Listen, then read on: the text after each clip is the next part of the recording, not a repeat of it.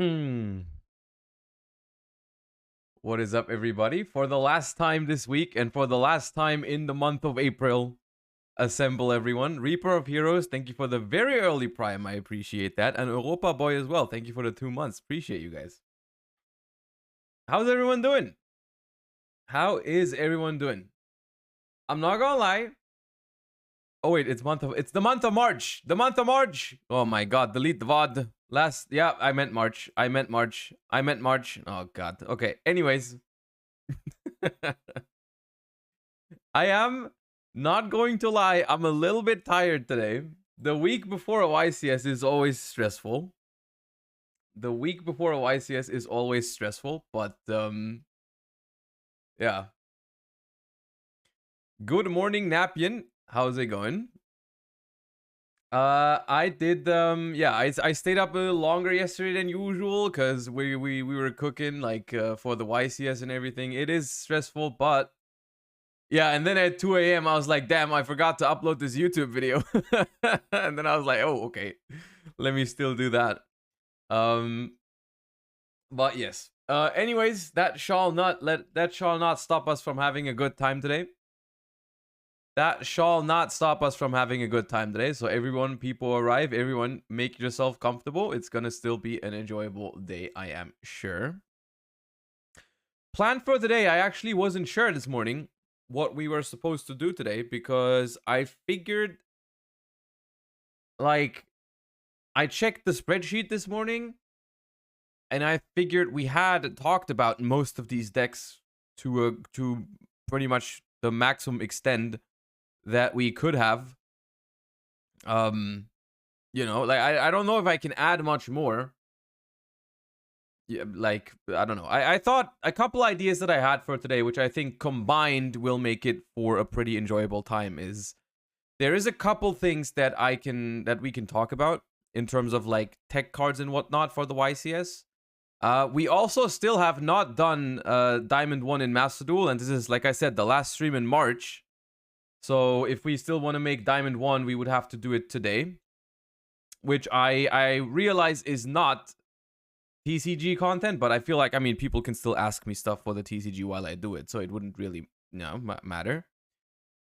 And also, I think another idea that I think is kind of cool, which I could see myself doing more often in the future if people like it, is we could do a little bit like an hour of Q&A where you ask me, you throw different questions at me for YCS London, like, should I play this card in this deck? Should I play this deck or this deck? Like stuff like that. I think that could be an enjoyable scenario where we just go full cam mode and I let people ask me questions for the YCS, like give you guys some last minute input. I think that's an interesting idea. I feel like that's what could help a couple people out. It's like in terms of like last minute content before a YCS, that's pretty much as good as it gets without giving you guys my deck list pretty much, which I can't do. So stuff like that. Chef Blanks, thank you for the 5 months, and Sneaky Steve, thank you for the prime. I will say one thing is that I have not decided myself yet what I'm gonna play. Been waiting for you to stream early to sub. Watch your VODs every day. Appreciate that, Sneaky Steve. It means a lot to me. I'm glad you're enjoying the VODs usually when it's not your time. Even though I do stream the same time every day, so technically it shouldn't be surprising. But do you plan to play Zelda Tears of the Kingdom on or out of stream? I will definitely play it because I will say Breath of the Wild is one of my favorite, if not my favorite, like console game of all time. Which doesn't mean that much because I'm not that much of a console gamer, card gamer by heart. But like Breath of the Wild is one of those games that I really enjoyed, so I am going to play it. The thing is, with the first one, with Breath of the Wild, I played it together with my fiance, and I think I want to do the same thing again. So I don't know if I'm gonna. I don't know if I'm gonna stream it because I do want to play it together with her because we would play together, and that was pretty fun last time. So I'm not sure yet. Crazy Bone, thank you for the prime.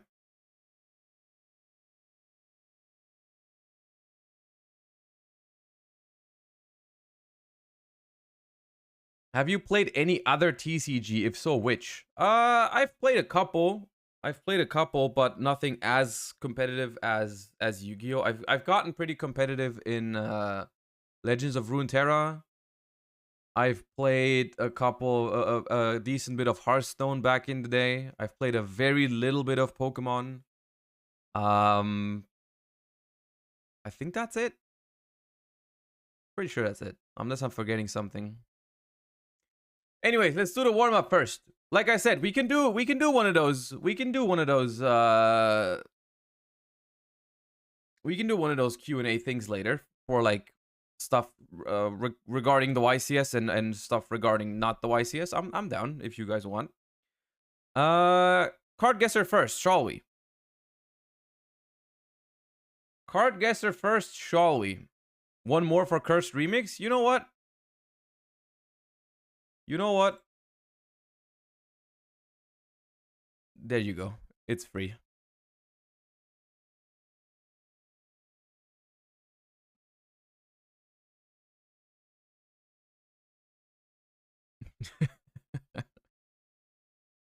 The thing is, I don't know what's wrong with it. I don't know what's wrong with it. I don't know why it's doing this.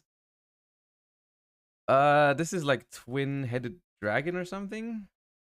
Fire dragon. I don't know why it's doing this, but the only other option I have is like removing it. So I don't think we want that. Right?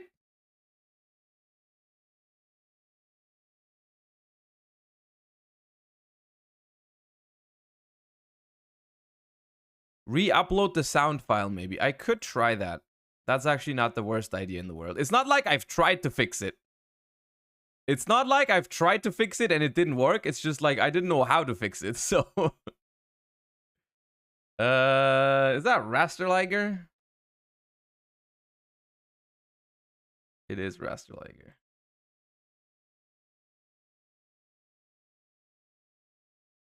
I just want to say that I got all these cards with no help because there was only VODs in the chat. That's all I'm saying.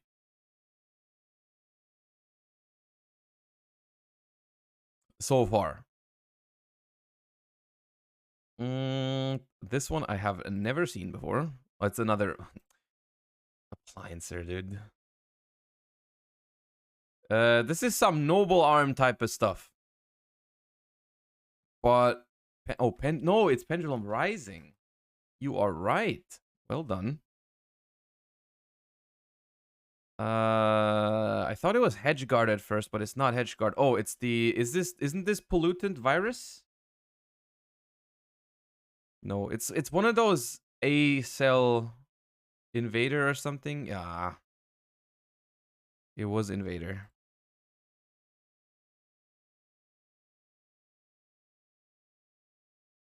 Who the hell are you? Joker's Knight. Oh, that's yeah, okay. I accept that.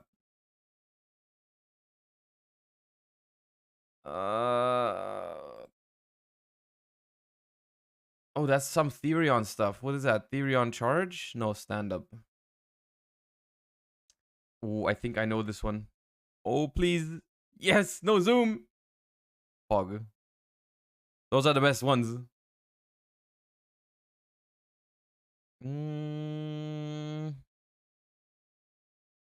What is that even? Oh, it's the Therion. Boom. Yes.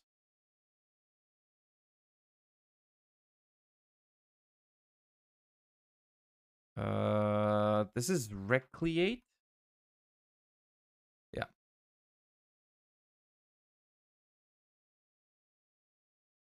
This is Megalith.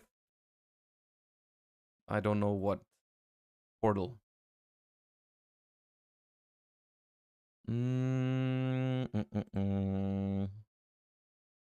Cosmic Cyclone. Why do I need so long for Cosmic Cyclone? It's not that hard. Feels like Time Thief, but it's not Redoer. It's definitely a Time Thief though. Flyback? Flyback.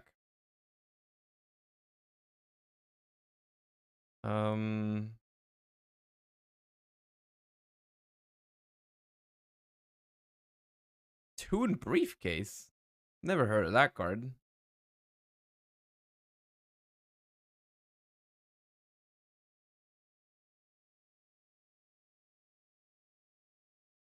Burnout. Getting a couple hard ones now. This is a reptilian card on the artwork. It's like a reptilian or something. Monstrosity? Monstrosity. Yeah. Okay, then it was not a reptilian. I lied again. Okay. Can I get a card that I've seen before? Even though I've seen high rate draw before, but I've never looked at it. There's like some cards you just like know the card, but you've never looked at it.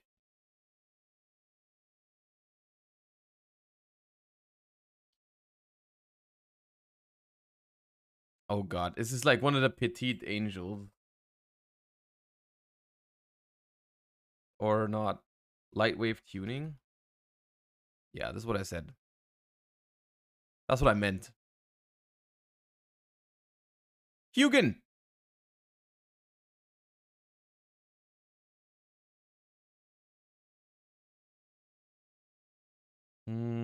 Herald of Purple Light? Right? Yeah.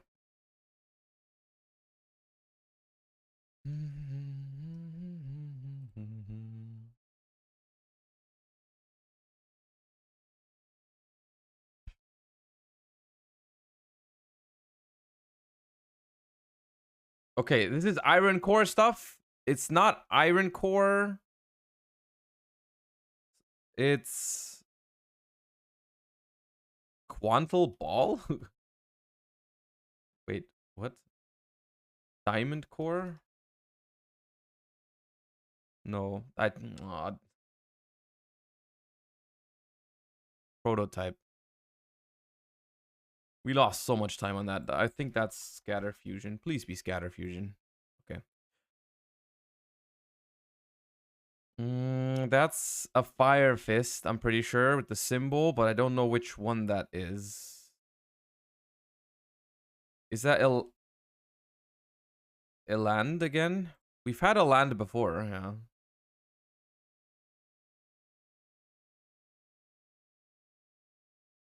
This does ring a bell. Isn't this Gearfried? Is this Gearfried Retrain? Yeah.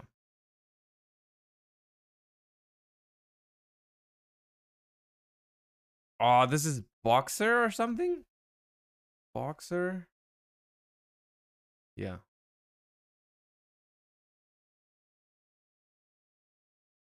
I've seen this 1000%, but I don't remember what it is. Like a DD? No.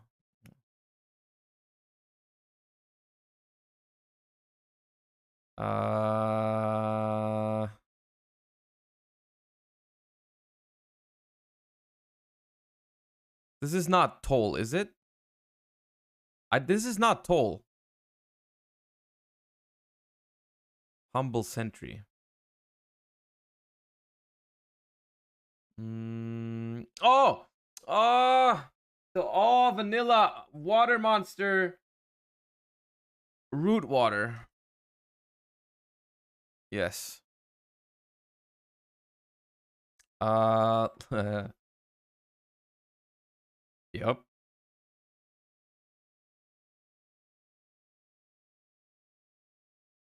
This is a fish support spell.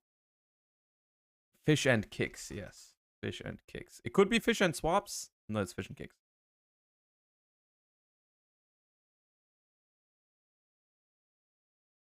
Looks like an Unchained card, like 1000%, but I have no idea which of those it could be.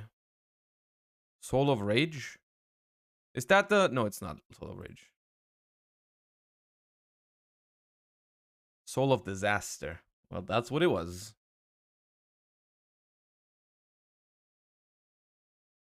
Are you a Blackwing? Yep.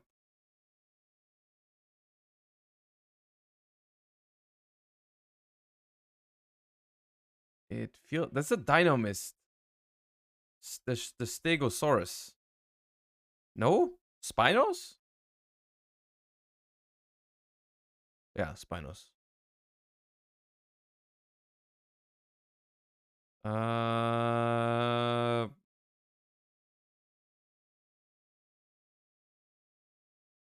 The hell is that?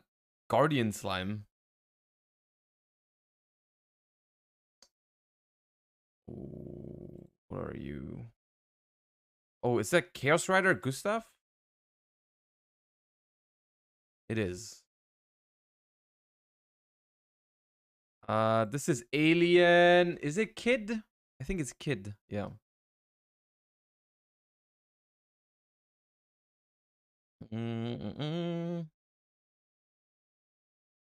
Wait, this is Live Stream Dragon or something? Yeah.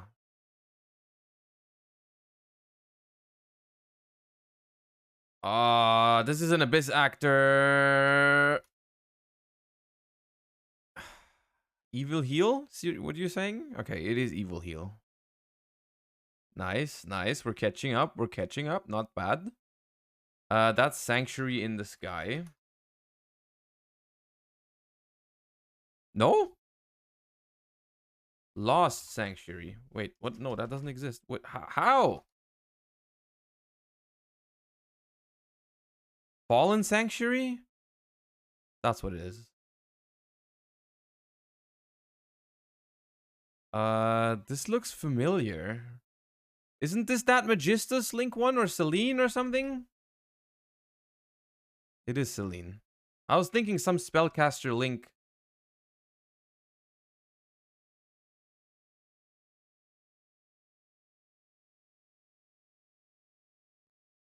That was a wild card. Oh, that is the Ignister Fusion. What's that? Earth Golem? Yeah. Oh, I know this. This is Fabled Grimro. Yep. Okay, holding legs or holding arms? All in on legs. Unfortunate.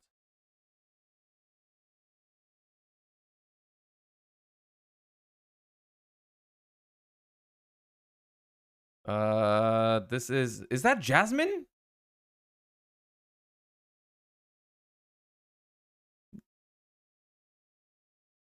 No.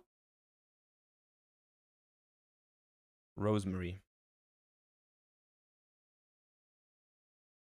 And here. Oh, that's Dogwood. Oh, God. I didn't need that zoom. I did not need that zoom. But I clicked it anyways.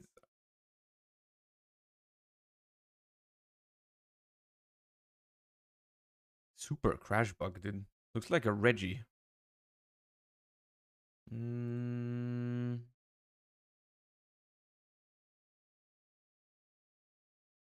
This looks like I should know what this is. Like, because it's very old. Is it Metal Guardian? It is Metal Guardian. Nice. Oh, that's the thing that makes 2 tokens. Doomfire. No. Doomsday. Fires of Doomsday. Yes.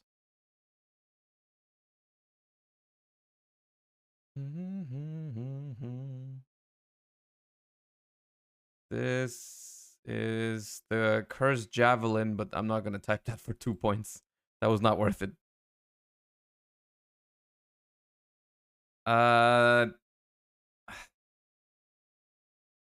Is that Tierra?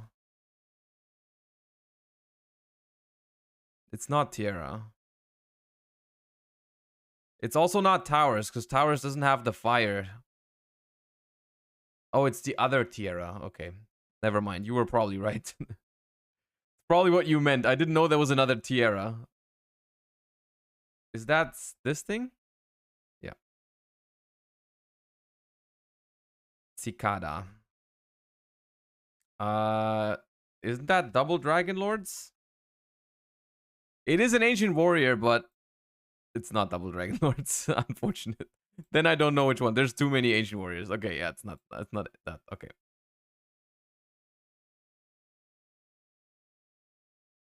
Okay, we have a minute to get away from 666 points. So we're not doomed. I don't know what that is. Wait, that's Turbo Rocket, right? No? Rocket Builder? Okay.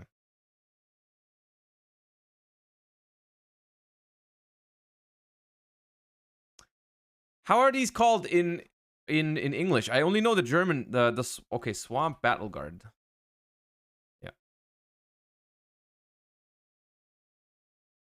Yeah. This is. Oh god damn it! This is called something barrier. Hero barrier. Yes.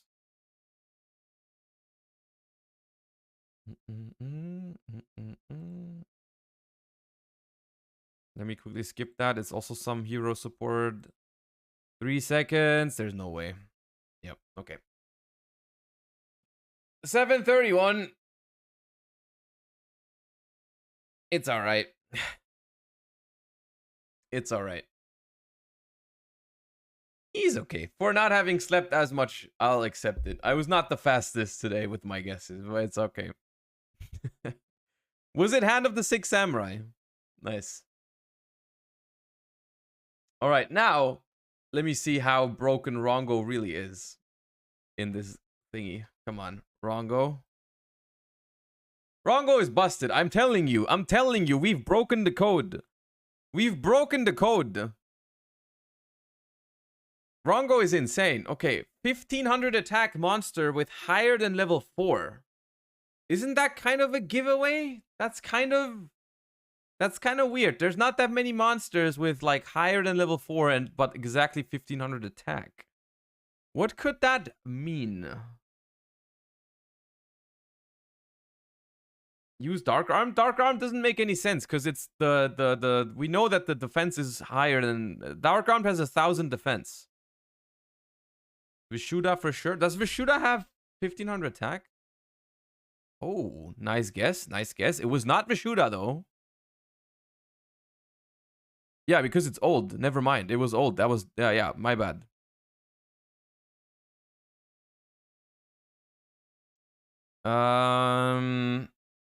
Is there a gimmick puppet?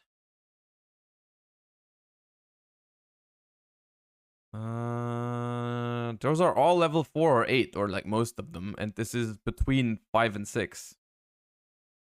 Legendary Fiend? Legendary Fiend. Oh! God damn, dude! How? Okay. Level 6 Fiend. Level 6 Fiend. Effect 1500 attack. Huh. Level 6 Fiend. You say evil hero? Those are fiends, but most of them are not dark actually. So that's not a thing. A dark world? Oh, isn't there there's a dark world with L. Dark world like this thing? That's the one. That's the one I thought of. That's the one I was thinking of. Nice. Latinum, Exarch of Dark World. If this card is discarded to the graveyard by a card effect, if it was discarded from your hand to your grave by an opponent's card effect, target a fiend on the field, special summon this card, then the target, if any, gains 500 attack. Okay. Rongo just gets you there, dude. Rongo just gets you there. All right. Also, yeah, the PSCT on Dark Worlds is always like it's so freaking. It's so. Yeah. Anyways. Okay. Now one pain challenge. We haven't done a pain challenge in a while. We have not done a pain challenge in a while. Should we do a pain challenge? I don't know. It was actually painful though. Last time. Oh god, really? Okay.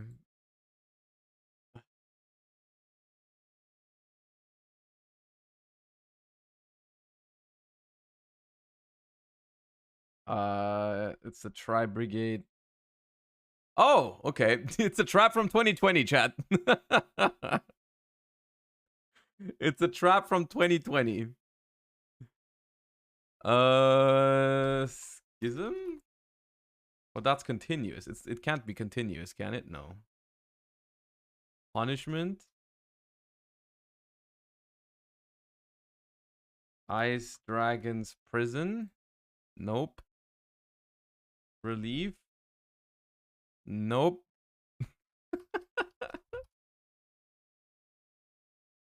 I hate this so much. Impermanence is older. Titanocider is from 2020.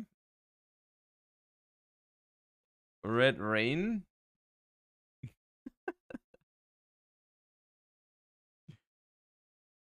Vivid Tail is 2022. What about High Rate Draw? That is 2020. Okay. Rika Sheet is 2020. Is there a Golden Land? Those are all... No. But is there another elixir that's a trap? No.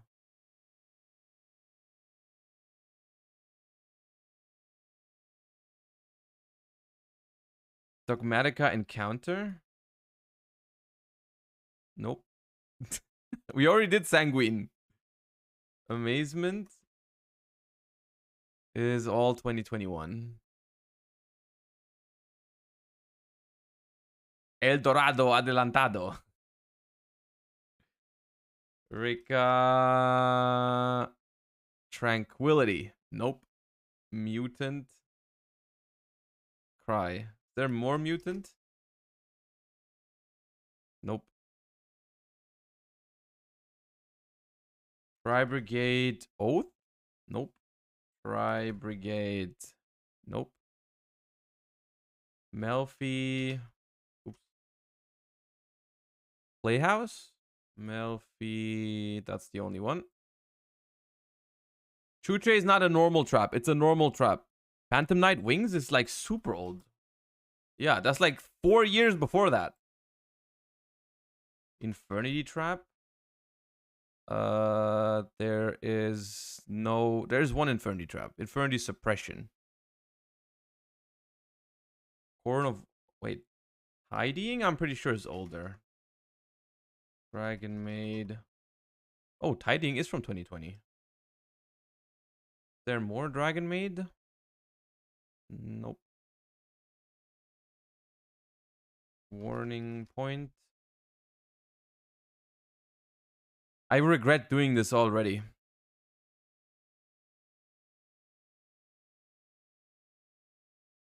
Time Thief. Flyback is from 2019. Warning Point. I think we already did that one. Gravedigger's Trap Hole. Nope. Evil. Wait. Twin. Present. Oh!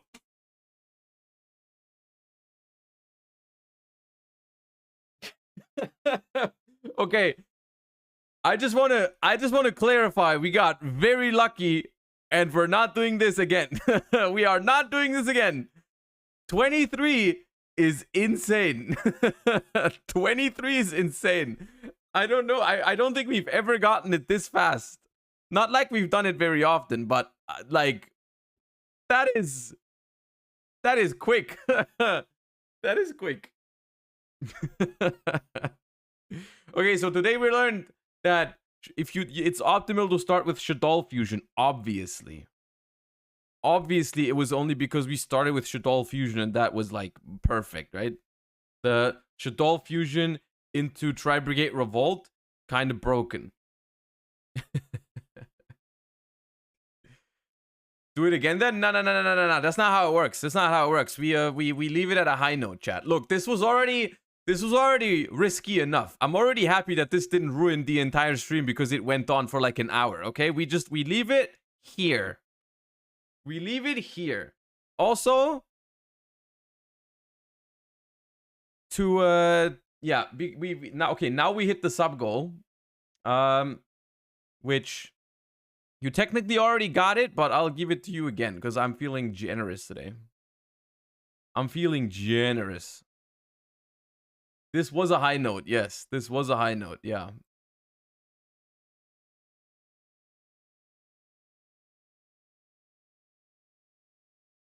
Okay. Pepe Destructoid.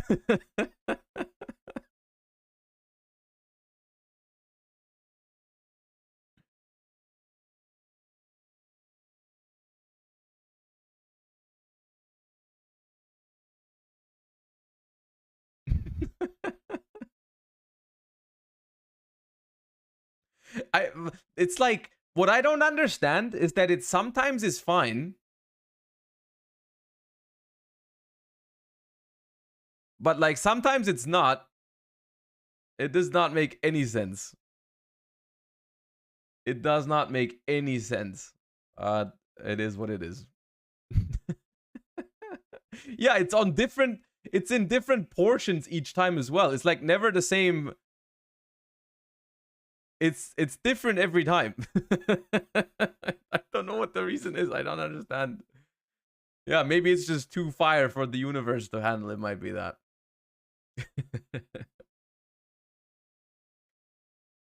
Also, I've just updated the sub goal to 1,000. Once again, thank you all for all the support. The fact that we are so close to 1,000 again on just a regular week, not even like regular month, not even like any big YCS streams or whatever. The fact that we are here makes me very happy. Thank you for that. Let's see if we can leave for London with a 1K as a 1K Andy. Easy clap. Yes. Okay.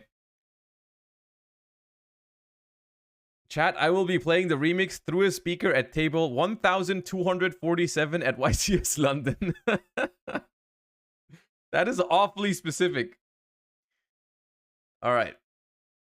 I wanna keep today as like a mix between YCS London talk as well as maybe, I don't know if I'm in the mood for it, but maybe some Master Duel as well, because I'm kind of torn between, I want to make Diamond 1 this month because we haven't yet, but there's also a YCS this weekend, so playing Master Duel, you know, I don't know how far away we are. I'll check out late. I'll check it out in a bit. Looking at Evil Twins, how good do you think Sprite Life Twin is? I think it's fine. I think it's a solid deck. I just think it's a little bit too situational in the sense that it needs to draw specifically twin, Sprite, and non-engine together. I think that is the problem. It's like the hands where you draw multiples of either engine or none of one engine is like the awkward part. Mr. Giba, thank you for the prime. Appreciate that a lot. Thank you. Welcome back to month number 7.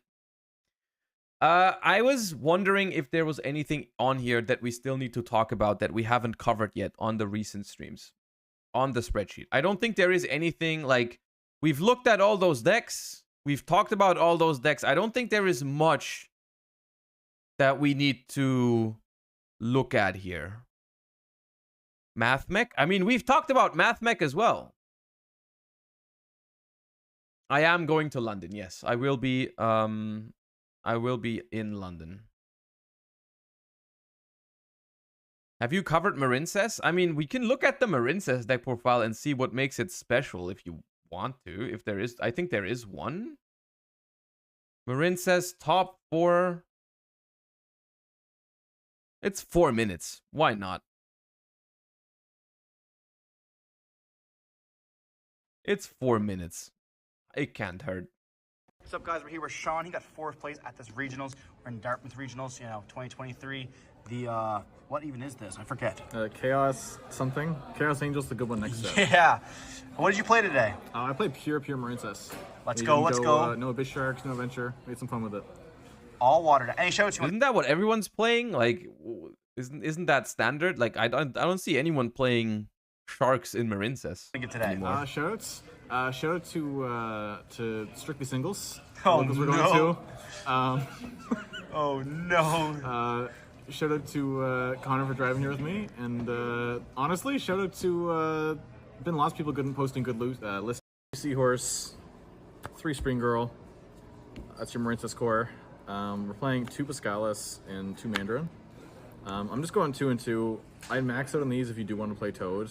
I've just been really happy with my Mandarins since I've started going only Link, just going for Zealand displays, and it's been doing really well for me. And then we have 3 copies of Signet Mining. You can't play any Signet, no Cyberse list can have less than this because you need more consistency, extenders, etc.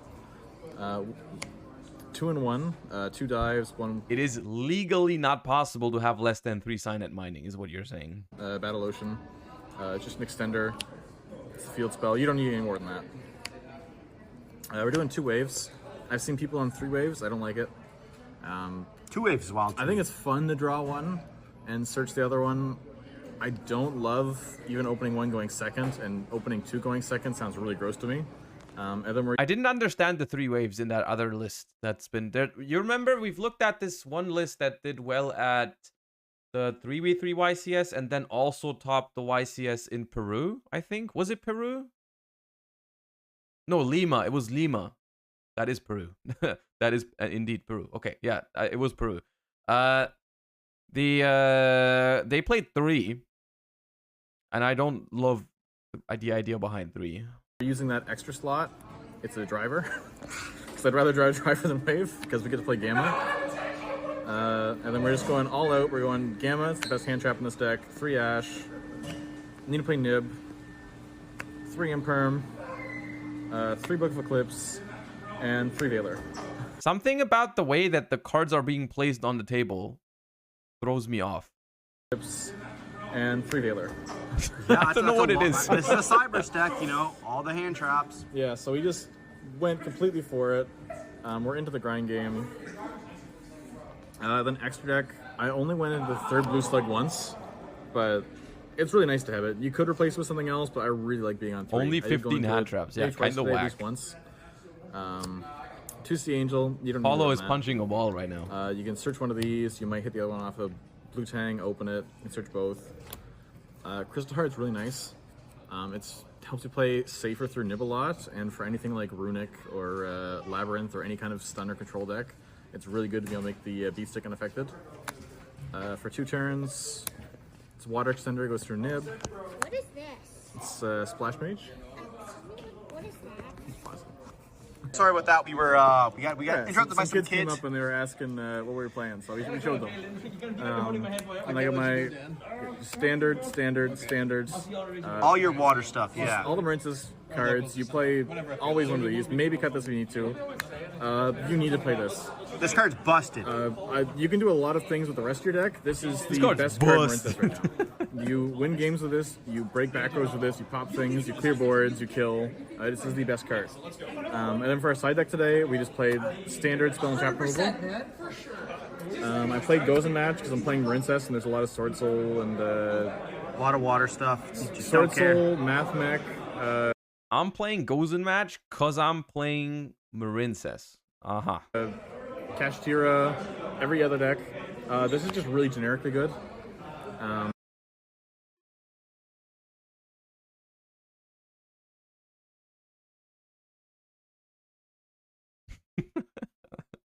No, I have no response. I'll banish my stuff face down. Thank you for the 3 months.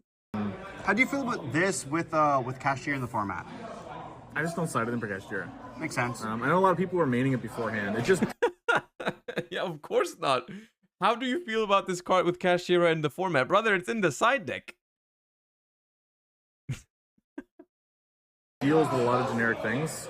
And this card's great. I love Bell. I People hate Bell. aren't playing Bell. Bell hits everything. I know. Bell hits your Runic, it hits your Labyrinth, it hits your Brandeds, it hits literally everything else that isn't like Kashtira and like Sword Soul. Okay, well, I mean, I don't know what we expected, but this was standard Marincess. I unironically think Marincess is not that bad of a deck right now against Kashtira. I think hand traps are surprisingly hand traps are surprisingly efficient at dealing with Kashtira. I think it's a little bit underrated. Like for a card like Mourner and Veiler as well are like it's kind of surprising how often Kashtira can't do full combo through these cards. Of course, it feels a little bit like gambling because sometimes they can. Like if you Veiler the Unicorn and they have the Theosis, it feels very bad. But for the most part, I think hand traps are okay. Your odds are okay. Excels, thank you for the Prime. Appreciate that. New sub to the channel. Say welcome, everybody. Thank you for that. Despite being so graveyard reliant, it definitely has a lot of space to deal with Kashtira. I mean, that's the thing, right? It's when you play a hand trap deck like this, you just can't have the Arise Heart hit the field because your deck is not prepared to deal with the Arise Heart once it has hit the field.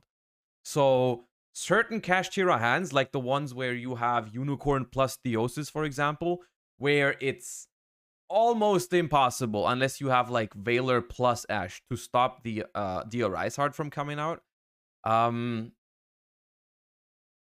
Those hands you're vulnerable to, right? Simply because some hands just can't be stopped with a single hand trap. But for the most part, I think the odds that Kashtira plays through one or two hand traps aren't even that high. Like I saw a lot of Kashtiras at the regional in Cologne pass after being Veilered or impermed on Unicorn. I saw a lot of them and even in my testing, like sometimes, you know, especially if you play like a critical number of hand traps like 15 to 18 where you see two very often, right? And then you can even the problem is there's only one hand trap that stops Theosis, right? Like there's only one hand trap that does it, which is Ash. If all the other hand traps can only stop Fenrir or Unicorn on the field, but the Theosis is like really hard to stop. But yeah, I think hand traps in general are in an okay spot right now. Like I would say they are in an okay spot. The problem that I had, for example, when I thought about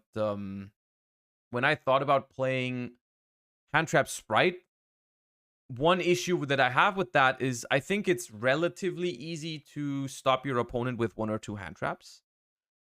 But then you also need to make sure that you can play through potential like Book of Moons or their hand traps, right? Because even if your Kashtira opponent passes with like you Veiler the Fenrir or Unicorn, they pass. If you can't play through, you're in trouble next turn, right? Because their big monster stays on the field, and you are in trouble after that, right? And like their Fenrir is also still an interruption, and like decks like Sprite with a lot of hand traps cannot really play through Fenrir plus Book of Moon. It's like really tough. X Rofa, thank you as well for the Prime. I appreciate that a lot. Thank you for the support. I'm back from my dinner. Welcome back. Welcome back. Speaking of something, I think one great thing to cover would be this sort of video. We've watched these in the past from Hakuna Maidara, but this is I got recommended this morning, and I think this is a beautiful way to, you know, prepare for the YCS on this stream, or like talk a little bit about the upcoming format. This is a March 2023 hand trap and staple tier list by the data after YCS Peru. So what they've done is they've taken the data from YCS Peru and also from Dueling Book. I think there's a web page called YuGiOh Scope or something that collects the play rates of cards on Dueling Book. And we can check it out to see how often and how popular the cards are currently in people's decks to make better deck building decisions for the YCS. So I think that's something I wanted to look at. And maybe even also just like explain why some of these choices make sense or maybe don't make sense, or why certain trends are happening. Because this is also, it's always very important when building a deck, when deciding for a deck, to observe the tech card decisions that people are making. Hey guys, so as usual, I wanted to bring a tier list by the data video, but this time focusing on hand traps and staples, primarily using dueling book data from YuGiOh.com, but also based on which hand traps and staples were most played in the topping list from YCS Peru, which you can check out on my channel as a separate video, and you can also check my older videos in terms of understanding how the tier scores are actually calculated. Now before we continue, big thanks to my sponsors as always. You can always check out the discount codes in the description below for YuGiOh supplies. So to kick off this tier list for this month, we of course have Ash Blossom as the #1 card as well. This was the case last month, and it wasn't really for like during the whole tier Shizu format, but we are back to sort of the regular.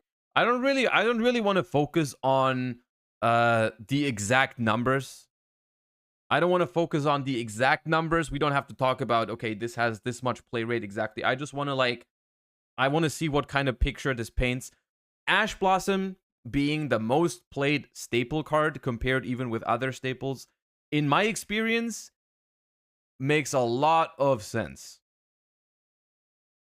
It makes a lot of sense that Ash Blossom is this high up on the play rate scales, because I'm seeing this card in almost every deck. I want to point out that this thing here, the win percentage when the card was used is only slightly over 50%. I think that is a testament to Ash Blossom being a, like, it's not a game winner except for if it's against branded, right? It's like, also what Skrelp is saying, if both players draw Ash, then of course one of them has to lose, so that impacts its play rate. Like when theoretically, if like everyone plays the card and the win rate tends to be closer to like 50%, unless it's a card that when one player draws it and the other one doesn't, they always win, then it's higher than that. But for the most part, Ash is a solid card, and I think that is what people like about Ash as well. Like one of its downsides, it's also one of its major upsides. The fact that it's so balanced is why certain decks really want it. Like, for example, decks that have a lot of room for non-engine really like to have Ash Blossom, because it just has a solid impact in every matchup. Like, there's no matchup where I open Ash Blossom and I'm like, damn, I wish I didn't have this, right? In most matchups, you're like, okay, well, this gives me a shot at interacting with my opponent, right? No matter what they're playing. And that's very valuable about Ash. However, what it also means is that in some decks where you don't have as much room for non-engine, I think you're typically looking for a card that has a little bit higher win percentage when the card is being used. Like I'd argue that some decks that only have room for like 5 to 6 non-engine cards would want to have a card that has more impact on the game than giving you roughly a 52% chance of, winning, which is not exactly what this means, but rough, like in that you get what I'm saying. An example of this would be, like, for example, like Dark World is a deck currently that plays pretty much only 3 non-engine cards, and it would be really weird for Dark World for its only non-engine card to be Ash Blossom, because if you only have room for one playset of non-engine, you're not gonna pick Ash Blossom, right? Because if you do draw that card, you do want it to make as big of a splash as possible, as much impact as possible. But yeah. Days of Ash being the #1 played hand trap, or in general a staple, very strong against branded, for example, and can be good against a lot of different decks too, and just really essentially almost main decked in most topping lists. We then still have Evenly Match as second, and this was also second place last month as well. Again, another strong card, to a point where people are main decking this card even though they are a deck that's supposed to go first, because it's just such a blowout. Really, really good in terms of whether it's a backward deck or just a combo deck, can clear boards if you can manage to get this to resolve. Oh, one thing I didn't pay attention. Does this combine main and side deck, or is this for now just main deck? Because is Evenly really the second most played card in main decks? Surely it's combined with the side deck. Surely it's combined with side deck, I feel like. There are other ways to try to combat against this. Some people, for example, let's say Branded, if they can pull off the expulsion line, then you control a monster, like your opponent controls a monster, so they will not be able to Ibli. And same with the reasoning with, for example, Ibli and Kashtira. And there are kind of indirect ways to stop this.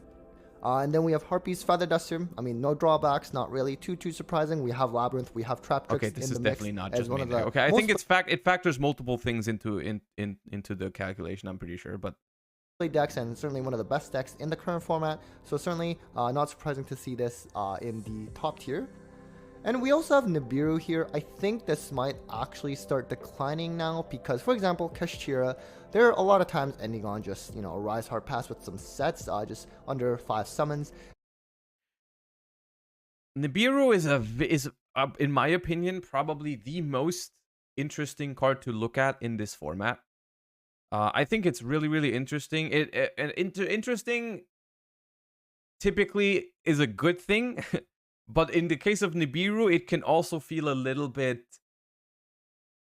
It feels a little bit like gambling. You know what I mean? Nibiru in this current format, I think, is a solid card, but you're never sure whether your opponents are going to play around it or not. And this applies to both sides. It applies to both sides. It applies to the people playing Nibiru against Kashtira, and it applies to Kashtira players thinking whether they need to play around Nibiru in the current format, right? Because if you think no one's playing Nibiru, you can just play into it and ignore it. But I think from recent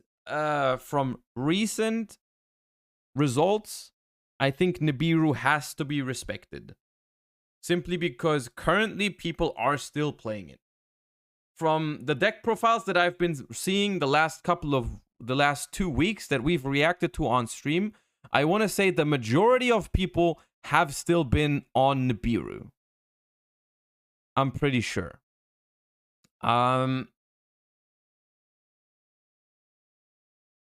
And I also think that a lot of people underestimate, like, Nibiru.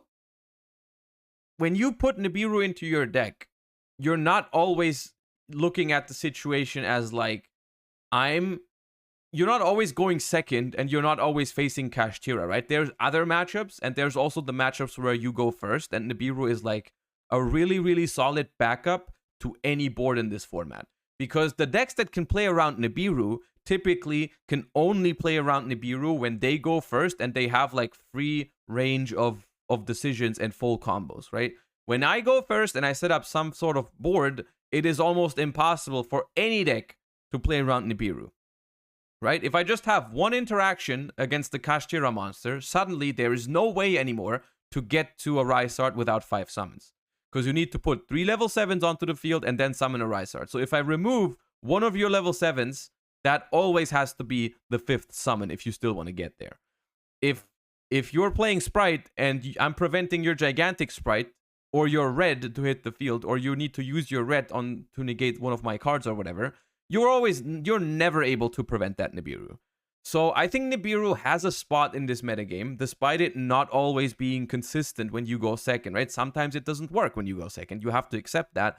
But I think Nib is it is a high risk, high reward type of card, but there's also certain scenarios where it's not like, yeah, right? Like, I think it's, and there's also a point to be made. Like, I think a couple decks are in a very specific situation where, for example, different Naturia variants. Different Naturia variants have the benefit where you could argue that if my opponent plays around Nibiru by going for a Rise Hard Pass, your deck inherently has a much higher win rate in the matchup, right? Like, Runic decks by default can probably beat a Rise Hard Pass, depending on what the back row is, right? Depending on what the back row is, those decks have definitely a chance, right? It's not like full zone lock, 0% win rate. It's like you have a chance there, even with a dead Nibiru in hand, maybe. And so I think those are factors that make Nibiru better than just this black and white thinking of, like, hey, if they play around it, it's dead, so I don't want to risk that. And I think that contributes to the card still seeing play. And I think that's why it's still an A tier card overall here on this thing. It is declining a little bit, but I don't think we will see the card completely vanish from the format. I think it's still such a, you know, in people's minds, the Cash Tira combo, the Cash Tira zone lock is so relevant, even though the chance that they even open that combo isn't like terribly high. It's not low either, but it's like, you know, they don't always have it. But in people's minds, it's always like a feel good thing to have this card in your deck that is like, if they go for the combo, I have it, right? I win the game. Simple as that. And I think that's why the card is here. And as well as, you know, for example, against Branded, it's not that great. And against Sprite, of course, if they prioritize going through Gigantic Sprite first, you're also not going to be able to Nibiru. Stay inside, wash your hands. Thank you for the prime. Appreciate the support. Either. So I think more and more now, Nibiru is slowly starting to become not as... I still play Lib in Branded because the engine deals with a Rise Pass. Only Zone Lock kills you. Exactly. So, examples like this one are not bad. Yeah, like Branded, Runic variations. I'm sure there's other decks that are like kind of the same thingy. Is there a distinction between drawn and used? I'm pretty sure used means the card has been drawn. I'm pretty sure that the win rate of Nibiru is higher when it actually gets activated, right? I don't think you only win 51% of your games where you do Nibiru your opponent. I think that's cap. I think the win percentage when used refers to when the card is being drawn. The same goes for evenly, because for evenly it was like 56%. I'm pretty sure that if you activate evenly matched, your win rate is higher than 56%. as good as it was in the... It's just that it counts the game where you draw the card and you don't get to use it, or you go first and it doesn't get played, like stuff like that. You know? D-Mock, thank you for the 4 months. Welcome back. Format when Cashier were, you know, they were always going for that zone lock play, but not so much. What do you think about Desires in Kashtira? Seen in some decks right now. I think it's solid. I'm personally not a fan of Desires is the wrong word. I always prefer when a deck doesn't need to play the card, if that makes sense. Like, I always like my decks consistent without Desires, you know? Like, I always hope that a deck is good enough without it. Or, you know, but like, I think it's fine. I don't think the argument is that Prosperity conflicts with it, so you can't play them together.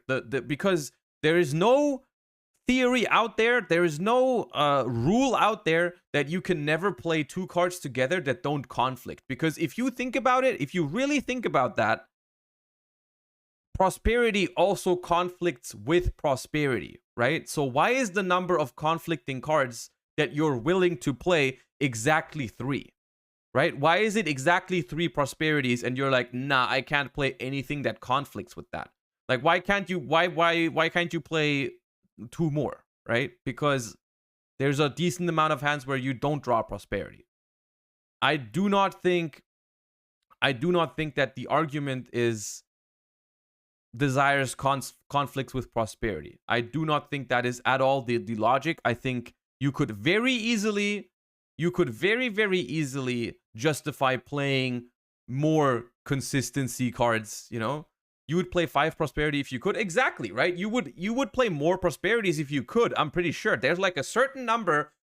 Ask yourself the question, how many Prosperities would I play if I could play infinite? Of course, it's a stupid question, but like, it's probably more than 3. Even though they do conflict with each other. But a lot of decks would probably gladly accept playing more than 3 Prosperity, right? Of course, Prosperity is better than Desires. Okay, Prosperity is better than Desires because with Prosperity, there's a 0% chance that you find another Prosperity. You're never forced to pick another Prosperity. Whereas with Desires, if I activate Desires in a 40 card deck and I'm playing 5 pots, I have 1 in my hand, there's 4 others in my deck. The chance that I'm drawing one of those other pots is relatively, like, it happens. It will happen a decent amount, I'm pretty sure. However, I mean, if you draw a prosperity off of desires, you can potentially use it next turn, and you're not even going neg in that case, right? Because you do draw another card that replaces your desires, so you've still gotten deeper into your deck. It still has increased your consistency, right? Because what you have to ask yourself is, what would that card be if I'm not playing desires? And if it's not desires, it's probably not a card that's a starter card in Kashtira. So basically, it's just a matter of, do I need more consistency in Kashtira, or do I need more non-engine? Because those are your options. You know, there's not many other consistency cards you can play in Kashtira. Everyone is already playing the max number of consistency cards in Kashtira. And like, the only thing you can do if you want more, I think, is probably playing desires. I can't think of any other way you could increase your consistency. Like, Planet Pathfinder is not a replacement. It's so much worse, because you're not having your normal summon it's just bad, right? Like the birth normal summon is very, very relevant. Extravagance? I mean, Extravagance seems very the risk of Extravagance banishing stuff that's annoying for you, I think, is higher than the chance of prosperity, of Desires banishing stuff that you need. You can play Upstart, I guess, but that seems... The upside of Upstart just isn't that high, right? Like, going one deeper is not the same as drawing 2 cards. I don't know if at that point you're willing to risk the counter synergy with Prosperity. Right? I don't know. Another thing I could think of, I don't know if that's even a good idea, but you could do something like play the Scareclaw field spell and play Set Rotation or something. I don't know, but then if you're playing a Kashtira mirror match, you have to give your opponent Wraith Soth or the Scareclaw Searcher for free. I don't think it's that yeah. Much anymore. And then to round out the A tier, we do have D-Barrier, which I think, no surprise, is in this top tier. I want to drive your attention to this right here. Match win percentage when the card was used 40%. Brother in Christ. D-Barrier, and I will say it, D-Barrier is overrated right now, and I felt the same way. I played it in Labyrinth, and I drew this card a lot, even though I only played one, and I'm like... This card is, like, if it's not against Branded... it's just, it doesn't do anything, dude. Like, I mean, okay, yeah, Kashtira can't make a Rysart this turn, but they still put, like, Unicorn, Fenrir, Birth, Preparation up, and I'm like, that's still hella annoying. It's just... It's a good card against Branded. Period. It's a good card against Branded. Stop putting it in your main decks, and stop putting it in against other decks. Like, even against freaking... Even against, like, Sprite, it's not that great. Because Sprite now, you can only call XYZ, and the only thing that saves you from is Zeus. Because they don't even need to resolve Gigantic, really, the current version. Like, the Melfi Sprite and whatnot, they don't really need to resolve Gigantic or Melfi of the Forest when they go second. Like, it doesn't save you from much. It's only, like, you're safe from Zeus, but... Category, it's a very, very strong card, a blowout, really side deck, or at least even main deck for some decks like Labyrinth. In most decks, I would say, you know, Branded, Sword Soul, and just in general. Kashtira, it's not that amazing, and it can certainly kill you even without going into any other Xyz monsters, because all the Kashtira monsters are so beefy. But regardless, you know, it's still a very strong card, and hopefully a card that will get banned. And then we also have B tier. Starting that off, we have Imperm, which is another card perhaps might start seeing some decline, or maybe it just stays around this level, because, you know, against Trap decks it's not great, against Labyrinth it's not great, but at the same time it can still be really good against some of the other top decks. For example, Imperm is basically in this... It's funny how these two go back and forth as, like, one of them being the better one, but Imperm is like this format's Ash's little brother, little less good overall. Like, Imperm is a solid card this format. Imperm is a solid card this format. It's just a slightly weaker Ash, because Ash has this, like, huge unreasonable power spike when you face Branded, whereas Imperm doesn't have that. Imperm is just overall consistent against every deck. Like, Imperm is fine, except for maybe Trap Tricks, but, like, regular decks, Imperm is okay. Like Labyrinth, the card is not great either, but most of the meta decks, Imperm is solid against. But overall, Imperm is never gonna like overperform in a tournament, I think. Like, it's just like the card is always gonna perform as expected, right? And Ash has better choke points in this format against most decks. Branded Fusion, Labyrinth, trap cards, Prosperity in every deck is like a pretty good Ash target. I think Ash is overall the more solid card. But Imperm is very, very fine. Once again, Imperm I think is in the same spot as Ash when it comes to which decks you want to put it in. Like, for example, if I'm playing a deck with a very high non-engine count and I want to have a lot of like balanced non-engine that's good in almost every matchup, like Sprite, for example, I'm going to put in Ash, I'm going to put in Imperm. If I'm looking at a deck with low non-engine that needs to be very high impact, I'm not looking at Ash, I'm not looking at Imperm.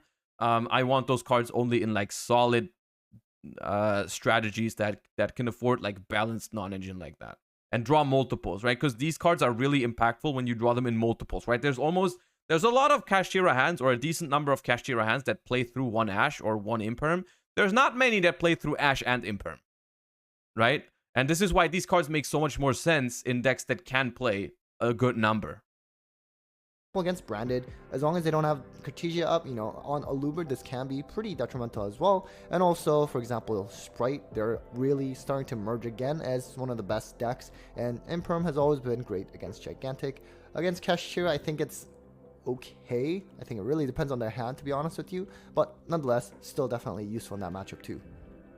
And then we have Cosmic Cyclone. I think this is starting to see more and more play now, and probably more because we have these runic decks that are starting to really at least see a lot of play online, and probably also in IRL events now. You know, Runic Naturia was sort of the most popular one, but now you're also seeing a lot of Runic for Hire, and that deck draws a lot.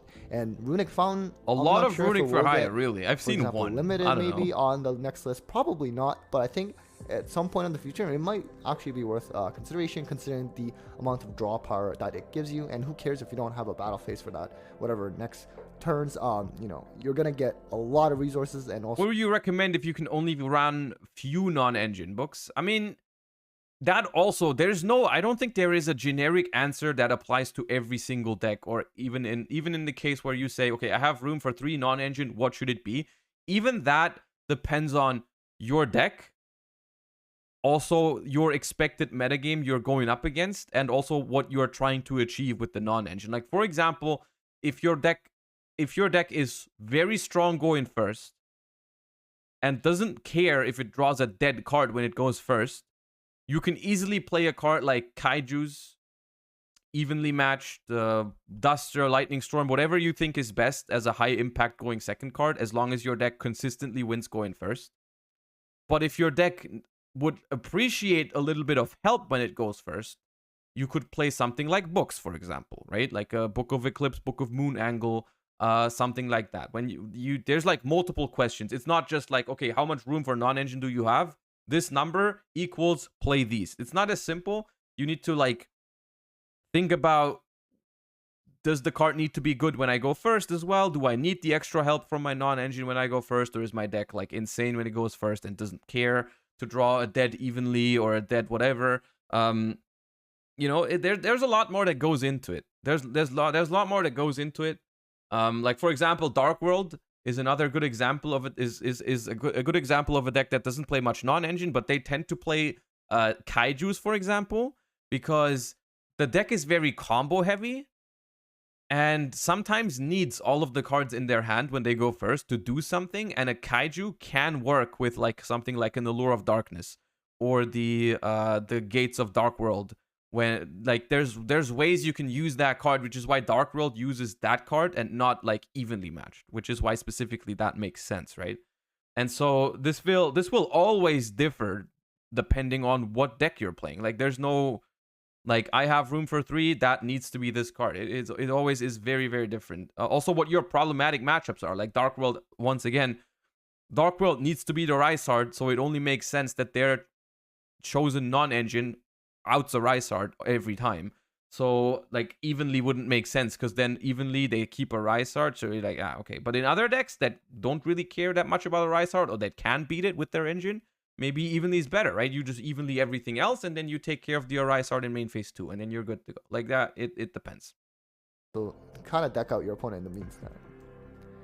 And then we have talents. Again, very strong card. You know, still monster effects being activated in main phase. A lot of times against, you know, something like Labyrinth, maybe not as great when they're just set 5 pass. But still, I think it's pretty generic enough to still be worthwhile in this current format. And then Book of Eclipse fell a bit compared to last month's tier list, but still a strong card in terms of at least the Kashira matchup. Again, because they're not as, you know, super zone lock heavy kind of combo now with like Shangri-La and Rise Heart. Maybe it's not as good, and you know, Book of Moon in itself might be enough, but still a pretty strong card, and so worth having. And then we have Lightning Storm. This is interesting because now, you know, for example, against Labyrinth, any trap decks, it's great. And against Kashira, normally I originally thought it was not as good because, you know, they are putting their monsters in defense mode for the most part. But now I'm finding that because they're doing a Rise Heart and setting several cards, now this can actually be pretty useful against that too in terms of clearing out back row, and that's sort of like its main purpose anyway since its release. I mean, I'm surprised to see Book of Eclipse still that high, even though it does make sense. People are kind of slow to adapt. Because I've said before, I think Book of Moon is a better card than Book of Eclipse right now. But Book of Eclipse, because of that, like, Book of Eclipse isn't bad. Lightning Storm is interesting. I haven't thought about, or I've thought about it, but I was currently not planning on using the card. But it is, once again, the same thing. Like, if your deck needs to out the Rise Heart, I don't think you can play Lightning Storm against that matchup.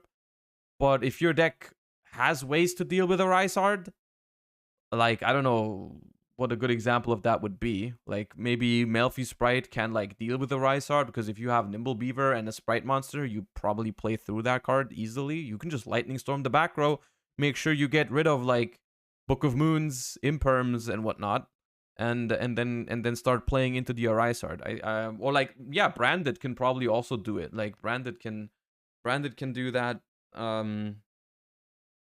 So yeah, that seems like a fine card. So really strong card right now as well. And then we have Veiler, kind of similar to Imperm, you know, monster negation. You know, it's there. It's pretty useful, but again, some of the matchups and some of the decks in the format right now, not the greatest. And also plays into something like Talents or Thrust because it is a monster. But you know what? It's still not bad. I just want to say it doesn't have a very high. Hold up. The numbers are okay. It doesn't have a very high play rate, but I feel like the match win percentage is actually quite decent. I mean, if you compare this to Ash Blossom, it was even higher than Ash and Imperm, which is just, it's kind of skewed data, I think, because Imperm is supposed to be always better than Veiler, but it just goes to show that Veiler performs very similarly to Ash and Imperm right now, which I think makes sense if you really think about it. The card is worse than these two, but the card is still solid. And it also had a better win percentage than, for example, Book of Eclipse. Book of Eclipse had a lower match win percentage when it was used than Veiler. You know what? Still not bad. And then we have Forbidden Lands, and this is primarily a mainstay in Kashira decks, just to try to protect their whatever Rise Heart or Shangri-La from something like Book of Eclipse or Book of Moon, things like that. Really protecting them, and you know, the attack modification can kind of come up as well. I do think the reason why Veiler might outperform Imperm currently might also be the relevance of Forbidden Lands, for example. That is one of the main selling points of playing a deck centered around hand traps now. Like, if your deck plays like Gamma, Veiler, Mourner, and Ash, the Kashira decks with lands in them, they suddenly feel kind of bad about that, right? Well, I've actually seen a case where, you know, they just put Ibli Pass with the Lingering or whatever, and then I would try to attack into it, but they would use their lands to reduce their attack so that they won't die because they're both at 0. So, you know what? Test some other applications too. And then we have Gamma, which clearly is starting to see an increase in play. And I think if you saw Dinkan Pam's recent sprite list, you know, he was playing like the Gammas as well as the E-Tellies, which sort of serves as like a pseudo sprite starter. So it's really nice, and it provides sort of like multi-purpose for that deck now. For example, aside from just the monster negate and destroying, which is very strong, but now it can serve as just a level 2 body that you can turbo out. Gamma's a good card. I just hate Driver. Full sprite combo. And starting with C tier, something I alluded to earlier is that Book of Moon. Because you do have to, I do think that you have to look at it where like, yes, here it's like the win rate when you draw Gamma is pretty high, but it would be interesting to also side by side look at how many games get ruined by drawing Driver. You know what I mean? Because yes, of that, and this because it's obvious, Gamma is a more powerful hand trap than most other hand traps in the game, or all other hand traps in the game most of the time, because yeah, and like, but it comes at the cost of having to play Driver, right?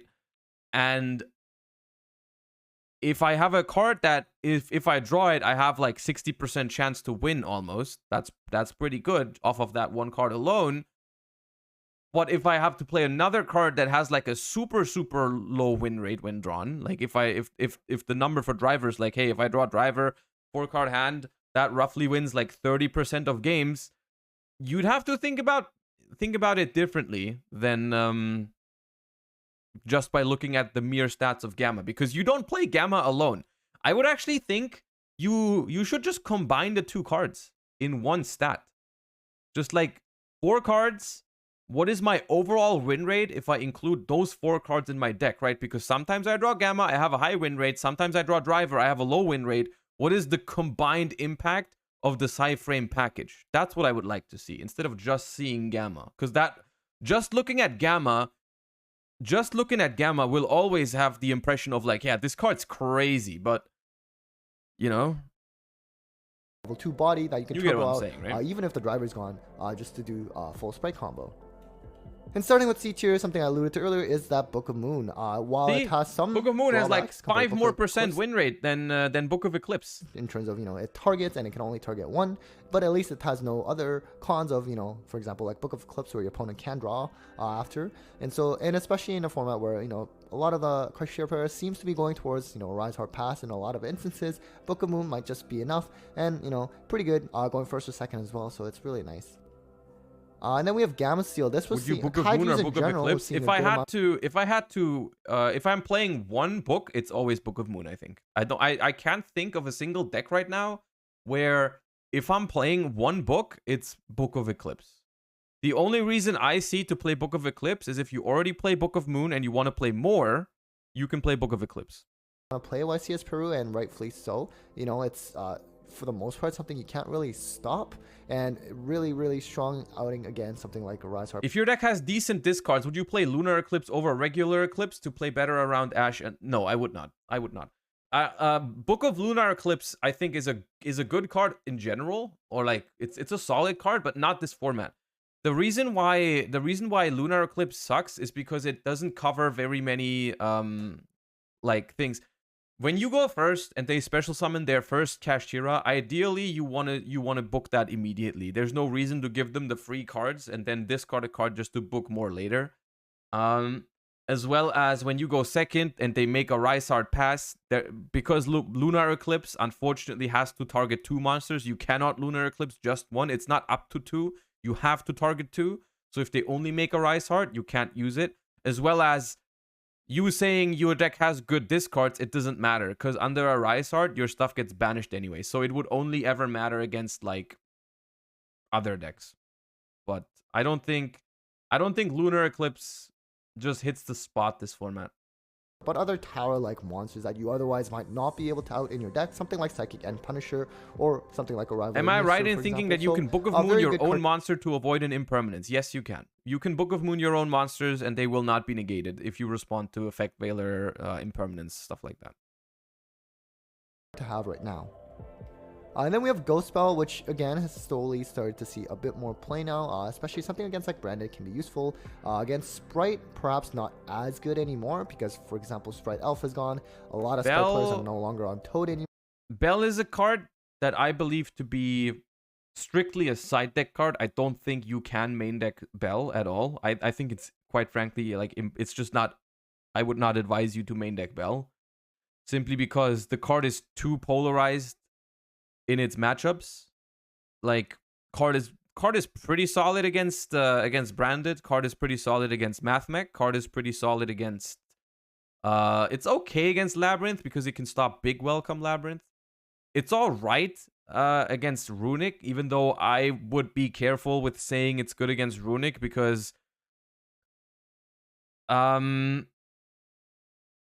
If you Bell Runic Fountain, all the spells stay in the graveyard.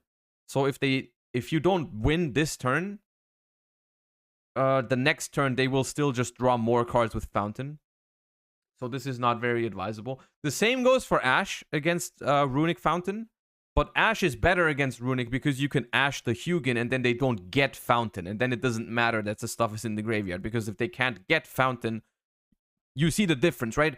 Bell only works on Fountain, whereas Ash works on Fountain sometimes, but it also stops them from getting to Fountain.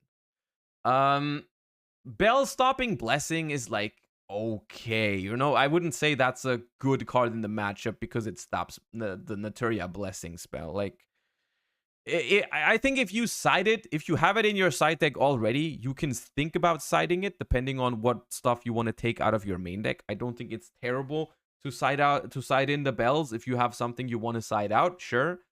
But I don't think the reason to play Bell should be, hey, I can also use it against Runic, because it's not that good.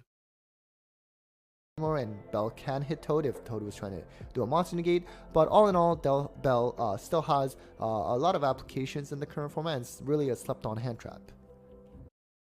I'm pretty sure that's not what happens, Zaizen. No, that does not work. What you're saying does not work. If a monster is already negated, you cannot use the effect and then chain book. It only works if they try to negate it and you chain book and you flip it face down before the negating effect resolves. That only works against skill drain. It only works against skill drain. It does not work against like Imperm or Veiler.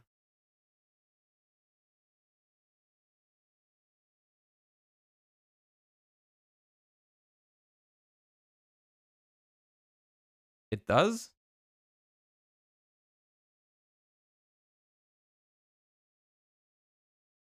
Wait, what? Why does it though? Chainlink 1 Arise, Chainlink 2 Veiler, Chainlink 3 Book, Chainlink 4 Veiler, Arise still resolves? Really? I don't think it does. I wouldn't think it does.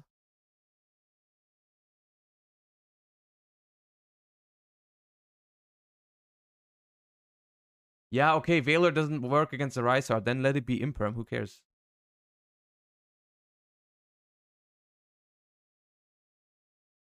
Putting a monster face down removes lingering effects, leaving the field does not. That's what I was comparing it to. That's what I was comparing it to when it leaves the field.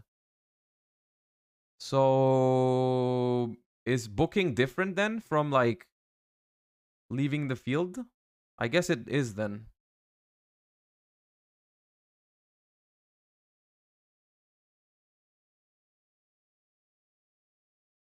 Okay, but if booking, in the case of booking being different, then that might work, yeah. I don't think it's ever happened to me. Because booking, it hasn't been that common in a while. It's always only been like the, in my head, I was like, if for example, if you Veiler a card that tributes itself for a cost, like Lone Fire Blossom against thingies, if you then activate it, it still doesn't resolve. But yeah, leaving the field doesn't perform a reset, I suppose. Remember Veiler on Valk, and then in a new chain, Chainlink 1 Valk, Chainlink 2 Book on your Valk? That no one did that. No one ever did that, but okay. Speaking of slept-on hand traps is Lancia, which I think is also very strong, aside from, you know, the whole Cashier and not being able to banish. Against Branded, this is actually pretty good as well if they can't banish anything. And then another good thing with Lancia is that you can use it to protect yourself from Evenly Match, which I think is the more underrated aspect, considering that, as you see, Evenly Match is so commonly played in this current format, and this is something where your opponent is just going to waste their battle phase because you don't have that card set or on the field, and they really won't really expect that. Another slept-on hand trap is Droll and Lockbird, which is pretty good, honestly, at this format. And for example, do depending not main on deck sort of Droll the and branded build, Lockbird, it Chad, can please, be for the pretty love of impactful. God. For example, if they're on like the Fright for a package, that kind of stuff. Against Cashier, it can also be good, as long as they didn't play Shifter that You turn. will lose. And you know, it looks like at the very least, if you look at YCS topping list, they're definitely not main decking Shifter anymore. Even Flunder players are not main decking Shifter anymore. So you know what? If you especially main deck this can really catch people off guard and can be very, very impactful and just in general really strong. And then we have Solemn Judgment, which of course is primarily seen more so in. This is also what I felt like, dude. When I played Solemn Judgment last weekend, that card felt so bad, dude. Against like you feel inclined to side it in against every matchup, but that card is so, it feels so awful. Like, yes, it's good against like Evenly and Lightning Storm and whatnot, but if your opponent doesn't have any of those cards, the card is so bad. The card is so bad, like in most matchups. Like it's such an awkward card to use. I hated that. I hated Judgment last weekend. Like the thing is, some decks need to play it. Some decks need to play it because they lose to Evenly and whatnot. The problem is you have to draw Solemn Judgment and a very good rest of your hand for it to work out, because you're trying to basically draw a combo plus an out to their out to your combo. It's like such a specific scenario. It's so annoying.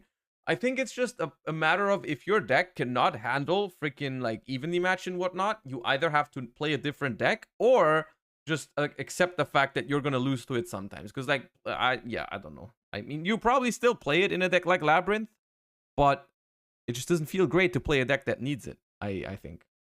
It's like it's a small world angle. The card itself is not terrible, but the decks that need to play it, you know, it says a couple things about them. But Backward decks, but at the same time, it's sort of like your go-to generic going first side option if you can't really think of anything, and it's also very, very strong, and so it can prevent, you know, for something. Win percentage when the card was used is kind of misleading because that omits the scenarios where you draw the card, but it's dead. No, it's included. It's included. It's not, the wording is off. Used is not. I'm like 99% sure used refers to when the card is when the card appears in the game, which is when you draw it. I'm pretty sure. Like evenly match, which you Because can. I think the way it works on YuGiOh scope is like the data does not tell you how the match played out. I think it's it only gives you a list of the cards that were present in the game. I think, like, it lists like the cards that it saw from both players, right? And I think that's how it works. It's like player A had these cards and player B had these cards and player A won, period. That's all that happens. It's not like Seeing a lot of play, and once you have this and can stop any kind of, you know, backward. Because like freaking Nibiru had a 51% match win percentage when the card was used. There's no way you only win 51% of the games where you activated and resolved Nibiru. Like, there's no shot. You win more than 51% of the games where you nib your opponent. There's more than, what was it, evenly, like 56? Like, you win more than that if you actually go second and put evenly onto the field. It definitely counts the games where you don't activate the card.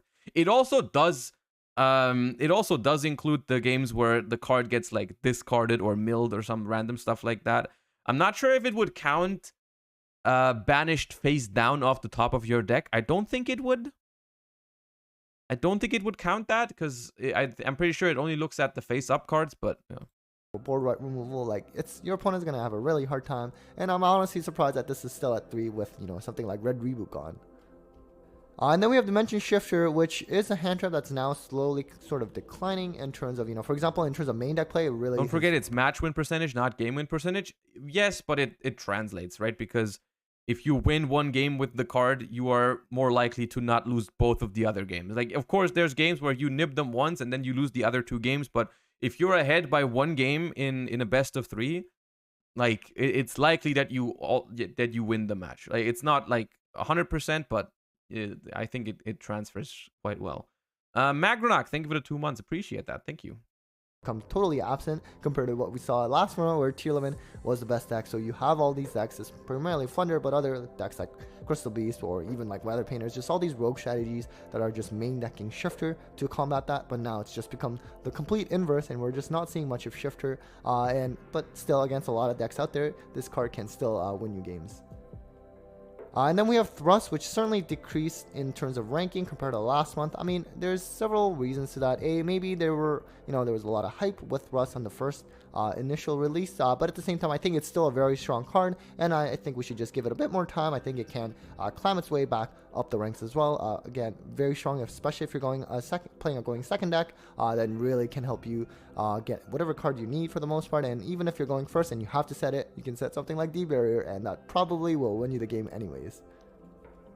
And then we have Bestial Magnet. Right, Bestial Bestial's definitely so saw low. a ton of decline in play now that tier limits are out of the mix, and of course Serenir is the one that I've been propagating Bestials for weeks now. I've been telling y'all, Bestials are nice. Look at this match win percentage, dude.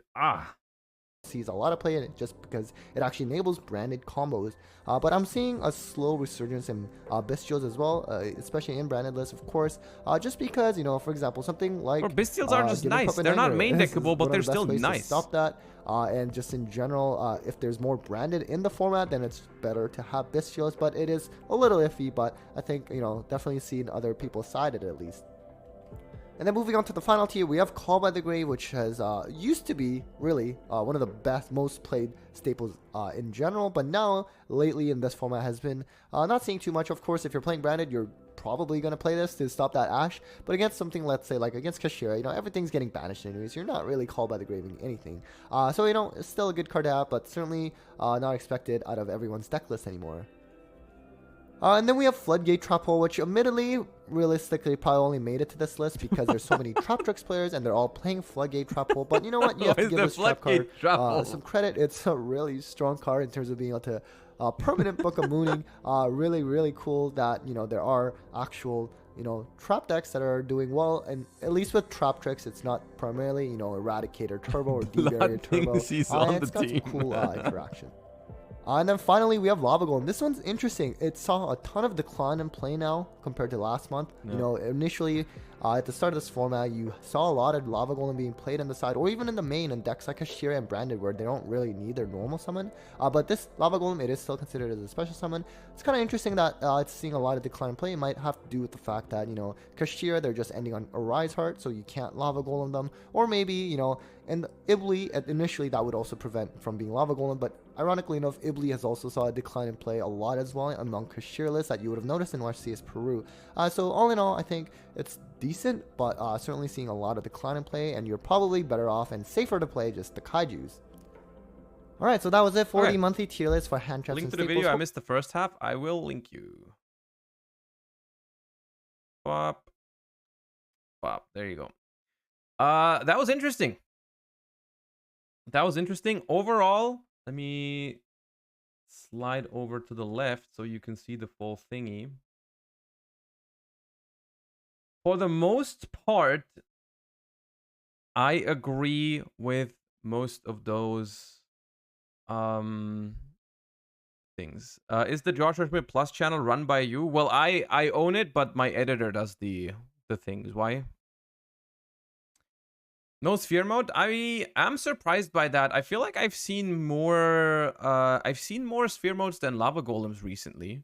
They're technically the same thing, right? They're the same thing. It's just the difference is that sphere mode is a little bit higher risk, higher reward even. Whereas lava golem is like lower risk because it's harder to play around lava golem than it is to play around sphere mode. Also, but lava golem you can draw multiples and use both if they draw if they have 3 monsters or 4, and it's like, yeah.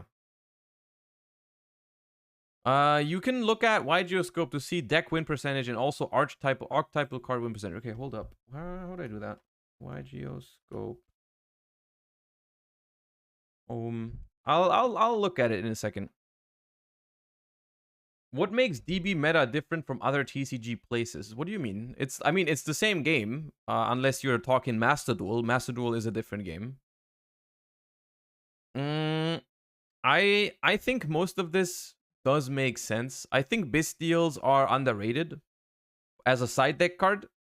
I think Book of Eclipse is a little overrated. I think D-Barrier is overrated. Which, if you're looking for a side deck card against Branded, you can still play D-Barrier, but I think the mistake that people are making is, like, putting in D-Barrier in matchups where they shouldn't.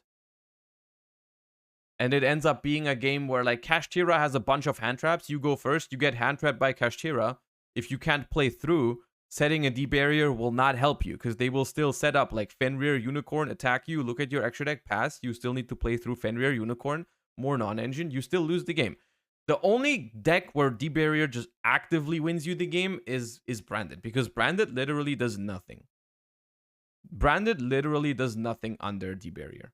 Cash OTKs under Barrier. I don't think they will OTK you because Theosis has to summon in defense. I think you will live, but you will probably not win if you get stopped on your first turn.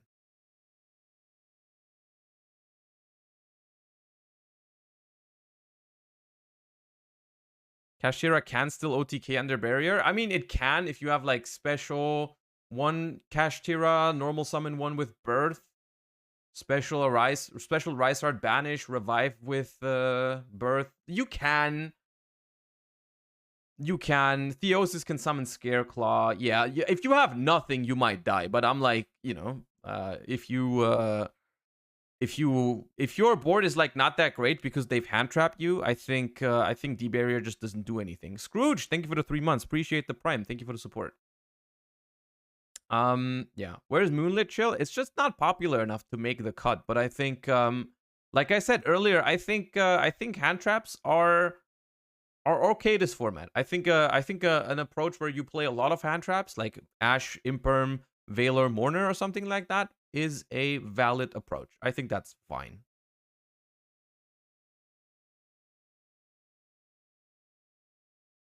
Book of Eclipse always feels nice and Branded. There's a lot of instances where it's better than Book of Moon, but also not many where it's worse. Also, it can force Ash, which isn't bad at all. Branded is like the one matchup where you don't really care about the fact that it gets stopped by Ash. Yeah, because if they Ash Eclipse, it means your Branded Fusion doesn't get Ashed. That's a fair point. In all other decks, I would always play Book of Moon. Why don't you like Droll? I think Droll is a good side deck card for a couple of decks, because there's a few decks where Droll is guaranteed to do work. But I think there is too many decks where Droll is way too gambly on whether it will do work or not. One perfect example of this is Runic decks. Runic decks, people think Droll is really good against Runic decks, but if you're facing any, like, reasonably strong Runic player, Droll is not going to win you the game at all. Droll is not very good, because they're going to start with their Runic spell in draw phase. They're going to, like, special Hugin, discard the Naturia tree in draw phase. All of that is going to happen before you control. Then they're going to go to their main phase. They're going to activate Fountain. They're going to start playing a little bit. You control them, sure. You maybe stop them from one search or something, but they will still make a board. And even if you stop them from getting their draws with Runic Fountain, they will still get those draws on your turn. And then you have matchups like Kashtira and Branded, where Droll and Lockbird can be very powerful. It can be very powerful, but it's just literally, like, there's a bunch of Kashtira hands that don't even care. There's a bunch of Branded hands that don't give a shit about Droll. It's just such a high variance card that I don't think it's worth it. I don't think it's worth it. I think it's usually just stopping maybe one search on average, maybe two. In which case a card like Valor or Imperm is just as solid. But it's way more balanced and more consistent. I'm not a fan of Droll in the main deck. I think Droll is, like, nuts if you side it for, like, Dark World, or, like, if you want to cover random rogue decks, like you want to cover Mathmech, Dark World, and whatnot, and then also side it in against Kashtira going second, then I think it's a fine decision. But I don't love Droll in the main deck. I don't think it's good enough overall. Especially now that I feel like in the last couple of weeks, the card has gained a lot of popularity. So people are more aware of the card. Like, some people would, in the past, not play around it. They would just go, like, by default, they would say stuff like, yeah, stand by main, activate Runic card. I think people are aware now. People are more likely to go like starter in the draw phase to search their stuff. They're more likely to go runic spells in the draw phase. You can go branded opening in the draw phase. I think there's just too many variants. There's too much variance going on when we look at Droll and Lockbird. I'm not a fan of the card. I think there's plenty of other options that have better overall results. Whereas like Droll is like either really good or really bad, and sometimes Droll is even just mid, right? It's not even like as black and white as like the card is always either sick or bad, where you could be like, okay, well I want that, but like very often the card just ends up being mid because it stops like, yeah, it stops 1 or 2 searches from Kashtira, but they can still make like a Shangri-Ira or a Rysard, or you know, like they go Shangri-Ira, set Book of Moon pass, you know, like they have Fenrir, Book of Moon, and you have 5 cards. A lot of decks struggle with that, depending on what you play. Like, I mean, it's not that easy, right? It's not that easy. Is there a difference of doing a play in the draw phase or standby phase? Well, in the case of Droll and Lockbird specifically says if your opponent adds a card from their deck to their hand, except during the draw phase. So if they do all of that stuff in the draw phase, you cannot lose you can't use Droll and Lockbird. Just Zig, thank you for the 4 months. Lava Golem or Spheres for Labyrinth? I like Sphere mode in Labyrinth because people are more inclined to go for the full zone lock anyway. I think Sphere mode is a little better than Lava Golem in general right now, because I feel like if people commit into one of them, they always do 3. Like, why would you do 2 monsters? Like, it doesn't really make sense. Okay, let's quickly look at YuGiOh scope, and then I think I like where this is going. I think I like the idea of doing a little bit of a just Q&A thing where you can ask me questions about the, like, when preparing for the YCS, of like, should I play Sphere mode or Lava Golem or whatever. Explore.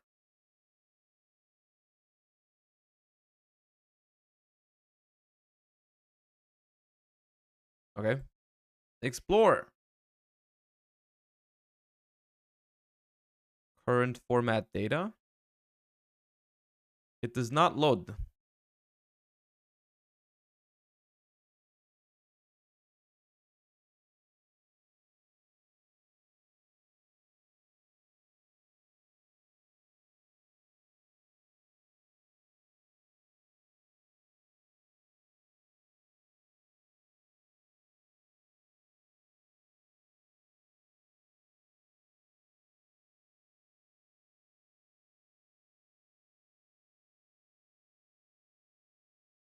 Looks like it doesn't want to work today.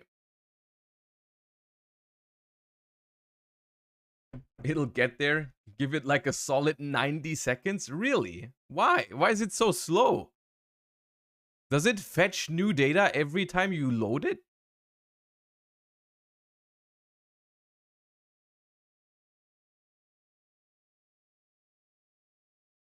Did you ever buy cards through Card Market from outside of the EU? Did you pay any taxes? Oh, I think I have. I think I've bought from Switzerland before, like once. But I think, yeah. That, I think I had to get that from customs, and then I had to pay extra for the customs, which was kind of monka. I think that can happen to you, yeah. Okay, I'm not willing to wait this long. Okay, we skipped the YuGiOh scoping then. Okay. Okay, chat. What we're gonna do now is I'll give you guys an opportunity to ask me some questions. You can ask whatever you want, but I'm guessing it makes the most sense if you have anything that you are not sure about for the upcoming YCS or something. Like if you're like, hey, I have these 2 decks that I'm not sure what to play, or like, you know, this type of stuff. I think that is a good idea. We can just hang out a little bit. I can help you guys a little bit with the with your preparation. And then depending on how long we do this for, I think the rest of the stream we can try to go Diamond 1 in Master Duel. I think that sounds like a good plan. I have 10 decks I can't decide between. What are the decks, Skrell? What's the plan? Do you prefer hand traps or board breakers this meta? I think both are fine approaches. I think generally I feel a bit safer if my deck at least has some amount of hand traps. But I think a lot of decks want to have at least some amount of board breakers as well. So I think for most decks, I would advise you to play a healthy mix of the two. Like, try to land somewhere depending on how much room you have. Like I said earlier, I don't think there is a single there's one solution that works for every single deck, but try to land somewhere between 6 to 9 hand traps and like 3 to 6 board breakers, something like that. Maybe you want more hand traps even if you like Mourner. Also, I'm sorry, I probably can't cover every single question because there's a lot, but we'll manage. We'll manage. What's your opinion on Sprite Runic with a small evil twin engine, just like 4 monsters in the main deck? I think that's a fine deck. Yeah, I think it's a fine deck. Is it good for the YCS to play Sprite Gishki or Gishki Atlantean? Oh, I have not tested those decks enough this format. I was just kind of under the impression that with the ban of Sprite Elf, Gishki Sprite has kind of vanished. I do want to play some with the Gishki cards at some point, but I will also be honest, I personally, for this YCS, I started too late with testing. I'm gonna be honest. That this is also why I'm tired today, because I spent last night, like I stayed up like, I don't know, 2 or 3 a.m. I'm a little bit late, which sometimes it happens, but that is also one of the reasons why some of the decks in the format I just had to ignore them, because there was not enough time anymore to test everything, right? So it happens every once in a while that, you know, even I don't start in time to prepare perfectly. Is Nibiru even worth siding? I think it is dependent on your deck, but generally, I think so. Like, I think it's a solid I think it's a solid card. P-Biro, thank you for the prime and the follow. Appreciate that. Immediately hitting me with the double. Thank you. Do you have a test group, or how do you test? It's different. I have a lot of people like around the globe that I always talk to a little bit. And then it depends on the tournament. Like, sometimes I work closer with one group of people, sometimes with another group of people. It's like it's different for me. But currently, what I don't really have is like a set testing group that I basically always have for every single event, which is kind of weird. I guess I wish I had that, but it works out. You think Dark World could top the YCS? I think so. Yeah, I think between YCS LA, YCS London, and YCS where's the third one? Is it Bogota? I don't want to say the wrong city. It is Bogota, right? Okay, yeah. Between those three, I think we can see a couple of Dark Worlds. However, my opinion on Dark World is quite simply that it will not be. I don't think it's a winning deck for the YCSs. I think I don't see a reason to play Dark World, but I think some people are still gonna do it. But I don't think Dark World is a top pick for the event. I think it can still top. Like, one of them is probably gonna get lucky and make it somewhere, but I don't think it's a deck that gets you to a win. What's your opinion on Fluanderies? I had a very, very short moment of desperation last weekend where I had already, when I did so badly at the regional, and a friend of mine who always plays Flunder, shoutouts Emre, who always plays Flunder, and he also topped the last 2 YCSs, Dortmund and Lyon, with Flunder. He still played Flunder this weekend, and he started like 5-0, and he was like, yo, Flunder is sick. You need to try Flunder because you don't care about a Rysard. It's busted. And he was like 5-0. And I was like, Monka Christ, do I have to look at Flunder? I don't want to. But then he ended up losing the last 3 rounds. Anyways. And complaining about like, God damn, this format is so shit, dude. The format is so bad. I went 5-0 into 5-3 with Flunder. So now the world was healing. The world was healing very quickly on that day. Then I was calm again. I was like, all right.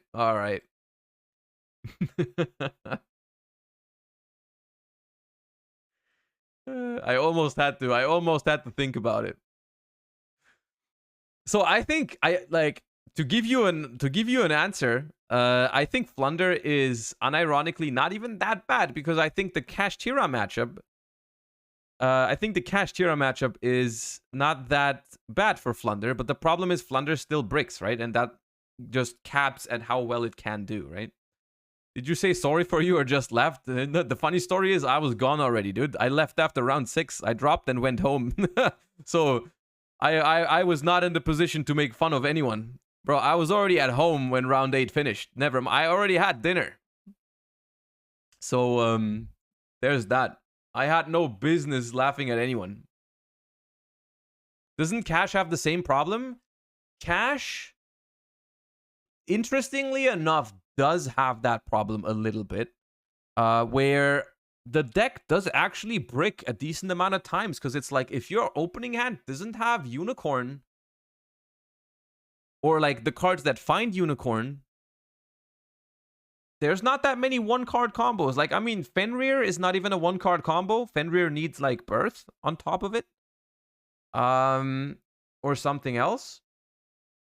So yeah, I mean, you have 3 Prosperity, you have 3 Unicorn, and you have 4 field spells. And it's like, if you don't find that Unicorn or another 2-card combo that gets you to it, you can brick. Yeah, I think it's overall a little bit more consistent than Flunder, because Flunder has only, what, 6 Robinas?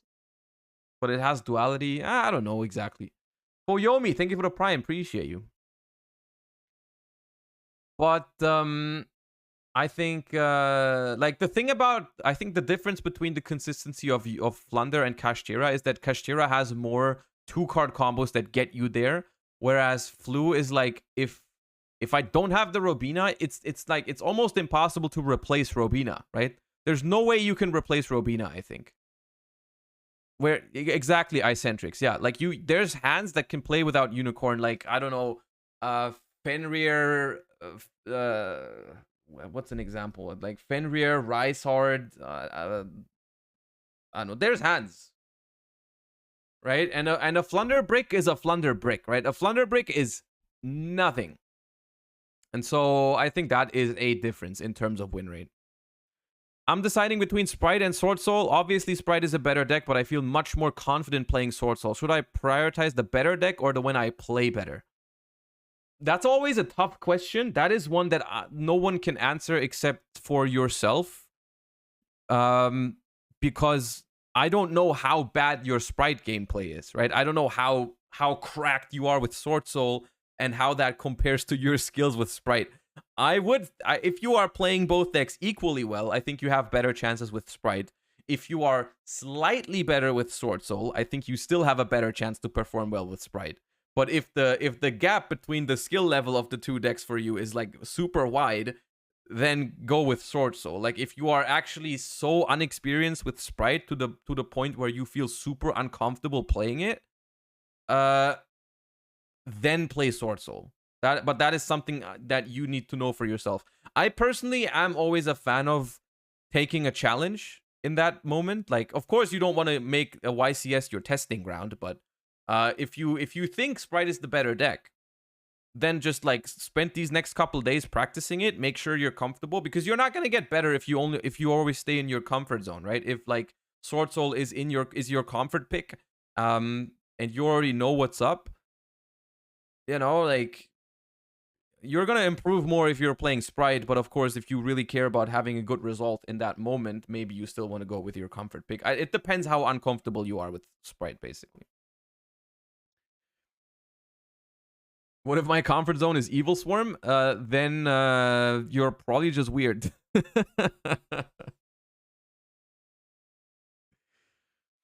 Are you thinking of using Cash Tira for the YCS? The chances are very low. The chances are very, very low. I'd have to be very desperate. So I'll walk you through my decision process on Cash Tira. When the format started, I didn't like Cash Tira very much. And as the format continued, I started to respect Cash Tira a little bit more and more because I saw the results, I saw the deck consistently putting up the best numbers. And then I was like, okay, maybe it's not as bad of an option, especially if you make the decision to go for a Rise Hard pass.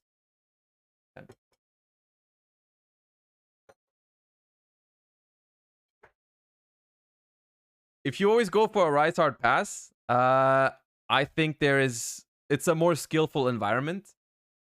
So I was like, okay, maybe Cash Tira is not that bad of a plan B to have, right? That's what I told you last week. And that's how I went into this weekend with the mindset of like, I'm going to try finding something else that isn't Cash Tira. And if it doesn't work, I can fall back on Cash Tira. But then this Sunday, I played some Cash Tira actually.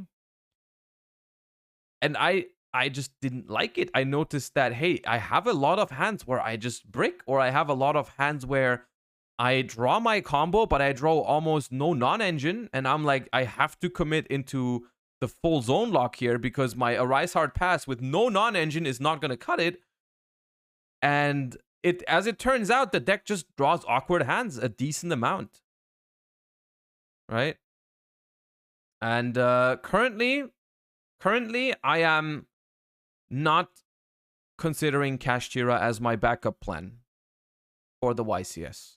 I don't want to say too much because I did have a decent amount of progress yesterday night in terms of my decision process. I haven't decided on anything for sure yet, but I don't think Cash Tira is still up for consideration. I'd have to be very, very desperate to play Cash Tira because my take on Cash Tira currently is that it does put up numbers.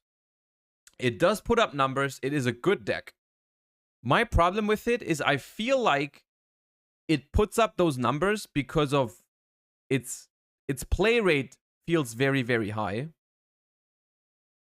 Right? Its play rate feels very, very high, so it's only very natural that its success rate is also at least somewhat decent because the deck is strong. Not that hard to pilot. And just like it's just going to convert. It's just going to convert. If like 30% of people in an event play Cash Tira, I feel like there's a very high chance that a bunch of Cash Tiras end up in top cut because some of them are just going to have a decent conversion rate. That's just how it's going to work. But what I also noticed is that I think looking at who did well with Cash Tira also tells a pretty significant story. And this is not, I don't want to talk down on anyone who did well with Cash Tira these past weekends, but I saw a lot of good players who played Cash Tira and didn't do very well. And then I saw a lot of people that I've maybe never heard of doing super well with Cash Tira. I think it's very arbitrary. I think it doesn't matter who plays Cash Tira. You know what I mean? It's just like a lot of people go in with Cash Tira and you throw all of them at the wall, someone's going to stick. And there's no guarantee that you're going to be the one that does it, right?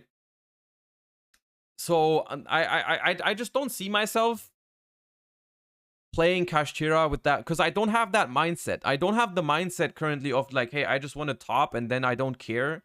Because when I pick a deck, I'm like, can this deck win the event? And if I play Cash Tira, I think the chances that Cash Tira wins the YCS is decent, but the chance that I win with Cash Tira is not that high. Because if I top with Cash Tira, top 64, I have to win 6 in a row. There's gonna be like a couple mirror matches or other people that are otherwise prepared for Cash Tira. I think it's too many coin flips. I think it's too many coin flips overall. I think it's way more likely that we're going to see something like what happened at YCS Peru, where you see a lot of great players top with Cash Tira. The Paulo, I think Raph, it was Jesse. All of them topped, but none of them was able to go all the way or even super close. They all lost in like top 16. Because I think it's like, you know, it was a deck that would get them to the top cut relatively well, but it was not a deck to win the tournament. And I don't like to make these sort of decisions anymore. Maybe I would if I needed like the world's points or anything, if that was really something I was looking for.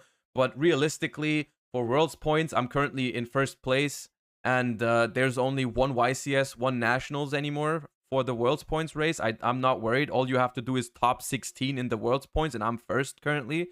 So I don't care about, hey, I just need to get that top to get a couple world's points. Like, that's not what I'm thinking. That's not my mentality. I'm going into this YCS because it's like 250th YCS, biggest European YCS ever.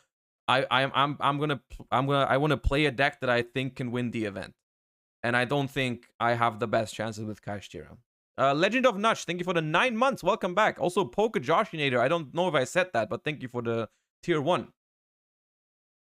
So I'm not a fan of that attitude, which I think it's fine for other people to have that attitude. Like, I think if I was like 16th place in the world points right now, I would probably be more inclined to play Kashtira, right? Because I would just like try to be like, hey, yeah, maybe I can top, and then I lose in top 32, but then at least I get a chunk of world's points, right? And that's valuable.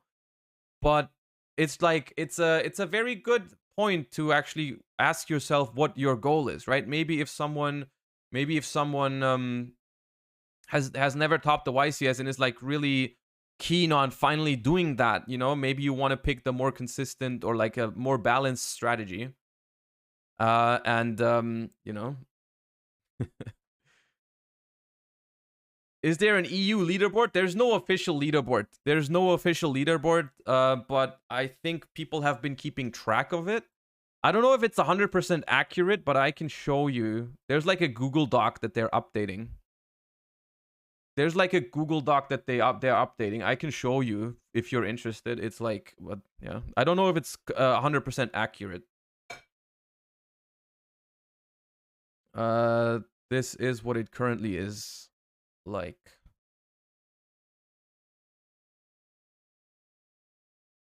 For yeah, I know NA has an updated official leaderboard. We used to have it too, but right now there's no official leaderboard. This is just people have been collecting points. And so for your understanding, the way it's gonna work is top 16 of this ranking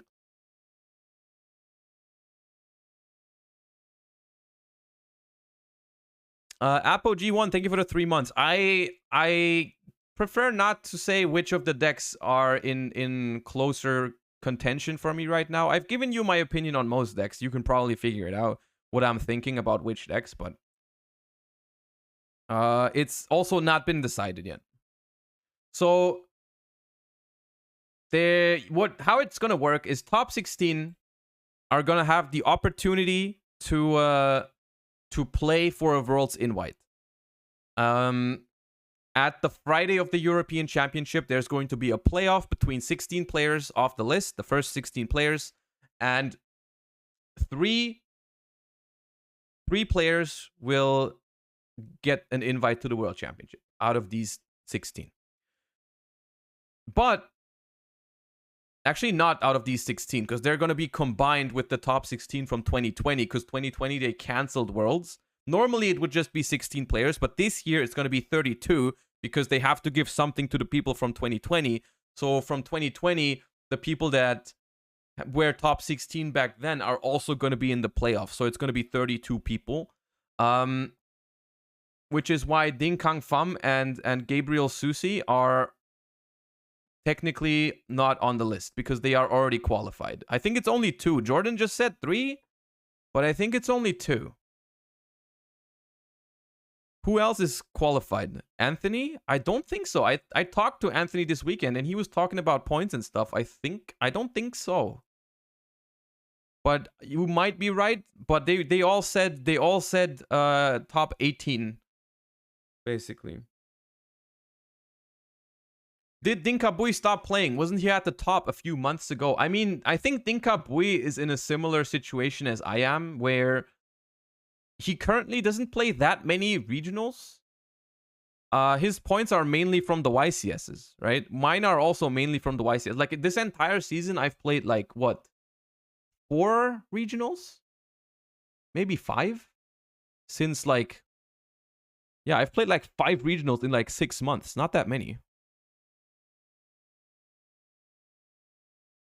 This has Anthony at 15. Okay, maybe Anthony is qualified then. Maybe Anthony is qualified. Either way, you have to get, yeah. What do you get points and what are they for? You get points at regionals, YCSs, and national championships. And they qualify, the points qualify you for a qualifier for the World Championship.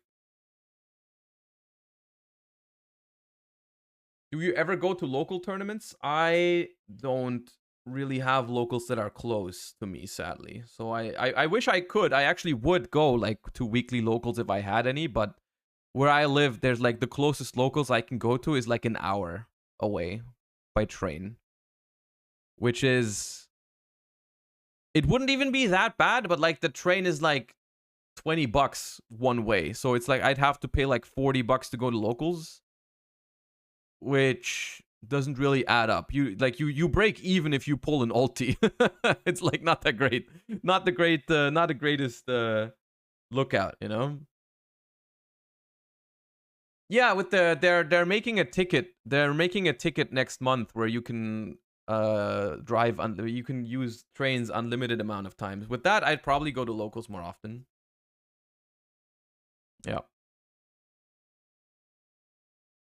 You're going to German Open? I'm not going to German Open because I'm on holiday that week. I'm going on a holiday with my fiance and my parents that week. The week of German Open, I'll be gone. Which is I think the 2nd week of April. There's also not going to be streams. No, I still had to announce that, but the 2nd week of April or the 3rd week, I don't remember. One week in April, I'll be on vacation.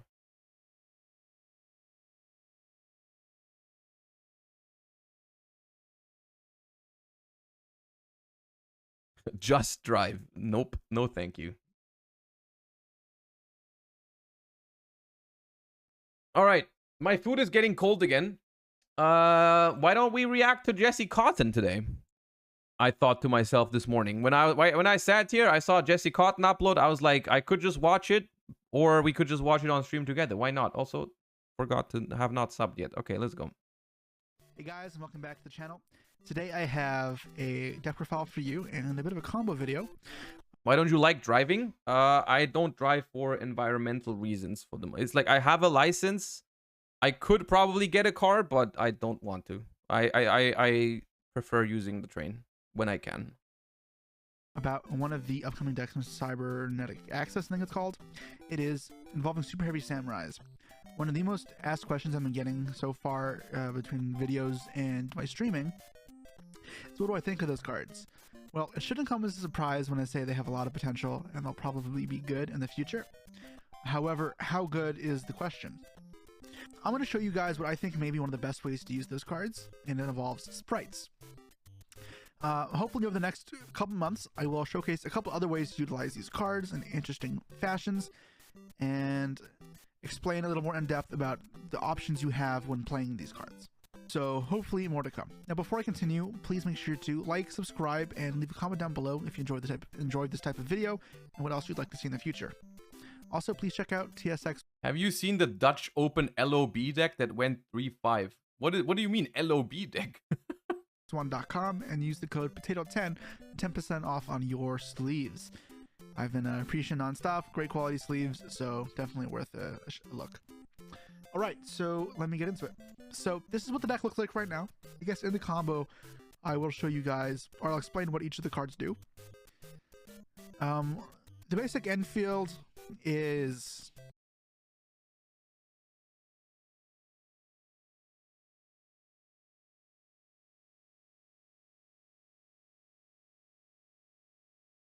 There's like a couple cards that are based here. I see Nimble Beavers and Blues. I'm happy. Pretty strong, to be honest. I'd say it's better than the current one, and you can do a lot with one card. And part of the reason I like mixing them with sprites is a lot of, you can make any level 2 into sprint, and then you can convert into your sprite plays, and then bike is a level 2. So you do have access to level 2s pretty easily with the super heavy samurai cards, and then if you don't have these, you can just play a normal sprite deck. Now my extra deck's not completely full because I'm not sure exactly where I want it to be, and you could play the toad cards as well for heavier sprite hands that don't have the super heavy samurai cards, but for now I left it at that. I'm not a fan of the design of the super heavy samurais. I'm gonna say it right out of the bat. I don't agree with what they did there, and I don't know why they did that. Like, I don't understand what the reasoning is for making another, like, I don't know. These are just utility cards, so don't pay too much attention to which ones I chose. Can we look at the Dutch Open LOB? Okay, link me the Dutch Open LOB. We will look at. So you don't want to be starting with these, and you also don't want cards like Imperm or Evenly that you want to use ahead of time. It's a little bit of a constraint when deck building, but I do think it is worth it. Okay, so here we have Super Heavy Samurai Bike. One of the new cards from the next set. If you have no cards in your graveyard, discard this card, add a super heavy from your deck to your hand. You can only use it once per turn. Once per turn, you can target a machine, increase it by 2. Okay. If no spells or traps in your graveyard, you can discard this card and add a super heavy samurai from your deck to your hand. You can only use the effect once per turn. Once per turn, you can target a machine you control, increase level by 2. So, a couple things to know with this card. Of course, it's like a Rhoda, but a little more than that. It can be used as just a level 2 normal summon, and then make, you know, any of your Oshino, thank you for the 2 cards. It's also a tuner, so you can use it to make. Oh, I can't see my extra deck there. You can use it to make your Arclight if you want. If you play that, you can make Cupid Pitch, XL Synchron, and then Baron. And then because it's a level 2 tuner, you can Excel Synchron it or Stardust Excel Dragon, bring it back and make Baron de Fleur. So very strong there. And then being able to manipulate the levels means you can make itself a 4 and then go into maybe a Girakin X, or you can increase the other one, the other tuner, and then synchro that way. So you have a couple flex. I don't know anything about Super Heavy Samurai. What's wrong with their design? As far as I'm aware, I'm sure we're gonna see some of it in the video. We've seen some of it before, but it's like this crazy, well, like multiple different 1-card combo lines that lead to insane card advantage and are also, I feel like, not very restrictive at all. Where it's just like it's they have a 1-card FTK, they have 1-card full scale setup with bodies on the board or some shit like that. It's like it's just ways to play the deck. You can end on for like no reason, depending on what you see fit. But yeah, so right here though, we're just gonna use it as the Rhoda, and we're gonna get the main card in the deck, and that is Wakoshi. It's level 8 scale. If you have no spells or traps in the grave, you can place another Super Heavy Samurai, Pendulum in the other pen zone, and then it summons itself. Fantastic, right? And then it's a level 4 Dark Machine Tuner, which is fantastic typing. So obviously this is strong. It's a free body and then a scale. Its monster effect is, if you have no spells or traps in the graveyard, you can discard a monster, especially Super Heavy Samurai from your deck. However, you're locked into Super Heavy Samurai the rest of the turn. I don't use this effect. You could theoretically put something in there and a Super Heavy Samurai in the extra deck for when you get into weird situations. You can use this as a little final push. However, it's not recommendable, and for the sake of the combo, it's not relevant. So I'm going to leave it out of here. And also, if it's used the Synchro material and added to the extra deck face up, you can place it in the pen zone, which is nice because even though you wouldn't traditionally think that as a +1, you definitely can't get value out of that. So, yep. And then you can use the scale effect later. The Mario music is kind of bopping. Although that's typically not the way I would do things. So yeah, we can scale it here, and then we can play its effect, so we can summon it and get another body. Now obviously, if it activates anything of use, then that's even more pluses, and thankfully it does. Another new card, this is a mouthful. The Super Heavy Samurai Monk Warrior Big Benkai. I'm going to struggle to pronounce these, especially because I speak too fast, and then it comes out like a mumble. If you control a Super Heavy Samurai monster, you can add a Super Heavy Samurai Soul from monster from next to your hand. There's a couple of those, but those are the ones that let them equip themselves from your hand to a monster and then give various effects. So it's not everything, and the cards we're going to add are more of the garnets to the deck, so we can decide if it's worth playing them afterwards. But I'm going to show you the kind of like greedier combo first, and then we can talk about kind of maybe moderations you can do. But yeah, and then that's its scale effect, so this is even more pluses here, and it's a scale 1. So if we get this back in the pen zone because we synchro with it, we can now pen 2 to 7, which is fantastic. Monster effect is if you know spells or traps in the grave, you can send a Super Heavy Samurai Big Benkai, so another one that's old and bad. From the deck to the grave, special summon common magician souls, and then if a synchro material, you can place into the scale. Its levels aren't really useful for that, and we don't want to play the big guys, so this is not relevant. This is like probably the worst brick of the deck, because if you draw it, then it's kind of hard to use with this. Not being able to play spells and traps is a huge nerf. I mean, yeah, I mean, I don't know if as you saw in the list earlier, there is ways to play spells and traps. You just have to start with your super heavy samurais. I feel like they would be much healthier if they actually had that restriction like Sekka's Light. Right? But with these, all it does is like it locks you. You can only use them while you have no spells and traps. So like you can still use them. You just have to use your super heavy samurais first. Zen TTV, thank you for the raid. Welcome everybody. We're having a lunch break right now and watching a Jesse Cotton super heavy samurai video. I'd run 2 of this. It's such a bad card. I guess you could discard it worst case. But anyways, yeah, you get to search off this now. And we get to search Super Heavy Samurai Soul Piercer. Something to actually note here is this doesn't affect the deck in a way that's ashable. So if you open up with just Wakashi, you can't ash it, which is really annoying. It means you always at least have the body, so if they ash this up and you have like the extender, doesn't matter. Or even if not, it's just the body and it's a tuner there, which is strong. Which then if you synchro with, you can then pand out. So, Super Heavy Samurai Soul Piercer. You can target a Super Heavy Samurai control and equip it from your hand, and it gives it piercing, whatever.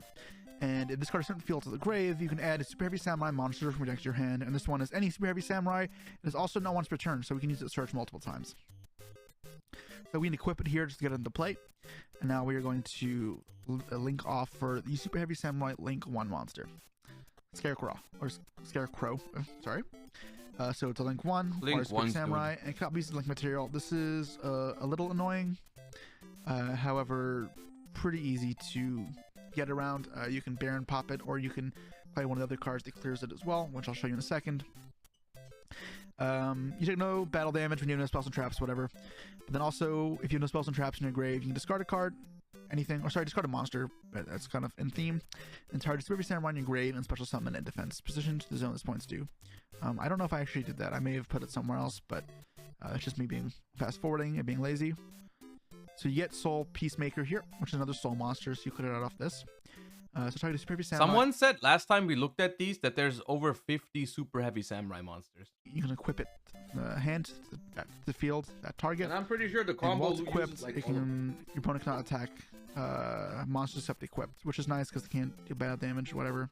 It's not that nice. Honestly, that doesn't matter. The reason you play it though, you shoot a monster you control equipped with this card, and then special summon a Super Heavy Samurai from your deck. So now you can turn this unusable body into something meaningful, which is good. So now we discard to bring back. And yeah, I put it in the wrong zone. It has to go here, but it doesn't matter. It's going to get thrown away anyways. Chat. So I contribute it off to special from the deck, and I get this one out. Now remember, if we synchro with it, it'll go here, and then we have our scale set up. That's what I'm going to do. I can make a synchro 8, and then I'm going to get its effect. This will trigger. I'm just being lazy because I don't want it to put it in the extra deck and then summon it back out, and I'll put it here. And I'm going to summon Excel Synchro Stardust Dragon from Maze of Memories. Which if it's synchro summon, special summon with level 2 or lower tuner from your graveyard. So I love Axel Synchro Stardust Dragon. I love that card. I just hate the fact that it's just a tool to make Barone. I wish we didn't have like Barone as the card you always go into. I wish we could sometimes make something else. Trigger this effect to put in scale, and then this effect to search in a piece. So luckily the bricks end there. We don't have any more bad cards in our deck. We bring back the bike, and we're going to add another one of the Wakashis. So your third one. They're all out of your deck now. And now we can make Baron to 4. We have 8 and 2, nice and easy. You can make it 12 as well for whatever reason, but we don't want that. But you see how this is all off of one card. You realize that, right? This is all off of one card. Fantastic. And we haven't pendulum summoned yet either. So we're a great setup here. We're good for hand traps. Now we can pendulum summon out, and this is plenty for the sake of the standard combo with just the one card. Put the 2 Wakashis out here. Dark Machine tuners, very flexible, but in this case, GGX at any machine. So if you remember from the deck list, that means Cyberstein. The Cyberstein's gross because it's level 2, so we can convert it into your sprite cards afterwards. So pay 5,000, and you can summon whatever. You can play Dragoon, Exterio. Not really important, but yeah, you summon whatever you want, and now it's just standard sprite stuff here. Konami employee here. Is this not what you guys want? And your name is Halk Fibrax. I'm gonna kind of fast forward. We all know this. I leave up the sprint. That way you can use the sprint detaching Gigantic for a bounce and make Gin Buster. And then the double cross can act as follow-up because it can revive one card, by the way. One card, by the way. One of these if you need to for whatever reason. It can act as an interrupt as well, though, kind of depending on what your hand needs. Or if you get like Hydroid on Baron, you can revive the Baron. So it should be rather flexible. But yeah, you have the Exterio here up, which is a Flood. And then you have Negate, Steal or Reborn, Bound. The thing is, also what's really, really noteworthy about all of this, because you can go onto YouTube and you can look at a bazillion different one-card stupid combos, FTKs, and whatnot. This one particularly doesn't really need any hard bricks. There's like, I think like they have like one engine requirement that you don't really want to draw. But for the most part, this is not like a one-card combo that requires you to play a bazillion shitty cards in your deck, like I sold for 15 equip spells or some shit. It's a very natural thing, and this has seen play in the OCG already. Not with the sprite cards, as far as I'm aware of, but this deck has seen a decent amount of success in the OCG. Granted, they have Block Dragon. And that's a whole nother level of insanity. But still, the level of efficiency that you're being offered here with, I'm pretty sure the craziest thing about some of the Super Heavy Samurai stuff is that they are very interchangeable. Like, you don't have to open the level 2, I think. You can also open Soul Piercer. You can open the Scale. I'm pretty sure they all have value when drawn alone. It's not like one of them is really good and the other ones are all engine requirement. I'm pretty sure the only one that's engine requirement is this thing, the Big Scale. Negate, which is pretty diverse. Everything else is like a good draw. So like, you're backing up with hand traps. And of course, you also could have gone. It is true, the fact that you cannot have spells and traps in the graveyard is a real downside. It is a real downside. That might mean that you can only play the deck in certain environments. You might not be able to play it in every single format, because in some formats you just can't do that, right? So maybe you need certain answers in terms of spell trap removal. But I mean, at the end of the day, in today's Yu-Gi-Oh, at the like, you can always play at the deck with just a bunch of hand traps, right? You don't need, like, currently every deck is between like, do I play hand traps? Do I play non-engine spell traps? Do I play a mix of them? In this deck, it's just like, well, it's only going to be a hand trap deck, right? Only. So whenever hand trap decks are fine, this deck is also going to be fine. On for Reproducus, the Toad line, if you had any sort of extenders, like you saw in the video, like, or you saw in the deck list, if you just drew Sprite Blue, you could have summoned the Toad instead, on for that line, and then had even more. Could have had Toad, Baron, Double Cross, Exterio. Now, looking back at the stack list, let's talk about a couple things. So in the combo, I don't use Cupid Pitch or Below Savage or Catch Eve level 2. These are things that you can mess around with for yourself to see how useful they are. If you have any level 2 tuner and a level 2 non-tuner, like just a blue, make Cupid Pitch, you can make it level 6, and then summon a level 2, so if you go blue, Synchro, then Jet. Or you summon the Jet first, but then you have the Jet on the field, you can make Excel. Or get Sekka's Light. I mean, in this version, you can't play Sekka's Light because you want to play the Sprite spells, right? But technically, this deck could be a deck where you can always play the Sekka's Light, right? Yeah. Technically, Sekka's Light would be a given for this deck. Search a Catch Eve, then make Baron. So yeah, like Sekka's Light, you can't. Oh, because of the scales, right. Yeah, no, actually, yeah, take that back. You can't use Sekka's Light, right? You can reduce level by 2 and summon it out, and then you can go into more plays afterwards with the Catch Eve. If you do that with the Super Heavy Samurai cards, you can Pendulum Summon this out, and then lower its level by 2, and then you have 2 level 2s to make plays maybe in that way. You can also manipulate levels with Super Heavy Samurai Bike to then lower it with Catch Eve. And then Savage can be used if you don't want to go for like an Exterio line. You can often do both of these plays if you have access to multiple tuners. And if you're doing that, there's also a possibility, it is correct to use something like Ready Fusion to summon your Alvain, which is another level 2 tuner. However, that does mean putting spells in the deck, which is fine if you're doing them after you're using the Wakashi or the Wakaushi. It's just that obviously beforehand you don't want to have that be used. So mostly that means board breakers. You don't want your board breakers to be spells and traps, which can be a bit restricting, but not always a huge deal. It is worth noting that they were able to just normal summon the Cyberstein in the combo.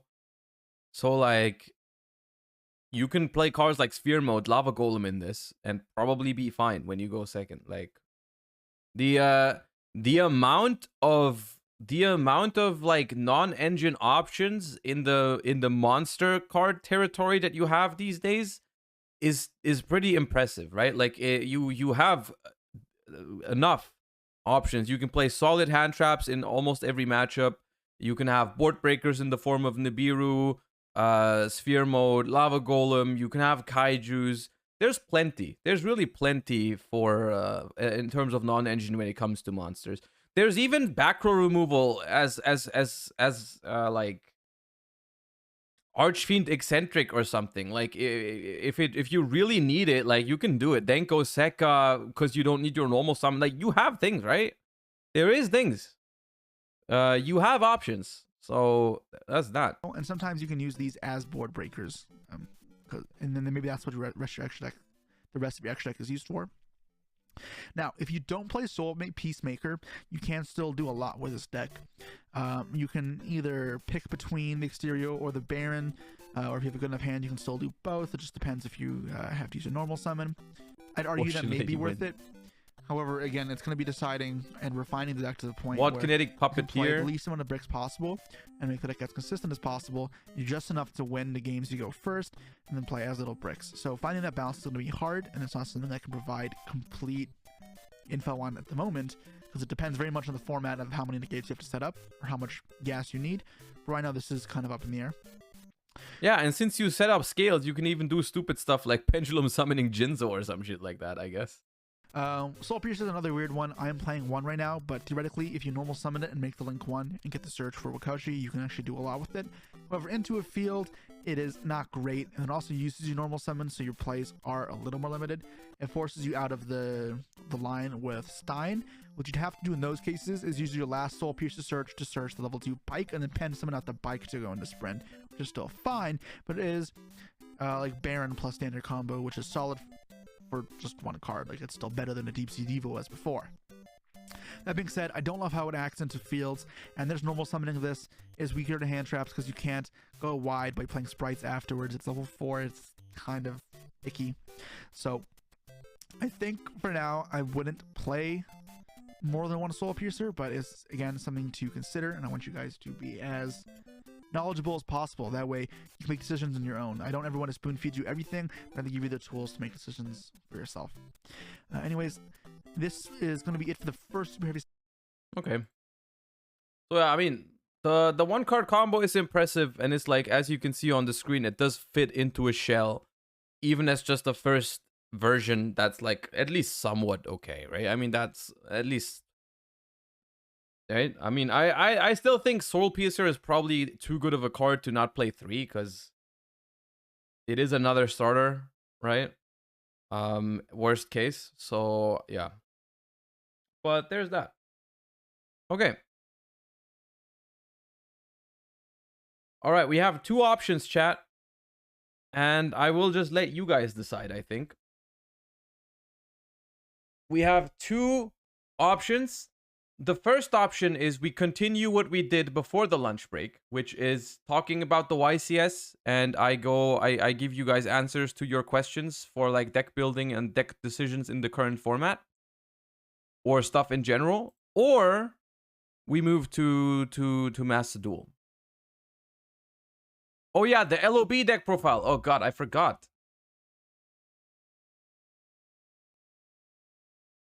The thing is, we can go to Master Duel, and you can still ask me things, right? So we could do the best of both worlds.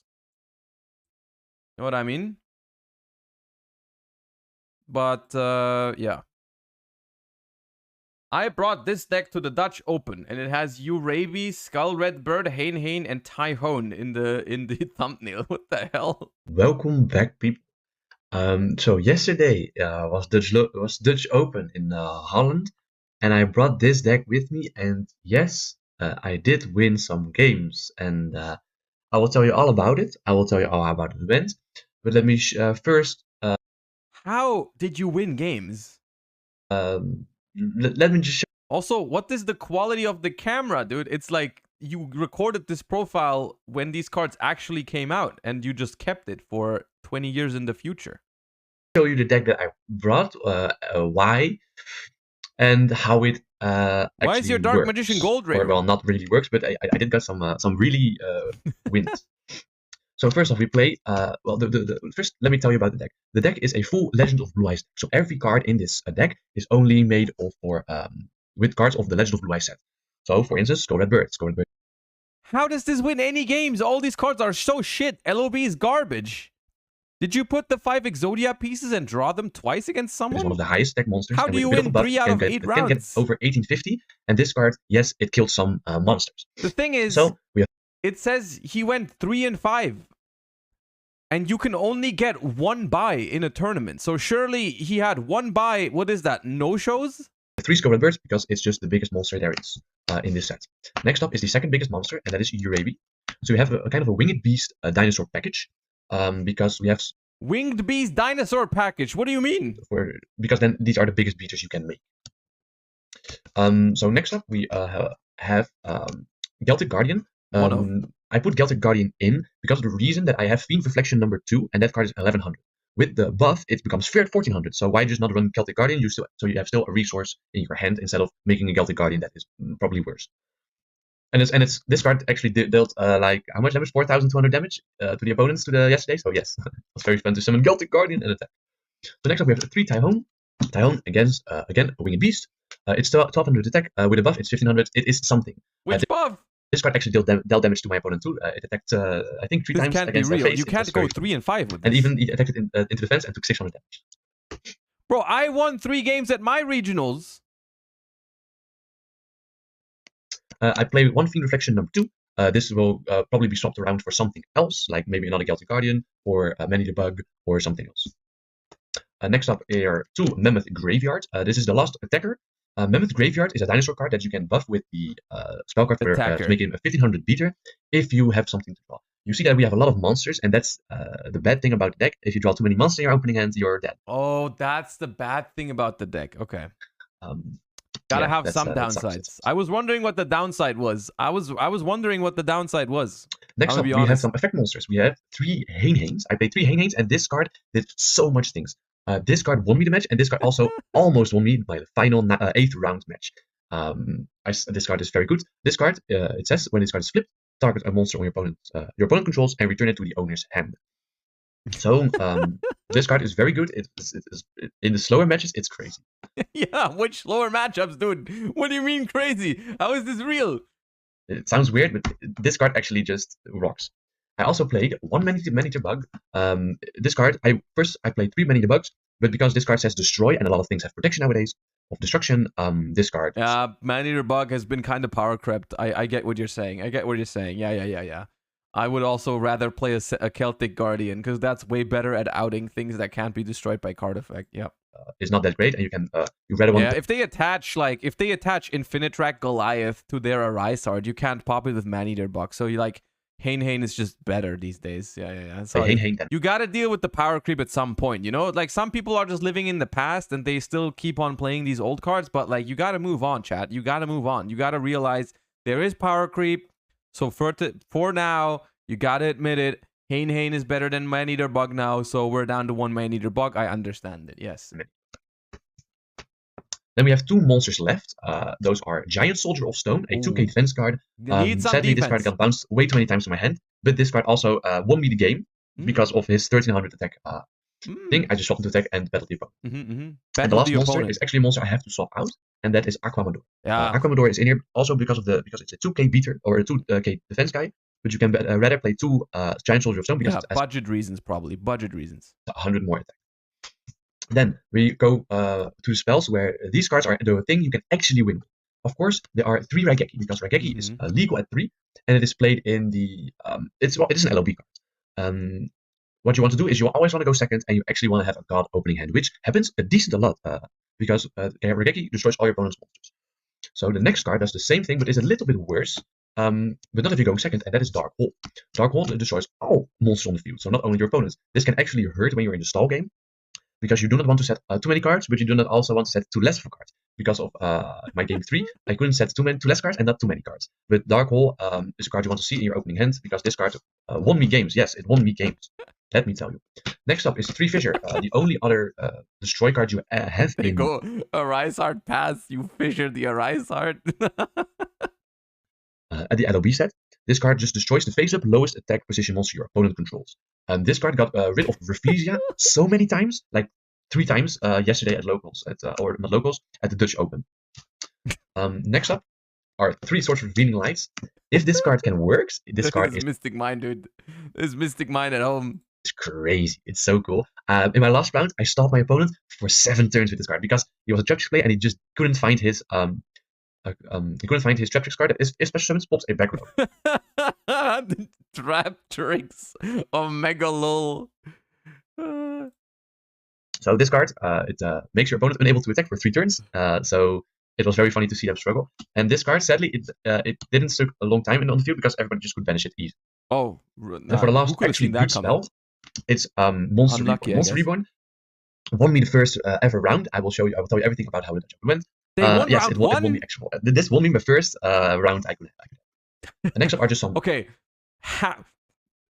they won round 1. So they were literally sitting at 1-0 going into round 2. Why can't I play against this deck round 2? Why is it me? Why did I get Dark World comboed in round 2 at my regionals? Why can't I buff spells like 3 raise body heat. It raises the attack and defense of a dinosaur monster by 300 if when equipped. So yep, it's not that great, but it is something, I guess. And for last but not least, it is Follow Wind. Oh yeah, the winged piece. Now it all comes together. The winged beast and dinosaur package. Winds does the same thing as Raise Body Heat, but only for winged beast monsters. Nothing much to say. This can make your Skull Red Bird 1850 and can attack over the rank to or link to a monster of the Traptrix. Next up, I played 1 field spell Mountain. It raises the attack and defense of dragon, winged beast monsters, and turner type monsters by 200. And I never seen this card. I mostly decided it out. I just play 1 field spell just because, so you can actually easy side out. Easy side out. I get it.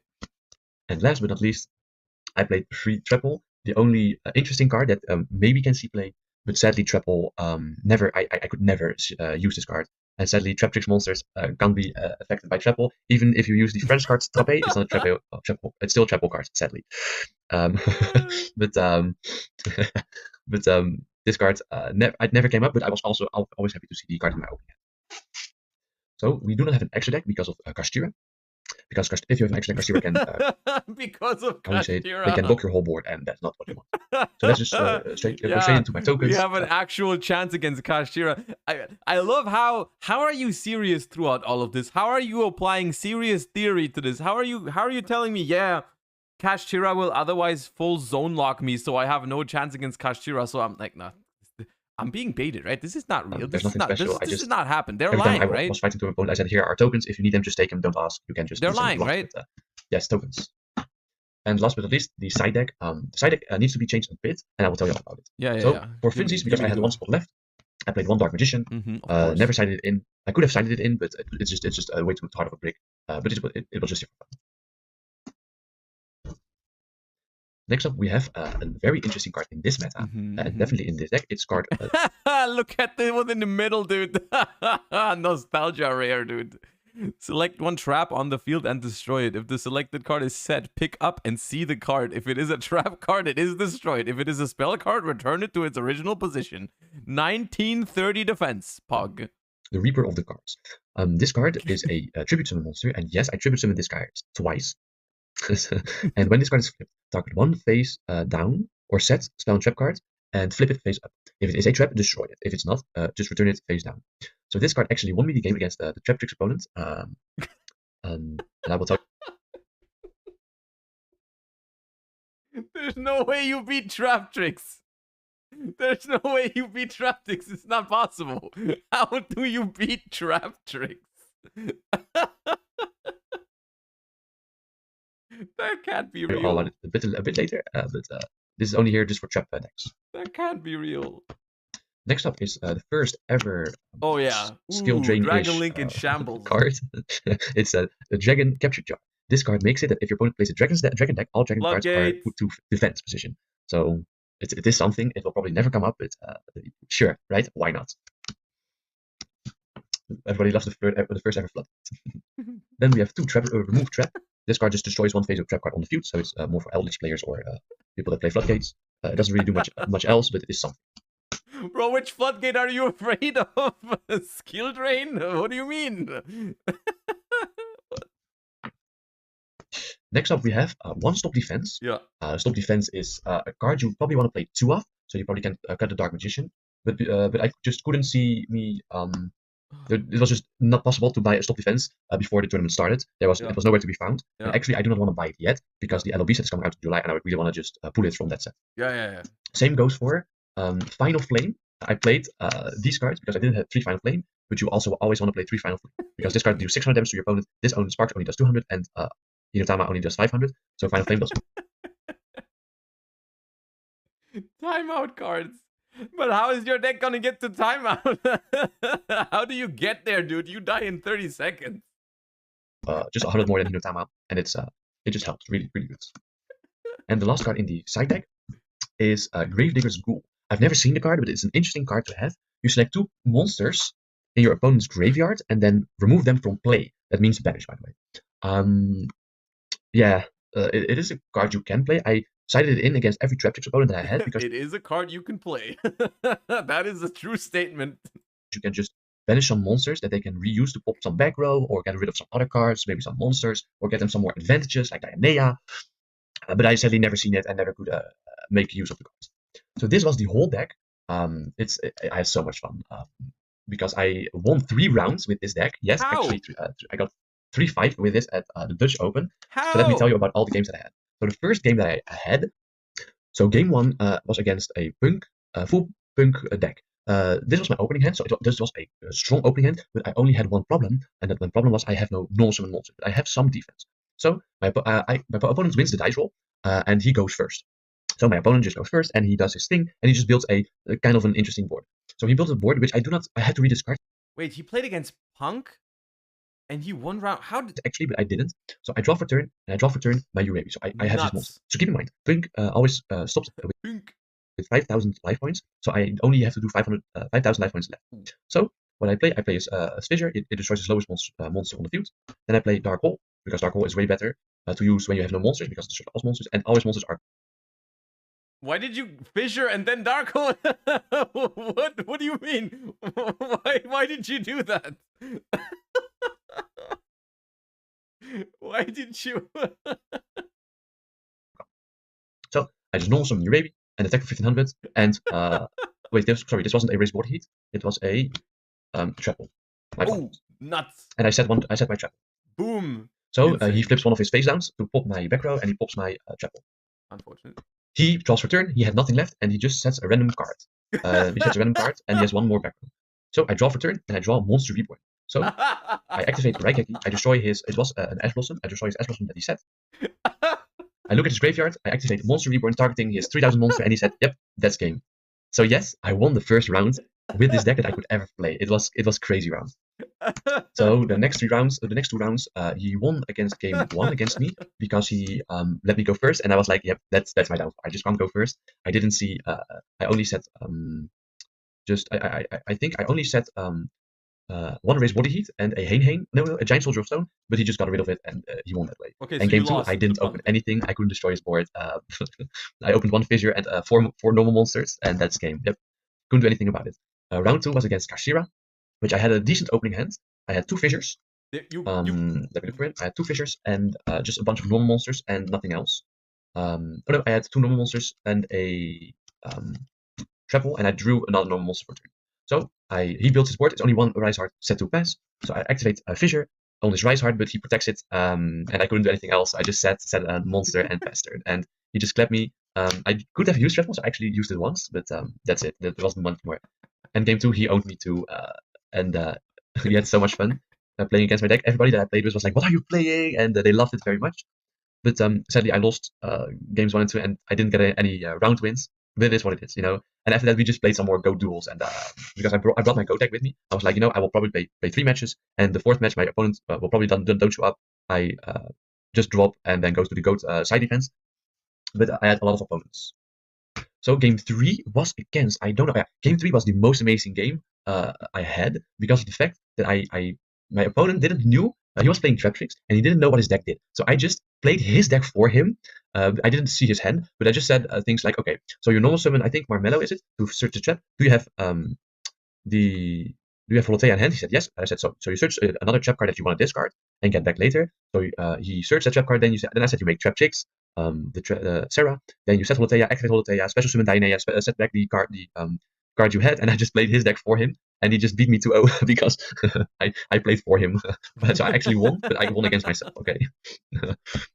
So that was game 3. There was not much to do, but I maybe could have won that round, but it was just so much fun to play for him. So I lost the first three games, and round 4 is up. So round 4, I played against Melvis, and I won game 1. And why I did win game 1, he didn't have a great hand, and I had a decent hand. I had a lot of beefy monsters like Urabi. You don't have beefy monsters. I got one Hain in my hand. I got a Raigeki in my hand, and I had a Monster Reborn in my hand. And this was my hand, and I drew for turn a Chapel. So he didn't have a great hand. He only ended on, I think it was only a Joyous Melfi and a Melfi Ketty. So I just in the standby phase, that was it. So I just Raigeki this board, and there was nothing much. And I just summoned Urabi, and I attacked him, set Chapel, and I passed my turn. He couldn't do anything else, so I just drew for turn. I just drew a Mammoth Graveyard, summoned Mammoth Graveyard, and I just attacked for game. And he just couldn't do anything else. In his end phase, he just drew. In his end phase, he special summoned Melfi Wally, and I drew nothing, I think. Or I drew a monster. I played Fissure, destroy his Melfi Wally, set Hain, battle phase, attack. He had almost 0 life points left. He drew for turn. I think it was Obedient Schooled. He made some plays. He destroyed something. He destroyed my whole board, I think. And then I had still one Hain left. And what was it again? I think I drew for turn Aquamador. It was. I think this is how the game went. And I did nothing. I just set Aquamador. Then he proceeded to in my standby phase. By the way, he popped my back row by summoning back Cannon Tosa because of Joyce Melfi. Oh, I still have my these two in end, by the way. I still have these two in end. So he attacked against my Hain. I bounced back his because in his turn he again made Joyce Melfi. He attacked my Hain. I bounced back Joyce Melfi's. Hain goes to the graveyard. And I drew for turn. I think Raigeki also I drew for turn to just destroy his monster, flip up. It's like I'm there, dude. The story is so game live. I'm game 2 went almost exactly the same, but I drew more Raigekis. I drew one Fissure, and I drew like these were the cards I drew, kind of ish, but it was a longer game because I drew also 3 Trapples, and he banished my Trapples with Cosmic Cyclones. So he actually made his hand or his life points lower by every time banishing my Trapples that I set. Because I set my Trapples every time I set them once because I couldn't use them much. And it was exactly the same, but this time Giant Soldier of Stone also came in. Because Melfis only react on normal summon and special summon, not on flip summon. So what you actually can do is just set Giant Soldier of Stone or set Hain. You can flip summon them and they can't react to that. Busted. So with all these destruction cards, drawing them and playing them just the right way, I actually won game 4 against Melfis. What do you mean game 4? Just because I knew how to play against Melfis, and well, you can't do anything much against this as Melfis. But he also didn't play Melfis that protects them from destruction. So yes, actually I won my first game with this deck. It was crazy. And it was so fun. So game 5 was against Marincess, and I got clapped so hard in game 5 against Marincess, just because Marincess are unaffected, and when I activated Fissure, he said I'm unaffected. I was like, I can't do anything. I can't hate him. I can't Skull Red Bird in because I can't go for 4,000 with only most of it is it's 2k50. Okay, I just couldn't. So there was nothing much about that. So game 6 was my next win, and I won that game because my opponent just didn't show up. That's it. My opponent didn't show up. So the opponent of me and my person next to me just didn't show up, and I was like, bro, you want to fight? You want to duel together? And so we had to wait for the judge to come to say, okay, you can now fight against each other. Like, bro, you want to fight? You want to?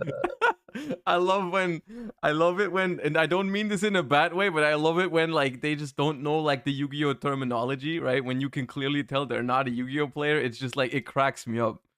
Duel together. The opponent of me and my person next to me just didn't show up, and I was like, bro, you want to fight? You want to duel together? And so we had to wait for the judge to come to say, okay, you can now fight against each other for fun. And that was my second win. So game 6, no games. That was game 6. So game 7 was against ABC. What was it? It was against ABC. Please Ancient win ABC. Fairy Dragon, Tyrion, Please, Drink Pile. That was fucking amazing because he made a lot of negations. So I was like, Fisher, I want to Fisher you, and I was like, sure. Oh, and Punk. I saw Punk and I was like, oh my god, am I gonna win a round again? But he just played the package, and I was like, ooh. And I was like, Darkle. He was like negate. I was like Reggae, and he was like negate, and I was like, normal summon, Gelding Guardian, attack over one of your monsters, and he was like, sure, effect, and I was like, okay, I'm dead. So I got like, oh dude, I got killed so hard there. I couldn't do anything in that round. And he was like, dude, you want to win? I was like, sure. And he was like, here, I give you these matches for free, okay? And I was like, thank you. Self-report. And my 8th round was the most exciting round ever, and that was against Traptrix. It was against a person from my locals that I knew because I liked it against all day. I played against people I did not ever see and never know, and it was so amazing to make those people happy. And that was the first guy I made sad because game 1 I lost against a very hard grind game because I know how to play against Traptrix. I only know that I don't. Hopefully I can summon Skull Red Bird for free without it being banished by a trap. We must protect him at all costs. Bottomless Trapple. So he can activate Sarah. So he made Rafflesia. Sarah set to pass. That was his end board, and I had Fissure in it. So I Fissure from Rafflesia because Rafflesia says other Traptrix monsters cannot be destroyed by effects. So I destroy Rafflesia, and then I. Fissure is randomly good against Traptrix, noted, because Rafflesia is so small and it only protects your other Traptrix. Proceeded to Darkle his other monster, his Sarah, so I could easily summon Skull Red Bird and attack for 1550. Easily. He had nothing, the draw for turn, so I sadly had a lot of trap holes that I drew. So I just set one trap hole and I just attacked him again. This time he had his combos again. He had Holotea, and Holotea is just crazy, just Holotea effect, and he just goes off, and he just OTKs me sadly. He also wanted to make almost illegal plays, but that was in game 3. So I lost game 2. I sided in. What is an almost illegal play? Isn't that just a legal play? Like, what's in between? Like, what is an almost illegal play? My against Traptrix, I sided out all of my trapballs because they don't do anything, and I sided in all the burn spells I could imagine, plus the stop defense. Yeah. And I also sided in these 3 because these are crazy against his they're crazy, yeah. And because I can stall a lot, these cards can actually work and win minigame. So what you side out is these for the trap holes and some mountain you side out. You side out Fiend Reflection number 2, and you side out I think I sided out one Mammoth Graveyard, one defense card like Aquamador, and I also sided out one Mammoth Graveyard. For all these cards. So game 2 is up, and I have exactly the same hand again. He goes first because I let him go first because I can choose, and he makes actually again the same board as last time, and I have exactly the same cards. But he has 0 follow-up, and he did not have the trap card to summon back. I think he did have it because he just summoned Pudika effect, search field spell, normal summon Dianea. I think no, he didn't have. Yeah, he knows summoned Dianea. I love how he knows all those cards. Why does he know all those cards? Why is he familiar with the Traptrix combo? Dianea. Well, you of course made Sarah, normal summon Dianea, and then overlay those 2 for Rafflesia. Oh no, he had Parallel Exceed. That was it. That was game 3. So he had Parallel Exceed, made Rafflesia, set to pass, and I had exactly the same hand as last time, but this time I had a Urabi. No, I had a Celtic Guardian. Yes, that was it. I had a Celtic Guardian, and of course I had Darkle, Fissure. I didn't have Raigeki yet, and I didn't have Monster Recon in this match. and I had here they come, the source of revealing light and another Hein Hein, I think. Here they come. Oh boy. So I don't know what I drew for turn. I think I drew the this guy for turn. I just exactly did the same thing. I just Fissure, Dark Hole, Celtic Guardian, and Source of Revealing Light in his turn, and I just attacked him for 14. He didn't have any trap cards to respond with, and I under Celtic Guardian beats Bottomless Trap Hole. Think about that. Just beat him down every turn. He did came back because he drew Holotea, activated Holotea. Well, he does a spiel. I said Hein Hein. He destroys my no Celtic Guardian, but I had way more monsters. I had like Tyhone that attacked that turn for 2400 at least. And so I flipped Hein Hein, I think. I bounced his card back, and I tribute the Reaper of the cards. And we just went back and forth because I summoned Tyhone, attack a lot. And then I flipped this guy. I targeted his back row. He said, you win this. He couldn't do anything. I just attacked for game, and that's it. It was crazy. And game 3, I drew nothing. I drew literally nothing. I drew 4 normal monsters, like 1 Tyhone, 1 Celtic Guardian, 1 Mimic. Okay, your deck is like 20 normals, to be fair. 1 Uraby, and 1 buff spell, the wind buff spell I drew. No, and yeah, I drew for turn, I think maybe a Hein Hein. How could we brick like this? Dude, we have so many 1-card starters. That's crazy. Like this card, I couldn't do anything. I just normal summoned. Dude, I normal summoned. All engine, not a single non-engine card, dude. How are you gonna win like that? Uraby, and he bottomless me, and I was like, yeah, sure. And I passed turn, and he just OTK'd me. No, we played into bottomless. Oh no, wait, he didn't. In this, I misplayed very hard. Yeah, because of the fact that I had Monster Reborn in hand. So, I remember this Monster Reborn in hand. Where is it? I can't find Monster Reborn. Well, just say this is Monster Reborn. It's like the only good card in your deck, brother. So I Monster Reborn his Purika, and I special summoned my Purika, and I activate Purika effect, and I target Redoer, but I shouldn't target Redoer. I should have targeted Reflesia, because then Reflesia came back with 0 materials, and he had only Sarah and Redoer on field. So then I could have used I could just attack over unfortunately Sarah for free, or he had to use his Redoer. We could have won. That's how I misplayed, but I just couldn't do anything that game. It was a GG, but I did manage to get another win in a round with this deck. It was crazy. You learn from your mistakes. I went 3-5. Don't worry. With this deck, I had a lot of fun. It was amazing. I had so much fun. People came up to me, they say, "Bro, good job. You're amazing. That's so much fun." People asked, "How do you actually win?" I told them, "Well, you go second. You hopefully, of course, draw enough, like at least a Fissure, Dark Hole, Raigeki." Bro, don't answer the The question. best cards you can draw are, of course, Raigeki and or Dark Hole. If they ask you how do you actually win, you don't need to answer that question. You just you have the right to remain silent. And if you have a bad hand, you play hopefully it's Fissure, Dark Hole, or Fissure, Raigeki. Hopefully one good beatstick monster, and maybe a trap hole and a Source of Revealing Light to stall, to make your opponent choose between a trap card they can destroy, or like this is an amazing opening hand, and hopefully you draw into a Scroll Red Bird. Yeah, I mean, I don't see myself beating this ever, dude. I don't see myself beating this ever. Because they're probably gonna destroy this card, so you have more follow-up or you need something follow-up. else. Like this is an amazing hand. The hand has everything. It just lacks follow-up. Of course, just Dark Hole, Raigeki is board, because Dark Hole is again mostly negated. Then I have another Raigeki. Then you normal summon. Then you attack for 1500. Then you set a trap card, and maybe hopefully stall, draw. Hopefully draw into more Raigeki, more monsters. That's how you actually win. And of course, you have to play smart. Like I said, against a Melfi player, luckily I knew how Melfi's worked and how Melfi's played because I play Melfi myself. It's my favorite deck. So it was very interesting to work around those decks. But this was the deck I played with yesterday at Dutch Open. It was amazing to see new faces, new people, and thank you all for it. This was great. I didn't know I needed this when I woke up this morning, but I'm very glad this happened. I'm very glad this happened. This was great. Yeah, I can link you the video.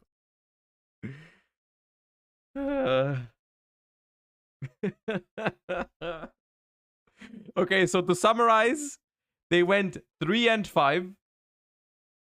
They went 3-5 in the tournament. They had 1 bye. 1 opponent just gave them the win.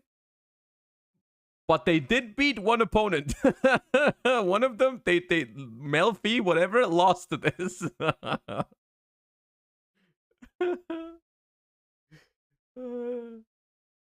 I think the funniest part of the entire thing was how he beat the punk deck in round 1. That was like, that's the funniest thing to me. The fact that the punk guy lost game 1 of round 1 to this deck. Like, imagine you drive up to a tournament, Dutch Open, huge regional, round 1, you go first, you do a full punk combo, and you lose to this. Like, imagine that. He goes like, you make a board, they go Fissure, Dark Hole, normal summon you, Raby, attack you. You draw, you set Ash, they go Raigeki, Reborn on your monster, you're dead. How? How do you keep on going in that tournament? How do you even like, how do you not just go home? God damn it. Okay. Whew. That was great. Okay. I'm glad we watched that. I needed that.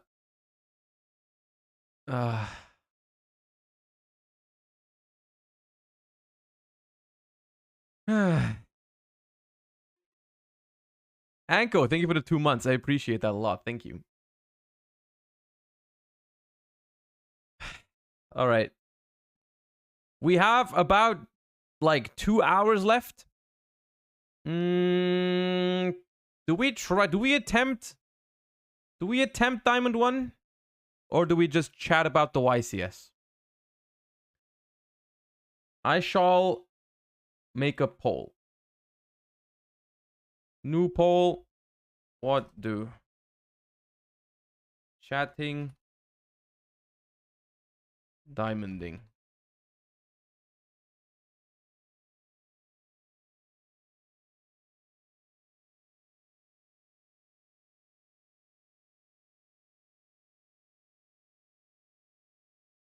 Oops.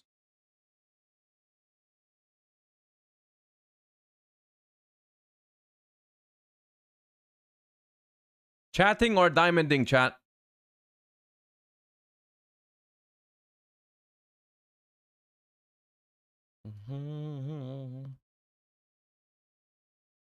Have you read the Sky Striker manga? No, I have not. Chat while diamonding? I guess I could have included that option. Chatting while diamonding, but I do think it's better like if people actually want like, you know, answers on their questions for the YCS and whatnot, I think it's better if I focus on answering the questions, whether because it's like I don't enjoy playing Yu-Gi-Oh when I'm not focusing on playing Yu-Gi-Oh because I'm gonna play badly. We're never gonna make Diamond 1. We're gonna screw up, and I'm not gonna be able to give like sophisticated answers because I'm like thinking about the game, and then like people ask me serious questions, and then I'm like, you know, like it's yeah. Unless it lands exactly on 50-50, then we'll have to do both. But if there's more people in chat right now that want like my input on YCS topics and whatnot, I will happily do that. If there's more people that want to see Master Duel, I'll happily do that. But it is up to you today. It is up to you today. I will say one thing. I don't think we can hit Diamond 1 today anyways. I think we have to live with the fact that we will not do it in the month of April. Simply because we don't have that much time left, you know? And there's... I'm like... somewhere in Diamond 2, it needs... unless we go like 5-0. Chatting! Alright. Chatting it is then. Chatting it is. Okay. We failed. Troll despair. It happens. It's fine. I will grind to Diamond 1 for you on the Friday. Chat, I don't know yet what I should play. Should I play... I have 2 options. Should I play Edison on Friday, or should I play Speed Duel? You are the now I need your advice. Do you think I can make day 2 in London with Zoe Aphelios? Please tell me Aphelios is still a thing in lore. Is Aphelios still a thing? What has better pricing? That's the thing, right? That's the crux. The crux is that Edison is more fun, but Edison has shit pricing in Europe for public events compared to the other public events. Speed Duel gets a giant card.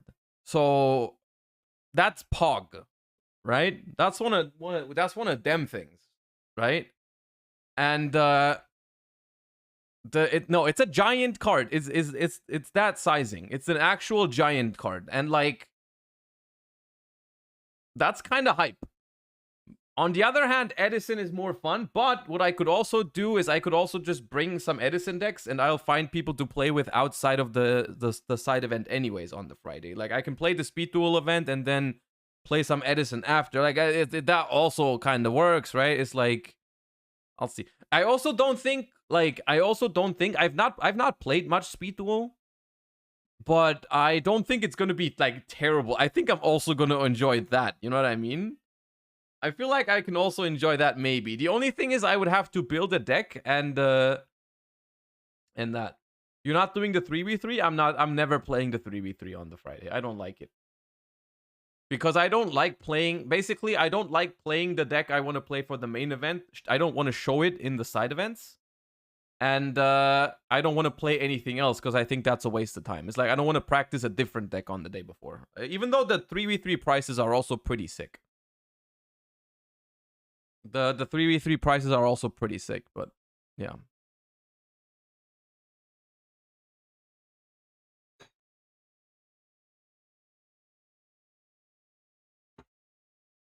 Green Jesus, thank you for the 8 months. Welcome back.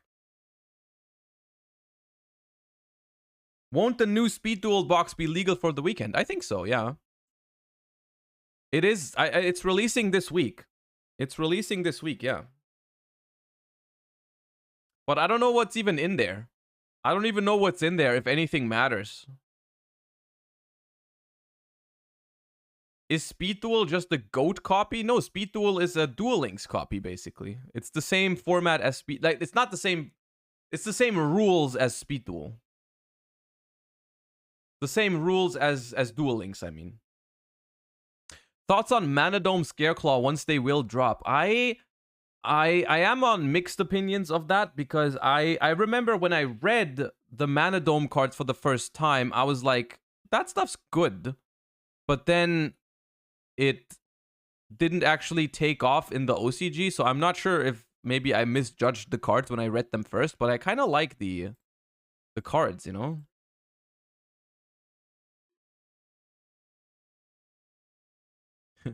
Random Van, thank you for the 4 months. Welcome back. Have you decided what deck you will play? I am, like, currently... I'm not going to tell you what the decks on the table for me are. But I'm between, like, I want to say 2 or 3 decks maximum. And I'm leaning, like, 75% towards one of them. Which isn't terrible, considering there's still, like, 4 more days or 3 more days. So I'm not too worried about it anymore. After the weekend, I was a little bit worried on Sunday because I actually thought Labyrinth was like a solid option, and then on Sunday I wasn't very sure about it anymore. But yeah, the thing is, it was a little bit higher before we watched the Urabi deck profile. Now I'm questioning things. Before we watched the LOB deck profile, I would have said I'm like 90% sure, but now it's only 75 anymore. Like now it's like 15% LOB control.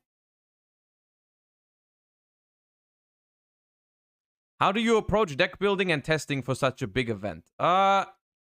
It's hard to answer that question in a concise manner, but like usually I just try to understand all the decks in the format. I try to observe the meta trends of like how many people are playing which deck, because I think that changes from week to week. Like, you know, if you look at the results from regionals over the weeks, you'll notice that there's different trends in different directions.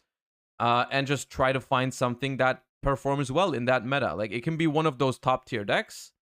But sometimes in some formats, it's also just a deck that isn't even represented in like the top 3. It's different. It's very different from time to time.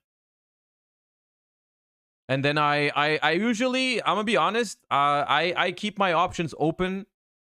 Like, usually I won't, for most YCSs, I will not decide on a single deck until like a couple days before. Usually I'll have multiple options until like couple days before. Do you like this format? I think it's okay. I don't think it's great, but I don't think it's terrible either. I think it's not as bad as maybe you could think it is because of Kashtira, but I think it's like not amazing, but it's all right.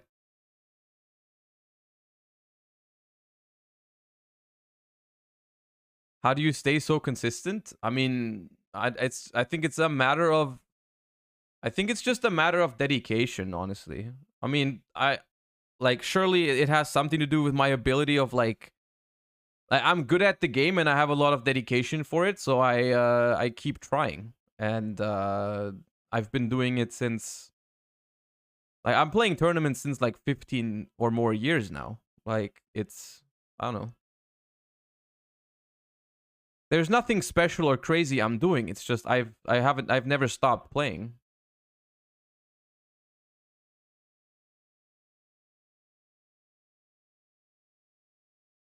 What deck do you think will surprise everyone, good and bad? I don't know. I don't know of a sleeper deck that will surprise everyone, personally. How old are you? I'm 27. I turned 28 this year, yeah. Playing the Melfi Sprite list and Prosperity is out of budget. I've just got Divas in its spot for now, but what would you recommend? I think if you don't play Prosperity, you can play an Hyperia in that deck instead of the Soul Scissors. I'm pretty sure that's cool. I think it's fine to play without Prosperity because you can Mosquito OTK more consistently. I think it's all right. Fiance reveal when she wants to. I don't know. I haven't asked her if she wants to be on the stream yet. I don't know if she wants to. Do you think going second Sprite with Sunfish can be great? I will say there was a period where I was coping on that. That's like 2 or 3 weeks ago, where I had that thought in the back of my mind of going blind second with Sprite. The idea that I had was, I think Sprite's grind game is kind of ruined. So just going second and OTKing is like kind of a solution to that. The problem, it has multiple problems though, which is why I ended up discarding the idea. The first problem is that in a big tournament, if people at some point know what you're trying to do, people will just make you go first, and you would need a very good plan for that, which I don't think you could do that. And also the other thing is, while it's very easy to like give them a Kaiju and OTK, I think you have a lot of trouble with cards like Book of Moon in that deck. Like Book of Moon, Book of Eclipse is just stuff that is so hard to OTK through that I discarded the idea.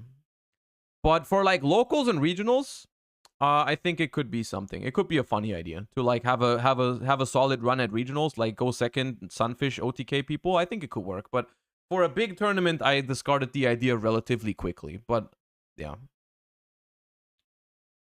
Not YCS related, do you have any tips for young players to become better and get better results? I think it's just a matter of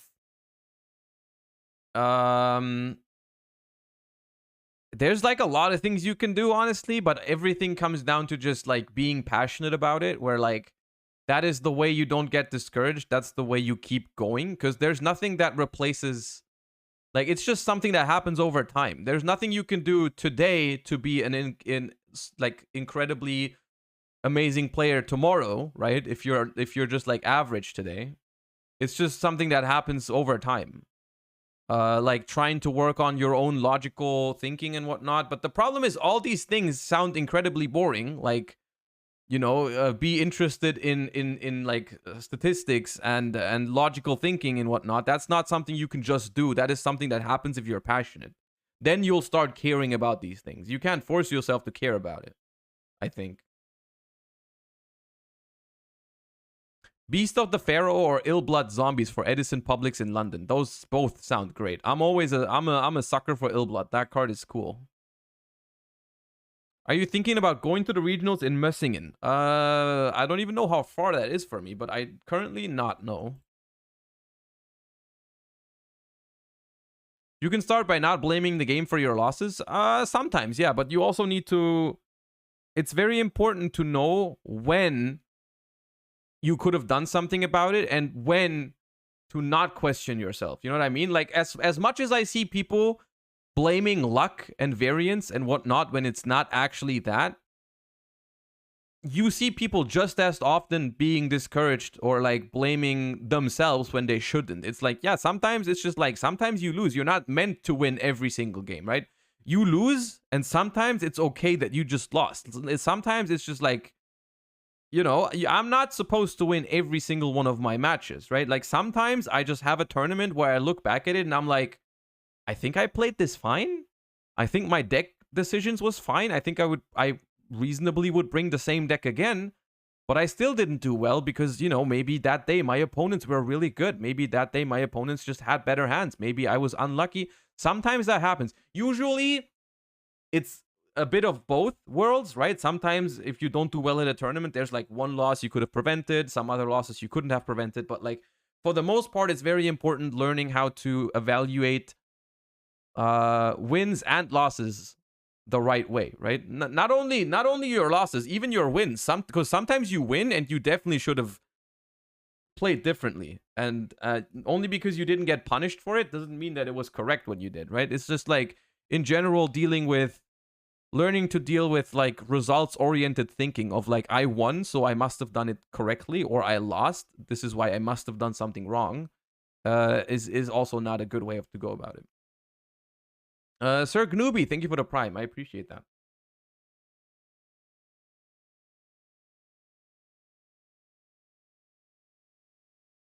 Would you advise Crossout for Ash Nib Imperm in Kashtira?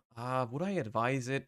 I would probably not main deck it, because I think it's a little bit too weak going second right now. But if it's something you want to do when you go first, play around Nibiru and zone lock them, I think that could be something. You have to be aware of, though, that like, even if you have a Crossout and you go for the zone lock, they could still have something like Lava Golem or Sphere Mode. Not everyone is doing Nibiru against the zone lock, right? Some people are doing Sphere Mode and Lava Golem, so you'd have to be very confident that your opponent is not playing one of those cards. Like, if your opponent's playing a deck that needs its normal summon, then I'm a fan of that, right? If your opponent is playing, like, I don't know, what deck can't play Lava Golem or Sphere Mode? Like, Sprite could probably not really do that. So, like, against that, I think Crossout is pretty good. Crossout is decent. You can cross out their Kashtira starter. In the mirror match, Crossout has additional applications. I don't hate the idea. Yeah. I don't think that's terrible. I don't think it's like the insane meta breaker that's gonna make Cash good, because I'm gonna be honest, I think with Kashtira, it's like, overall, the problem is not that it, I guess it sometimes is the problem that it loses when it goes first, but for the most part, I think Kashtira also struggles. Like, the mirror matches feel a little awkward. Going second can feel awkward into a bunch of decks. It's a good deck, but I don't think it's like a Hail Mary solution to the format. If my locals is not heavy on Kashtira, would you say Book of Eclipse would be a better side deck choice? What would you replace for it in the main? I think if your locals does not have many Kashtiras, you should not play Book of Eclipse at all. You definitely don't main deck Book of Eclipse then, no. You're much better off playing cards like regular hand traps then. Thoughts on Crossout main and branded? I mean, if you're that scarred by Ash Blossom, then you can do that. Do you like September 2011? It feels like a more complete format with counterplays to Raikou and Caius in the form of Valor and Warning, and a lot of archetypes that have more support. I love 2011 as well. 2010 and 2011, like, Leo Boss, thank you for the 4 months. I'm gonna be honest. the only reason I'm playing and enjoying Edison so much at the moment is because it's so popular, right? I really enjoy that when I go to a tournament and I bring my Edison deck, I will find someone who has a deck for the format. I like a lot of other formats as well. Like the 2011 Tengu Plant format has a lot of really, really cool decks. And if that was the most popular one, I would also be very happy with it. It's just that Edison is more popular, and I think it's kind of pointless if I now go to YCS London and I bring a bunch of 2011 decks, but no one else has one. Right? So that's why I'm always so keen on bringing like Edison decks. But I also think 2011 is a great format. During a regional, it's maybe a given to include them. Yeah, if you're expecting more Kashtira's at a regional, you want to prepare for it. Like, the way you build your decks does drastically change on what metagame you're expecting, right? If you're expecting YCS meta, that's different than your locals or your regional scene. It's always a factor in how you build your decks, or it should be. Because a lot of people just copy decks from a YCS, and then they wonder why they don't work at locals, but then, like, you know, no one's playing Kashtira at your local, so, like, why is there Book of Eclipse in your deck, for example? Is there a chance that Kashtira will not be the most represented deck in London Top Cut because everybody is preparing for it so much? I think of the sheer representation numbers, I think it will be the most represented deck in Top Cut. Or maybe very close to it. Like, the thing is, just by the sheer number, it's going to have so many mirror matches that, you know, like, they're just going to get forced through by sheer representation, I think. And it is a good deck after all. It's not like, it's not complete trash and only gets there by representation. It's a combination of the deck is strong and it has a super high representation, right? I feel like very often in card games, the stats sometimes over-represent how good a deck is, because let's say hypothetically there's a deck with an overall 60% win rate, and then there's another deck that has an overall 70% win rate. And in this hypothetical scenario, let's say those are the only two decks in existence, right? The only two decks in existence in this example are one with 60% and one with 70%. Of course, that's not possible because if, you know, that they would not, that doesn't add up, but let's just assume. In that scenario, why would you ever play the deck with 60%? You would always pick the one with 70%. And that would result in that deck having like 100% play rate, because so it's not representative of its actual, the actual difference between 60 and 70 isn't that high, but like then everyone would choose the one that's slightly better. An even better example would probably, if there's only two decks and one is 49% win rate and the other one is 51. That way it also adds up with the numbers. One has 49% win rate, the other one has 51. So they're really not that different. But of course, everyone trying to play the best deck would play the 51%er. Like, why not? Like, the difference is marginal, but it's there.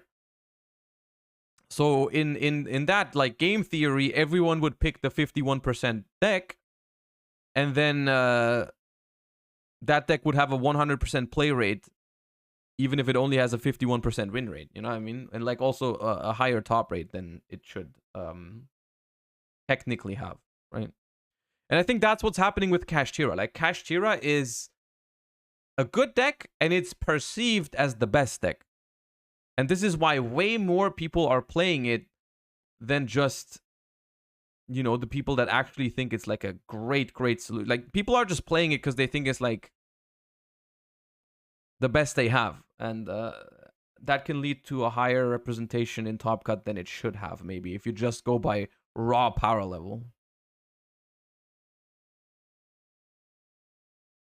Some people will make their decision based on other reasons, but for the most part, people just pick what they think gives them the best chances, right? Which card would you like to own in a specific rarity? That's a tough question. I like a lot of the old school stuff. Like, there's a lot of old, like, ultimate rares and whatnot that I don't have that I think are really, really cool. And some, like, champion pack holos. But maybe the number one card that, yeah, maybe the number one card that I regret getting rid of is my ulti swap frogs, which I don't have anymore. That comes to mind, yeah. Yeah, or a certain legendary magician of dark that we will not talk about.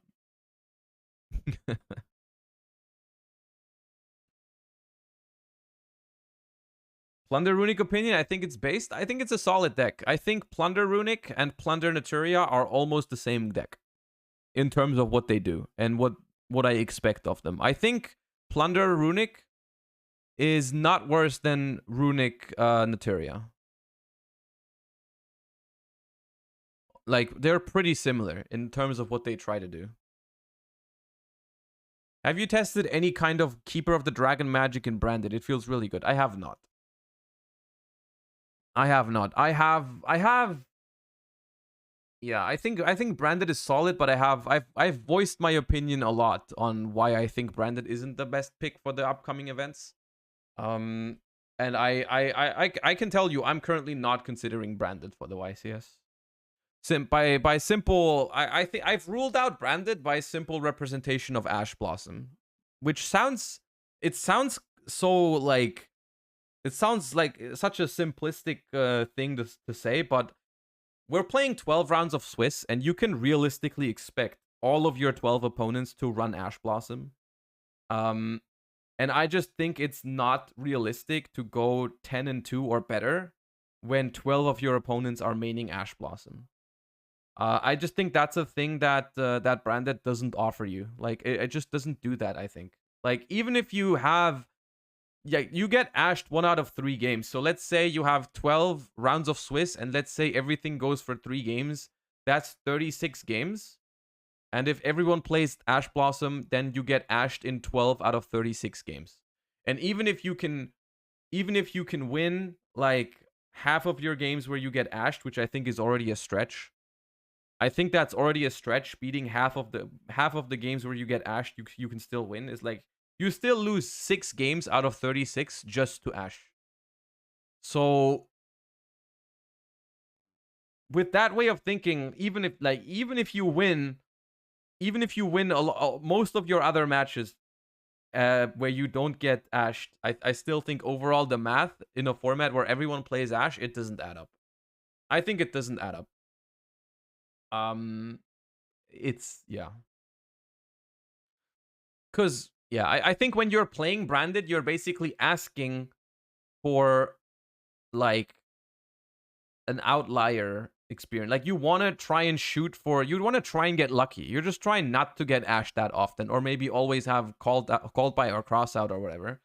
But if you also factor in other cards like Barrier, Anti-Spell, Grave of the Super Ancient Organism... Or just the games where you don't draw Branded Fusion, right? I mean, 36 games in Swiss, you're not drawing Branded Fusion 36 games, right? So, like, if you factor in all those things together, I think Branded has too many games that it just doesn't win, right? It just has too many games that it cannot play in out of the 12 rounds of Swiss. And I think that's why I ruled it out. That's why I ruled it out. I do think Branded has some other stuff going for it. Like, for example, I think Branded is... arguably, if Branded Fusion resolves, the strongest deck in the game right now. And that gives you a lot of ease in all the games where you don't get ashed, right? Whenever you don't get hit by a Floodgate or Ash Blossom, you're like big chilling, right? Your deck it's so comfortable to just sit there and be like, activate Branded Fusion, and they say, yep. And you're like, okay, well, I can play. I'm probably winning. Feels good, man. I'm like, it has some perks, but I feel like I'm maybe in that sense too much of a logical thinker to just bring Branded, because I'm just looking at the numbers and I'm like, it just doesn't do it, I think. I don't think it does it.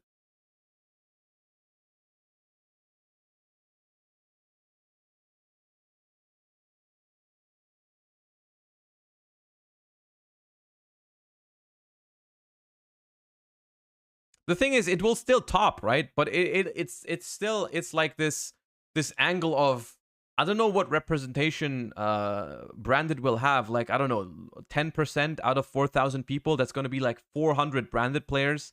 It's like one of those 400 Branded players, or a bunch of those 400 Branded players, will probably end up not getting ashed very often, or probably just end up getting through to top 64. Surely, right?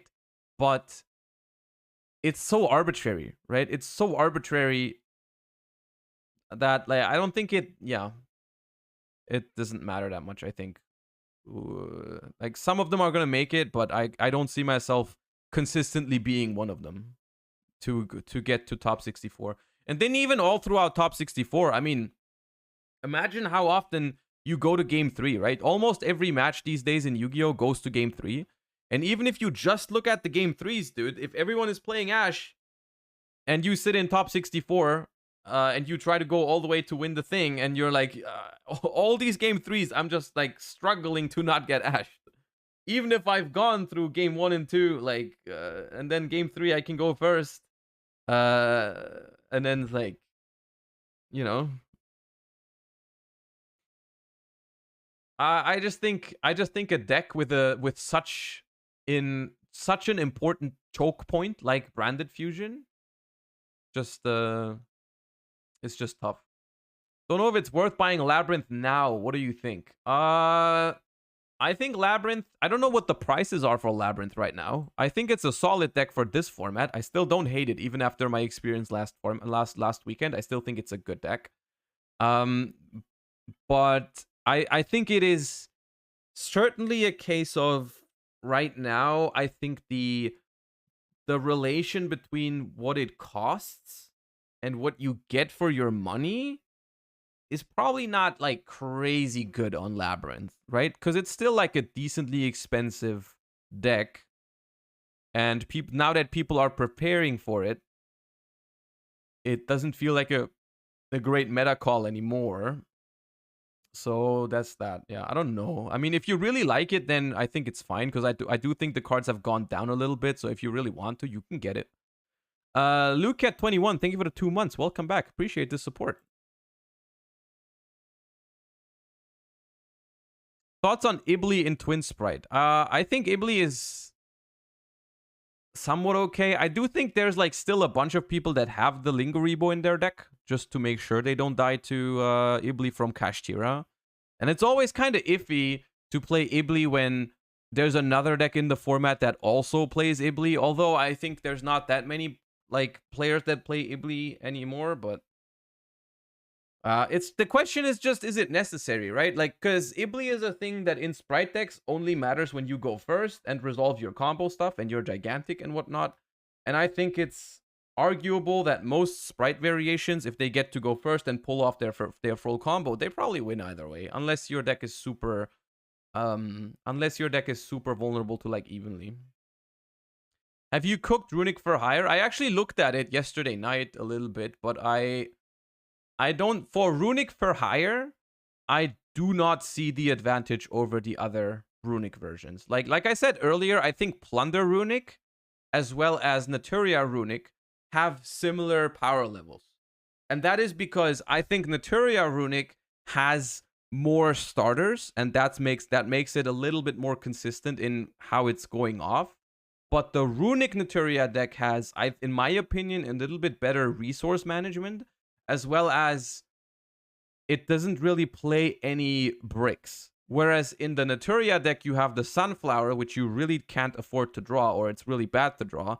In the Plunder deck, if you draw one of the bad Plunders that is not a tuner, you still get Blackbeard, and that's still something, right? Your play with Blackbeard still does something, whereas in Naturia, your bad draw is just a bad draw, period. And that's why it kind of balances out overall. Like Naturia has slightly more broken starters, whereas like Plunder is a little bit more balanced, consistent overall. They're both fine. As far as Fair Hire goes, I think Fair Hire just combines the negatives of both, right? Fair Hire only has 6 really good starters, which is the Dinosaur guy and Fossil Dick. Those are the only ones you like. 1 Runic and I'm good to go, right? All the other Fair Hires, no matter which amount you play, they only work in combos of multiples, right? Like I draw a Rafale, that only works if I draw another Fair Hire. Beat, same thing. All the other one-offs, same thing. It's, you know, like that. I think that's just, and I don't see the upside, right? I don't see the upside, but because if I'm full comboing with Plunder, because you can, like, in your mind, you can just switch out the 6 Plunder tuners with the 6 for hire good starters, right? It's the same thing. If I draw 2 runics and one of these, I'm winning with all of my runic decks, right? It doesn't matter what I'm pairing runic with. If I draw 2 runic and Camellia, I'm good. If I draw 2 runics and Rex for hire, I'm good. If I draw 2 runics and a Plunder Tuner, I'm good. But like, what if I don't? What about the other games? And that's where the builds are different from each other, and that's where for hire absolutely has the most bricks, is the most vulnerable, and just it's a cool deck, but I don't think it's better than the others. Like, I don't see the advantage. Frogosaurus, thank you for the 6 months. Do they play around Nib even? They don't even play around Nib, no.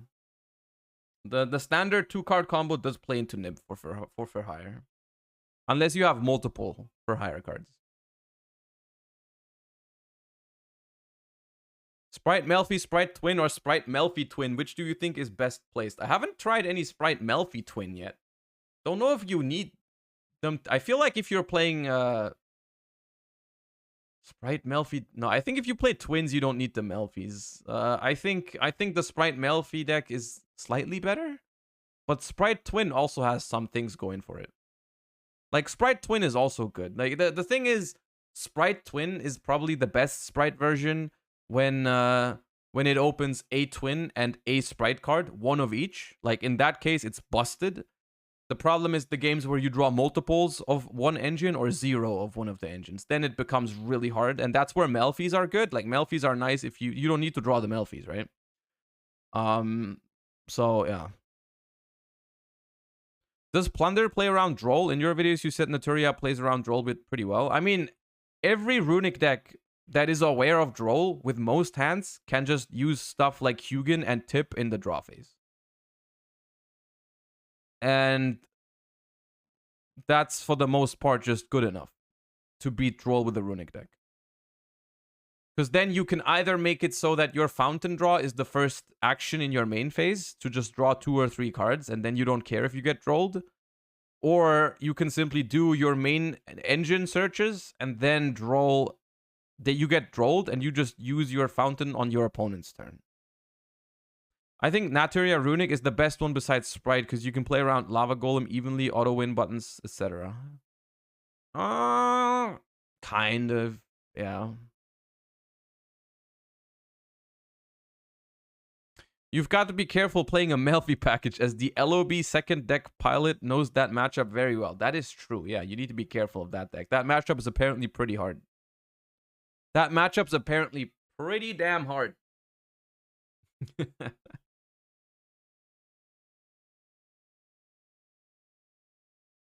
I'm attempting my first ever regional in Berlin in April with Earth Machines. I'm super nervous. It's gonna be fun. Don't worry. And best of luck.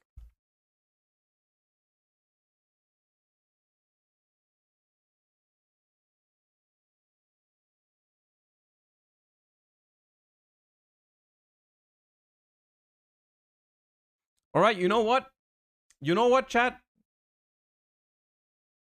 I feel like chat is getting a bit silent right now. What about we spend the last hour with this? Why not? If there's any more questions, we can still do it. Huh? Why not?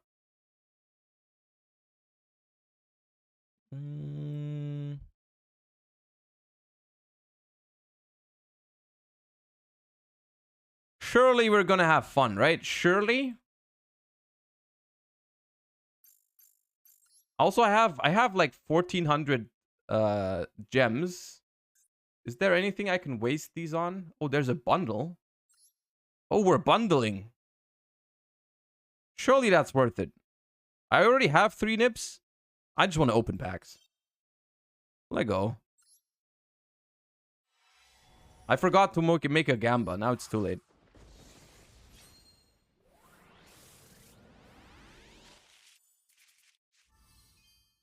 Earth Charmer, I already have that.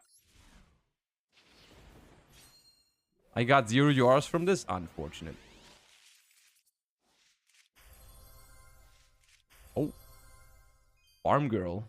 And Gravekeeper's Supernaturalist. Oh yeah, my camera is in a bad spot for this. Hold up. Nope, wrong. Wrong. Whee.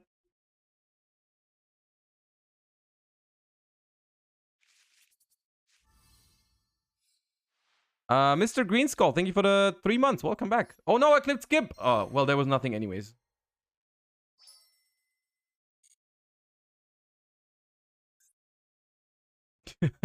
Skip jump scare.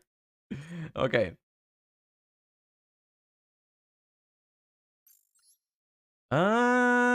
We are in Diamond 2. We would need 5 wins. Well, I only have Sprite decks. How's it looking? Looking good.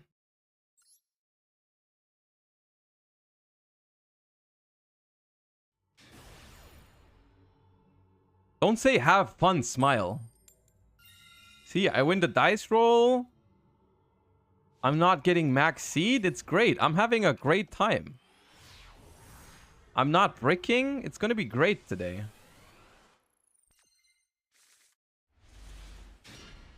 All right.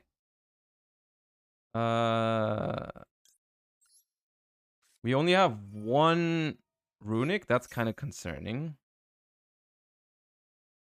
I guess we could just grab Fountain. Let's just grab Fountain. We draw runic with Cap Shell. There's Max C gone. See.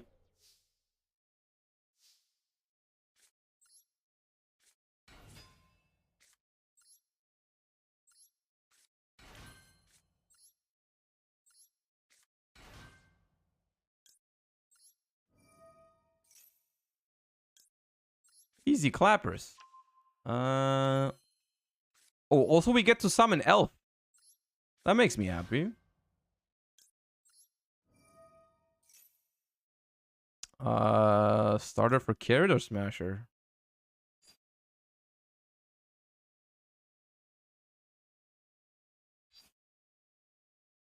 Let's go starter. So we go Gigantic here. Summon Hyperia.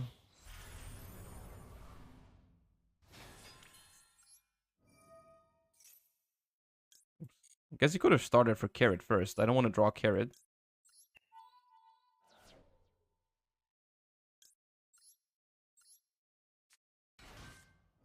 But I'm gonna draw a runic anyways. Yeah. Order lol.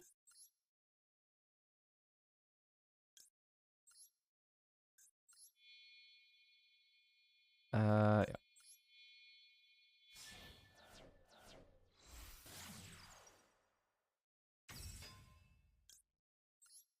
I'm gonna chain the starter to the Cap Shell. Do we play IP in this? We do play IP because we can't make Gin Buster.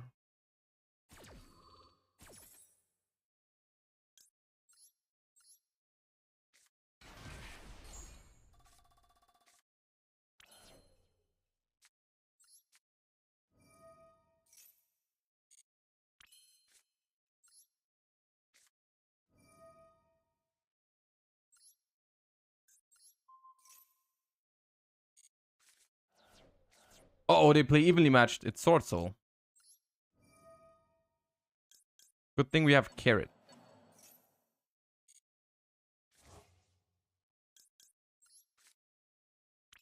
No runics.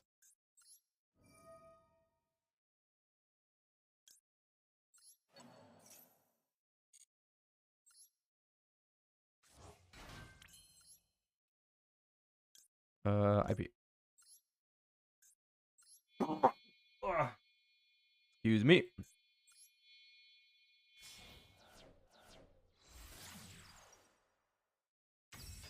Thank you.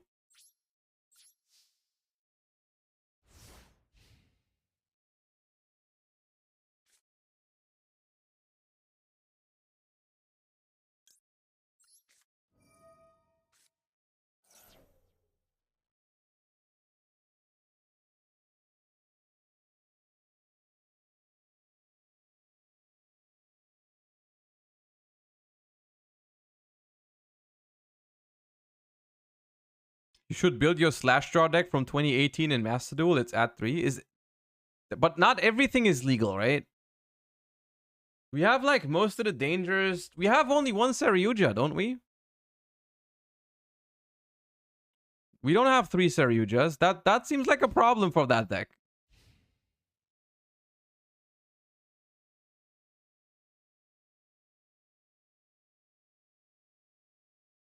I don't think that's possible with one Saryuja because you need that very simply. No Maxi in the main to play around Called By with Elf? I mean, I had Carrot for Called By. I was thinking of talents, but I don't think it matters. I'm usually, when I'm playing Master Duel, not spending that much time thinking. Unless it's like a tournament. If I'm just laddering... Oh, hello.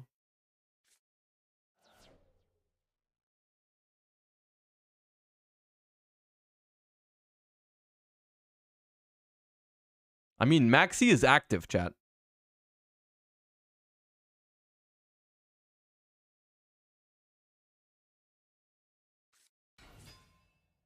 Mo Yi.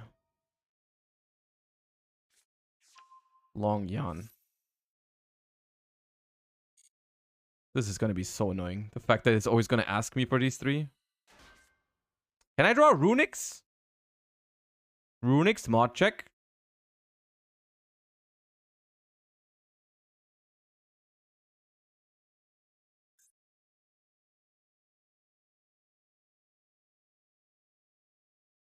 We never draw enough Runic.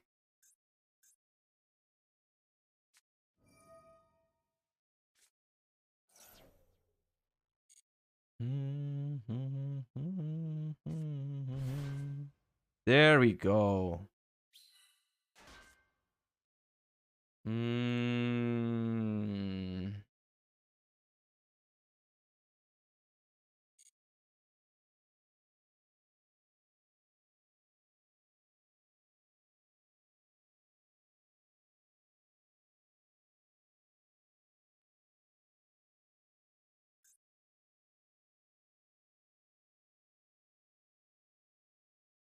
Can you activate Longyan in the graveyard under Dark Ruler? Like, can you activate the effect even when no damage can be dealt? Or can you just not activate it? It doesn't matter, but just random thing I had on my mind.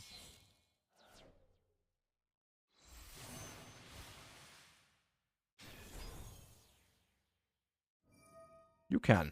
All right, interesting.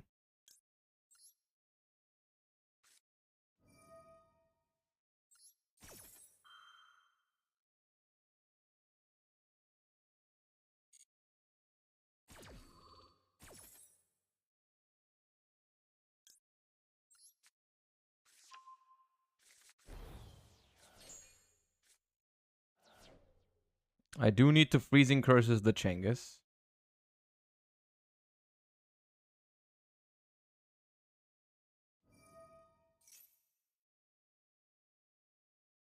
Nope.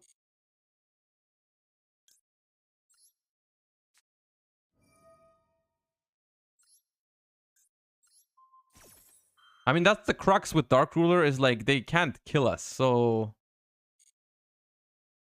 it's kind of GG's. Holy shit, what did we banish? Ash, the second Long Yan. Do we go for 2 now? I think so. I don't need to greed it and hope we get to activate the spelling. I'm fine. Yeah. Alright, maybe we do get there, chat. Maybe we do get there. Woo!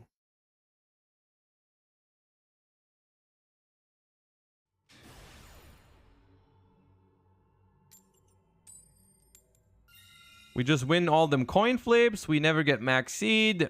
Easy ride. End of stream. We're there. No problem. We get there. Only 4 more, chat. Surely. Surely. Hand is naughty.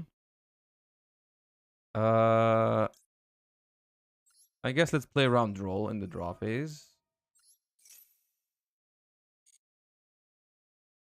Grab.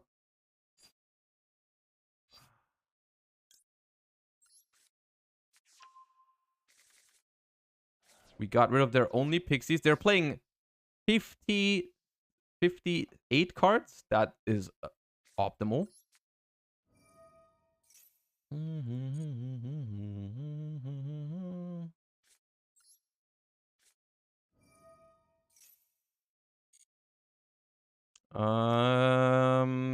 Blue into jet. I kind of want to have red in case of Ash. But blue into red doesn't seem awesome here, but I feel like that's fine.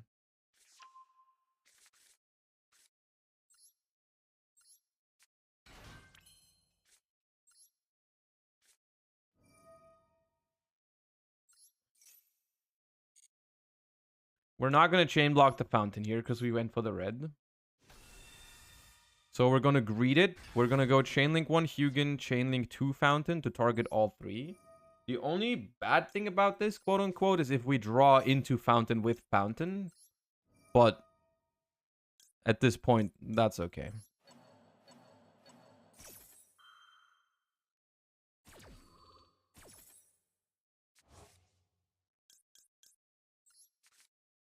Never punished. Never ever punished. Normal summon Hyperia. You're not supposed to. You never discard tip. You always keep that tip for next turn. No shot you discard tip.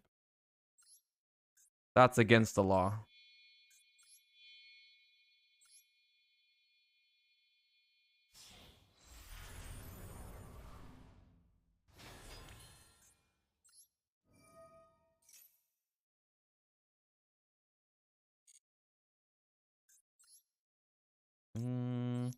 So here we can go Hyperia. We can go Cap Shell. Or we can go Jet. Hyperia, Cap Shell draws us 2 cards total. Jet gives us a Smasher. Drawing 2 or having Smashers. I think since we already have the strongest defensive runics we can draw, I'm gonna go for the Jet here.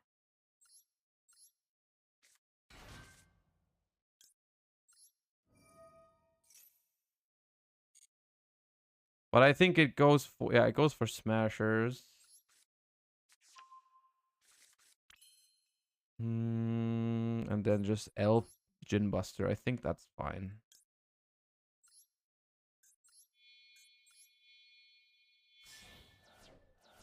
Like, you can do stuff with this hand, like commit to another fountain and whatnot. I just think that's not necessary. It looked like they had Nib, yeah, because they were asked on Gigantic Effect. And to be honest, they should have probably used it.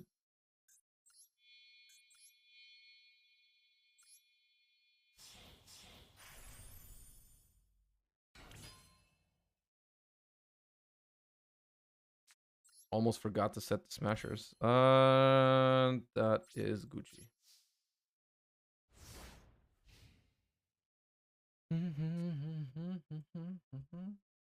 Am I supposed to fountain immediately so I have a freezing curses ready?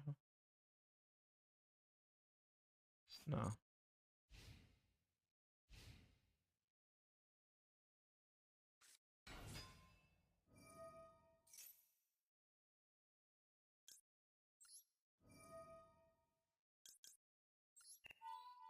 Agent Sprite based.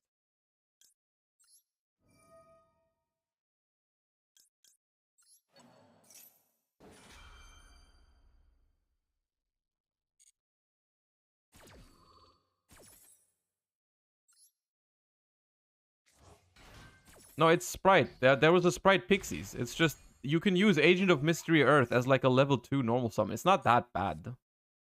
More tips. You love to see it. I'm never complaining about tip. Special Jet.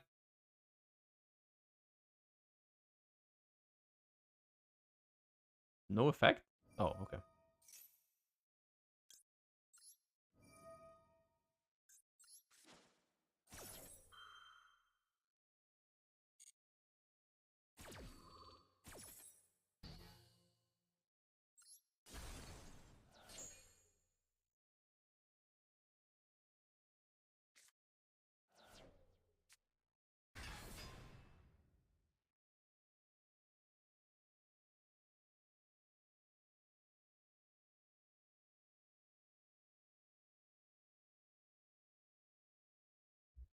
What the hell is that?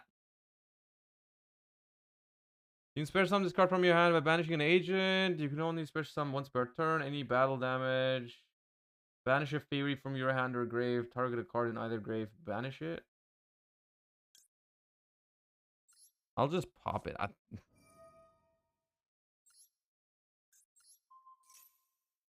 They might go Barone otherwise. We've banished a second jet and Maxi. Fountain right now only draws one. We don't want that.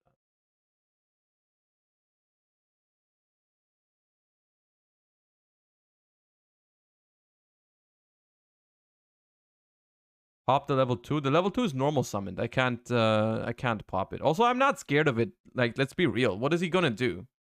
Like, I don't need to smasher this agent if they... Yeah. I'm just gonna go for a slumber.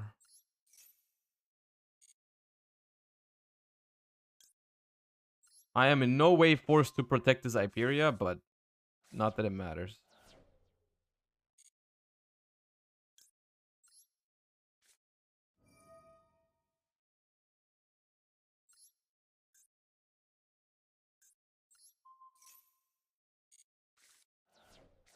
We hit a shine ball. Nice.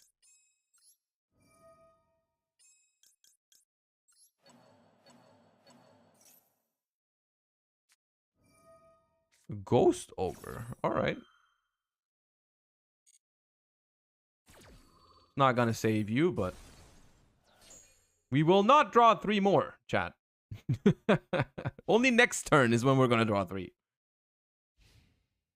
Unfortunate for us.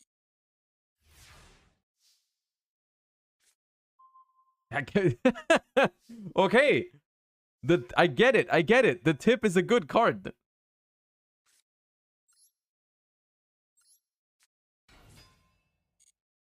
Oh, I clicked no. Okay, not doesn't matter.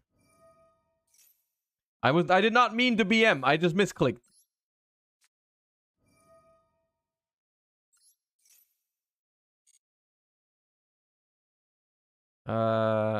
We could actually go for like the droplet dispelling combo, but I think it's just slumber.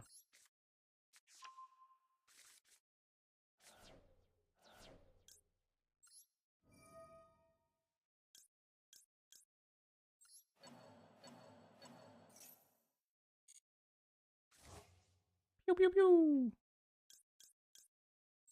I always wonder why people still play in these spots. Like, I mean, I'm not to be rude or anything, but like, why? This game is omega over.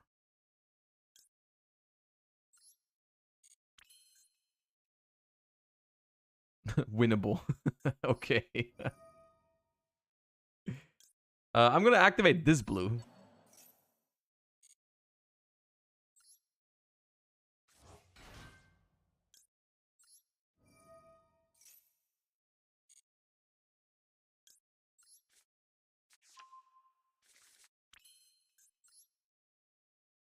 I don't know.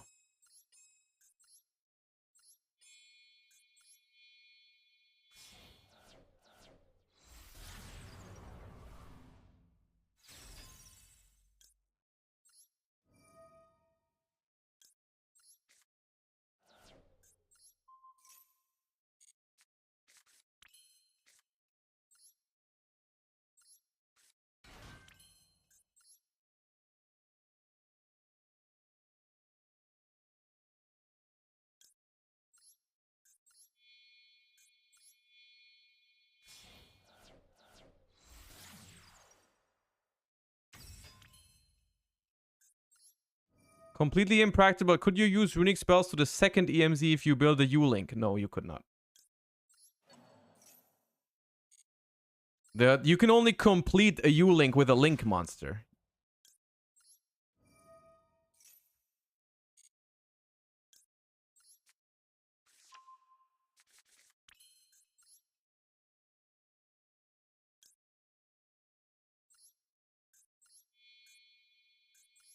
The thing is, I can't possibly make it faster because I don't have a battle phase. I mean, I could not do all this, but...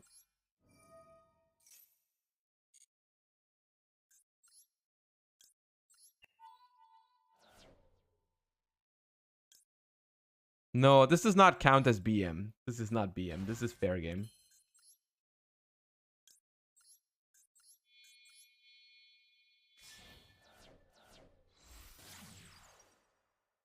This is normal runic sprite gaming.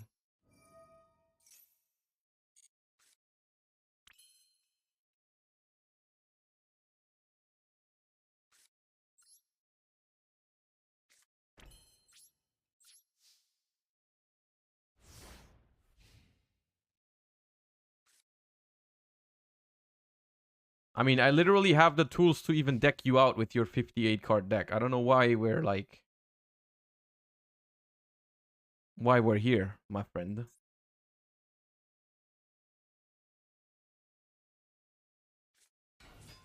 Okay, yeah, never give up. Never give up. No effect. Alright, noted.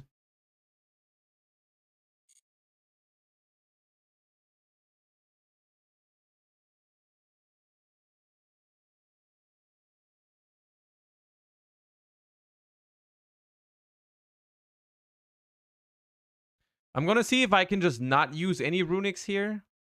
That way I can attack next turn. Because we can probably do 7,500. Right? Because if Dark sticks, we can get his Hyperion. Okay. Why did... okay. Well, okay. Oh, we're level 100. We finished the pass. All right. That took a while. 3 more.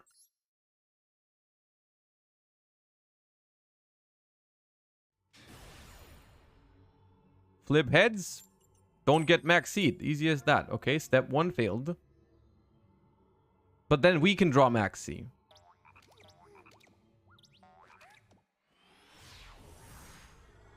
All right. No, okay. Still a good hand. Surely not a crazy combo deck that's gonna regret that. So I'm gonna regret logging into Master Duel. All right, a runic deck based.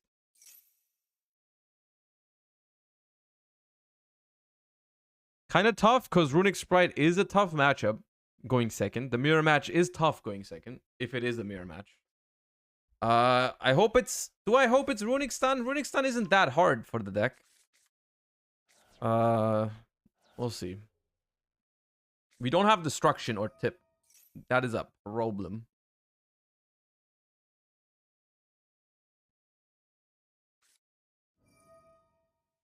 Okay.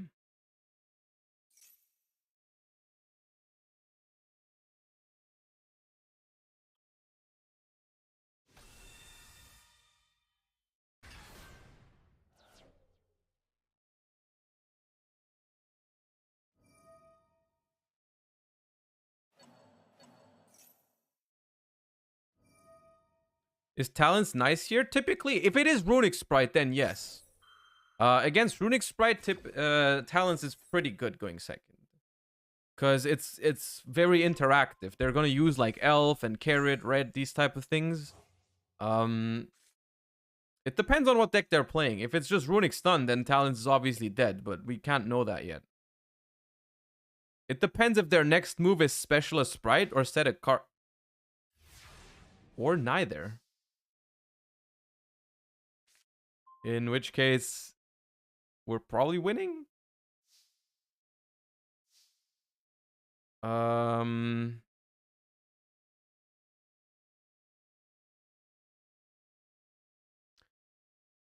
is the obvious concern.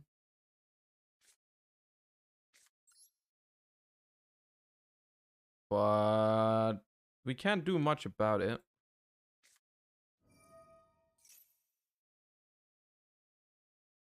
No Maxi either. Oh, interesting. In that case, let's grab a jet. And activate the effect. And see what happens. I feel like you have... yeah, okay. You have to have that. Annoying.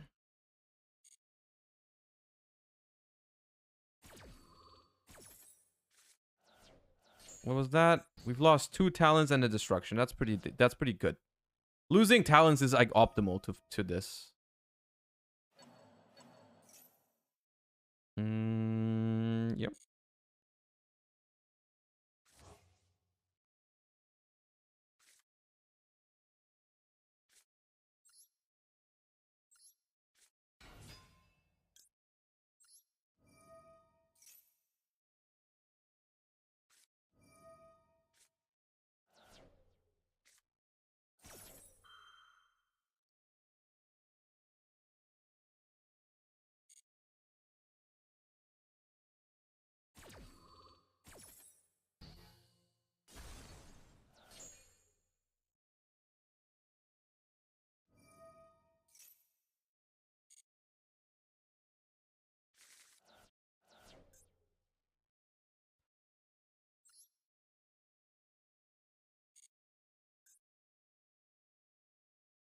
Okay, we milled both fountains.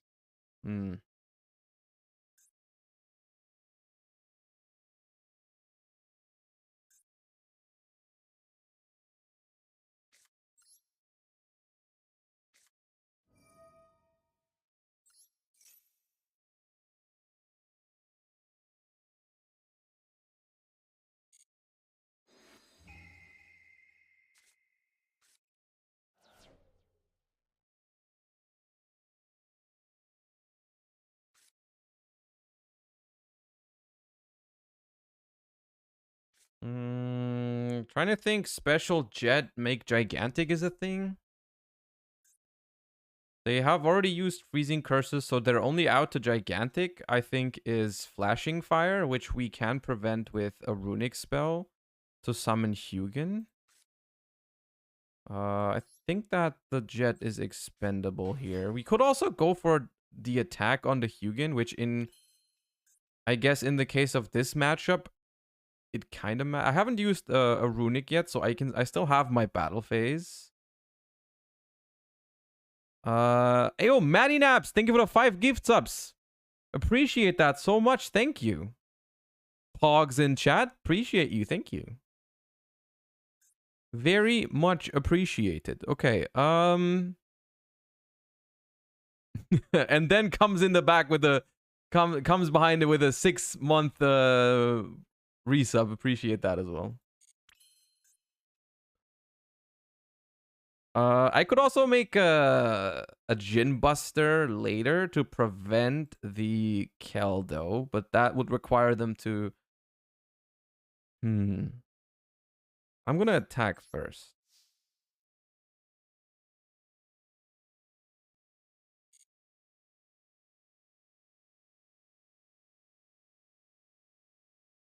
I'm gonna attack first. Are we still talking about the YCS? We're currently trying to reach Diamond 1, but if you have like a question, I'm not gonna ignore you. If you want to ask me something, go ahead. Okay, main phase 2. Special Djinn Buster. See, I think it's better to go gigantic first.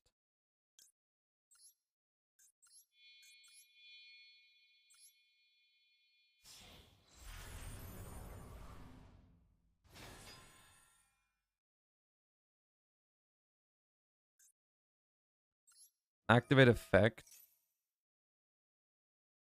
Oh, not this again.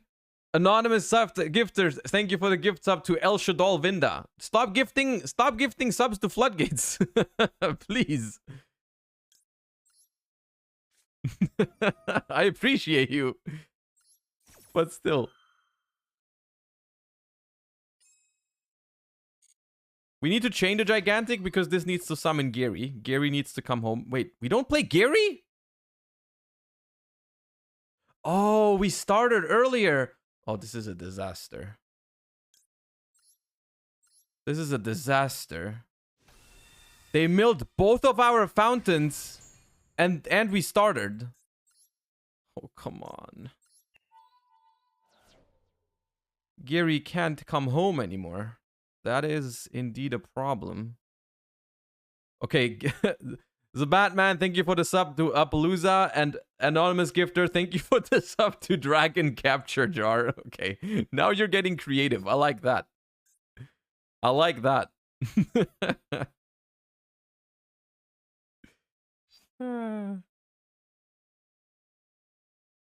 Let me get Hyperia. Does Urabi have a sub? I mean, go ahead and again find out. I don't know. Oh, come on.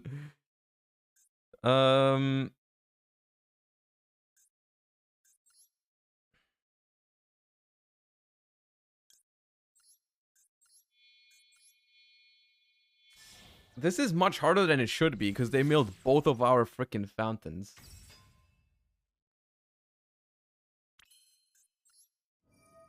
There you go. There's the gift sub to you, Raby. Now they have one.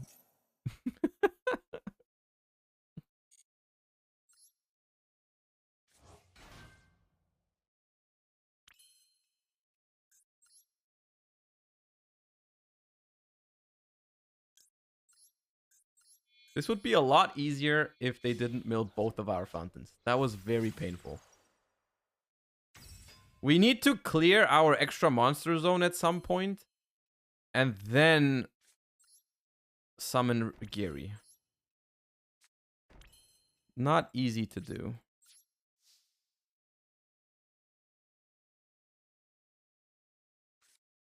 Of course. They have destruction.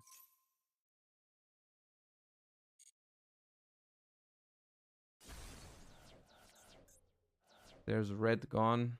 That's bad.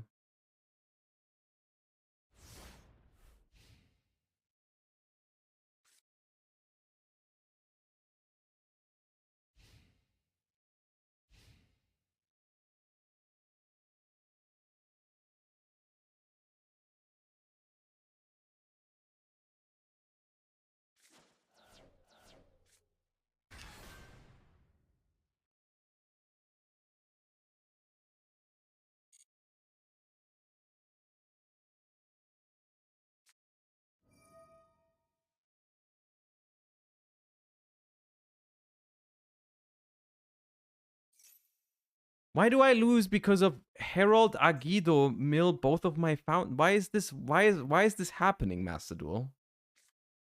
Why am I losing an like this matchup is auto win? This deck should never be able to beat me.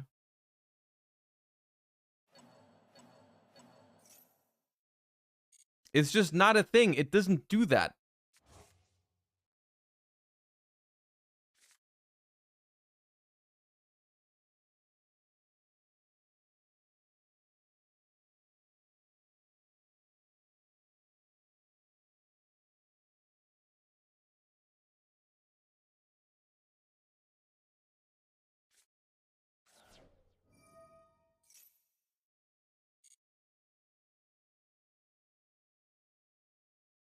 It's the Batman. I appreciate the effort. Thank you for the 2 months. Welcome back.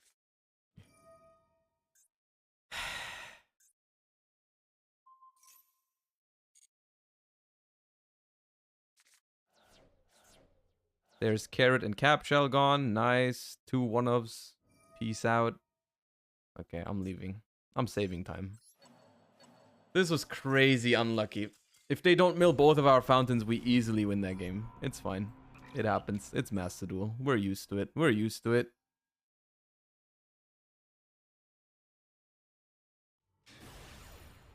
What deck are you leaning to for the YCS? I won't tell you which ones I'm considering, but I'm between like 2 to 3 decks right now. Not too many different options that I figure are valuable. I think you can figure it out because all the things I've said, all the advice I've given you was honest advice. I think you can figure out which decks I like and which decks I don't. Let's just say that much. Oh god damn, Master Duel.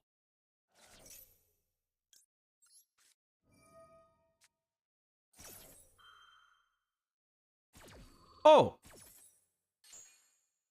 Okay. I forgive you.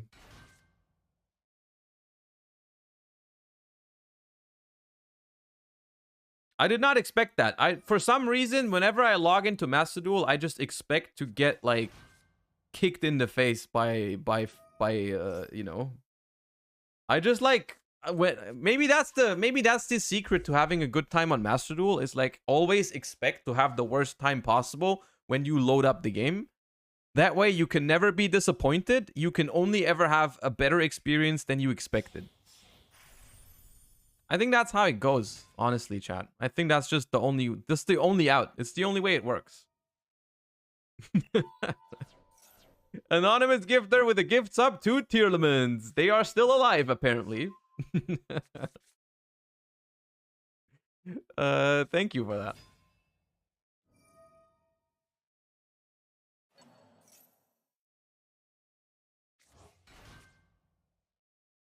All right, they are apparently not aware of Maxi's effect.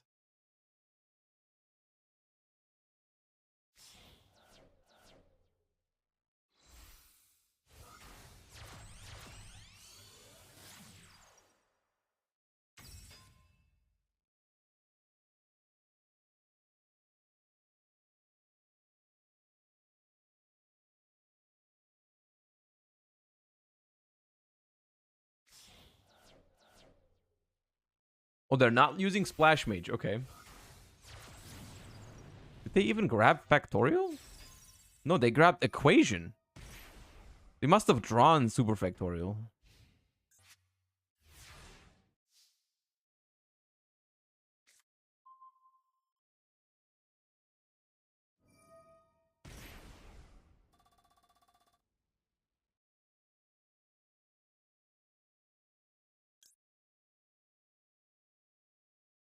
I'm almost tempted to Freezing Curses this because I have so much. But I kind of also just want to go Battle Phase. But nah, I don't think I will. Okay, now we're being a little unreasonable with the gifts up to Azathoth. That's taking it a little far, okay? Chill, dude. That's not cool.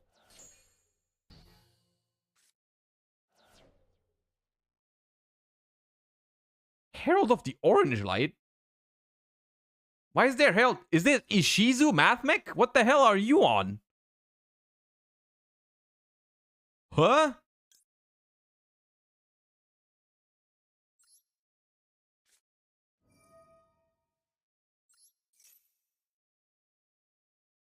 I'm doing all this in draw phase, by the way, because I think there is an actual chance that Mathmech plays...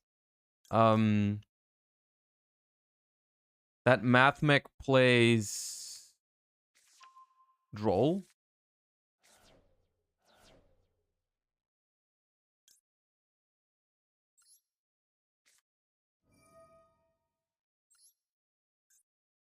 Force the Super Factorial, that way we don't lose that much stuff to it.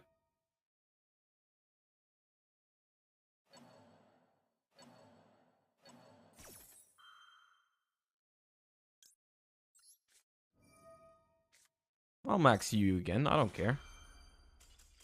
Peace. Peace, dude.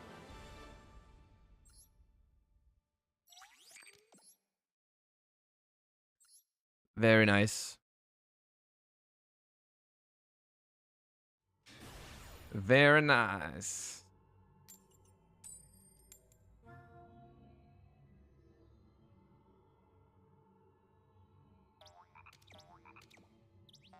All right, yo, chat. We're so close to a 1K Andy. Any primers? Any free primers so we can leave for London with as a 1K Andy for good luck? Huh? Begging. The moment we hit 3 more wins, it goes downhill. Yeah, kind of.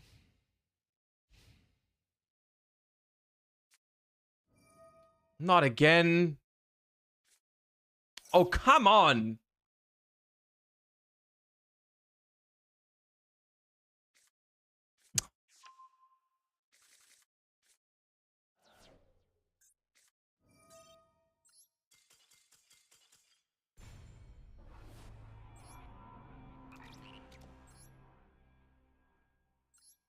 Rogyan, 10 gift subs. You're insane. Appreciate that so much. Thank you. Actually making it happen. Ixshipai, thank you for the 1 gift sub as well. Thank you, guys. Making it feel a little less bad to just surrender against MathMech, dude.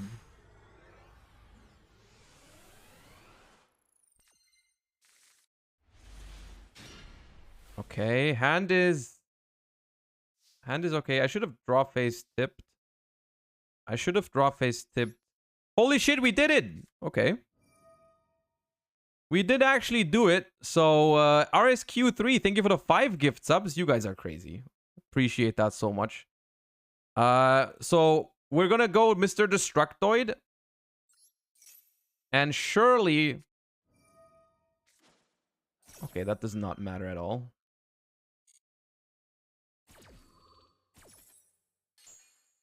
They probably thought that would negate it, but it did not. Let me grab a freezing. Normal summon cap shell. Special carrot.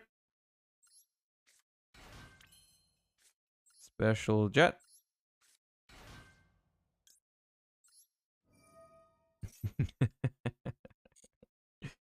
It's all Jover now.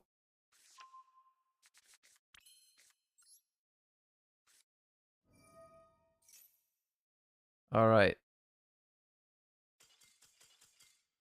Yo, thank you again. I'm not gonna set the sub goal any higher because that was the most wholesome goal. I'm not asking for any more today. That is more than enough.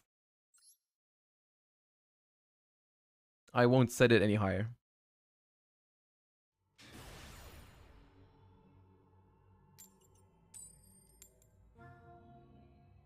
Yeah, nobody sub.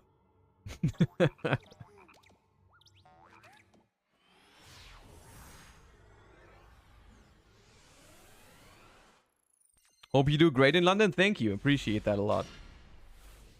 I will try my best. Uh-oh.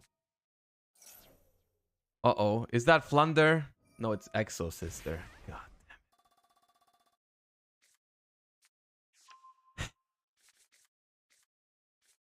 Okay, why is sub number 1001 a subscription to Vanity's Emptiness? Why is that a thing now? What, like...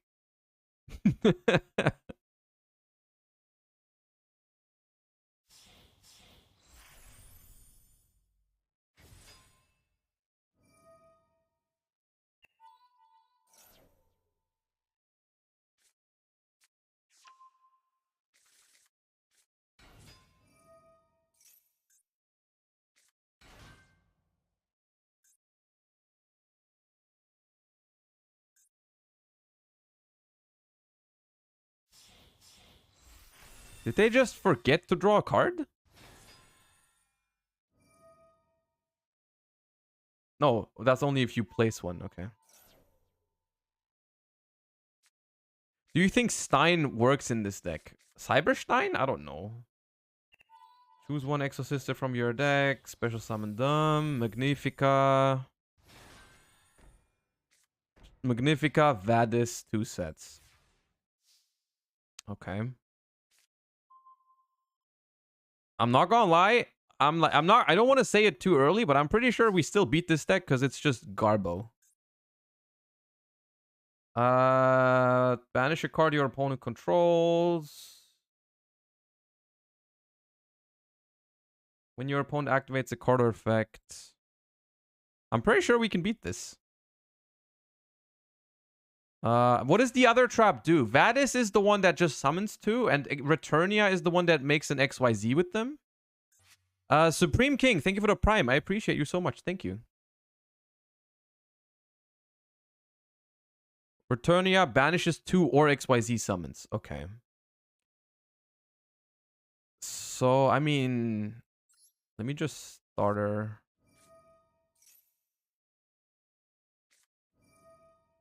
Okay.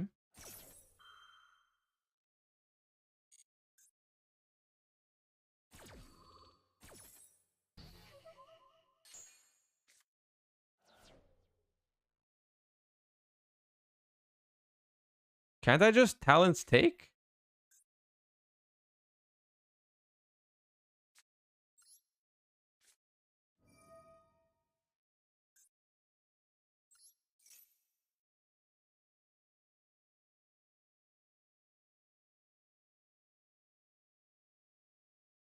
Bro, you had Ash, Shifter, Martha. You had Ash, Shifter, Martha. You cannot lose.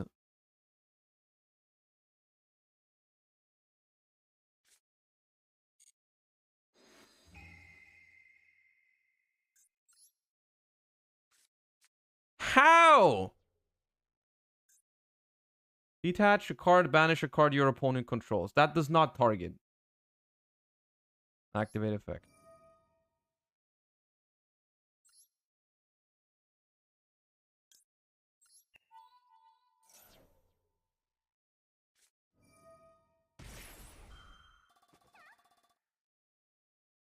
Okay. So, can't I just banish the set card now and it's completely over?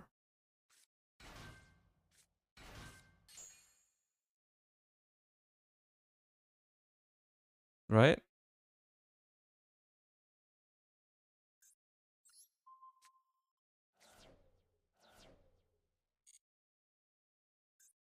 View control. Can't I just go like...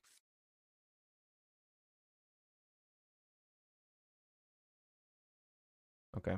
Normal summon Cap Shell. Special summon Red. Go to attack. Battle phase.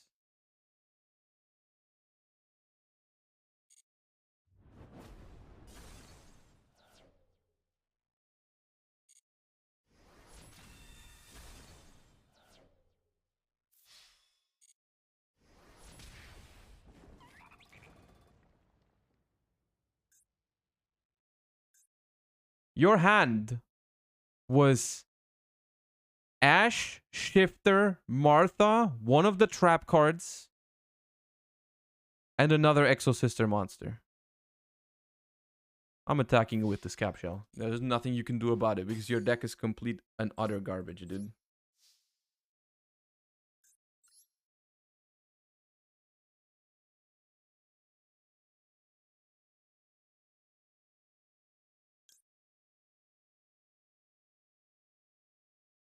I'm gonna Elf, I think.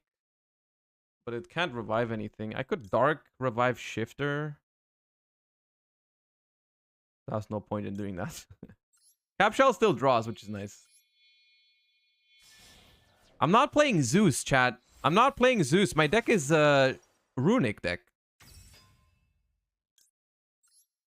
It won an MCS? Okay, go figure. Hello.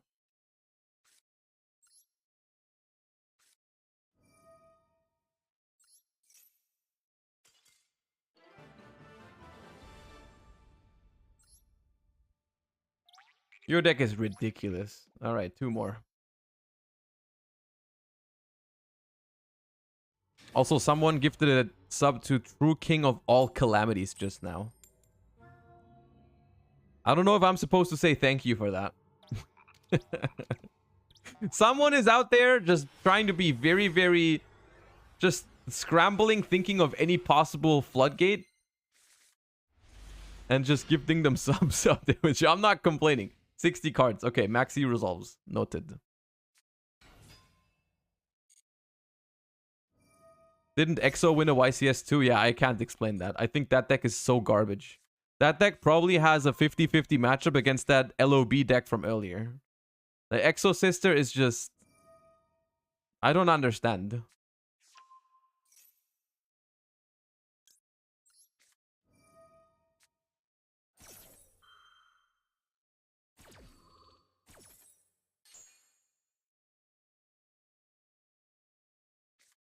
LOB seems favored. Yeah, maybe.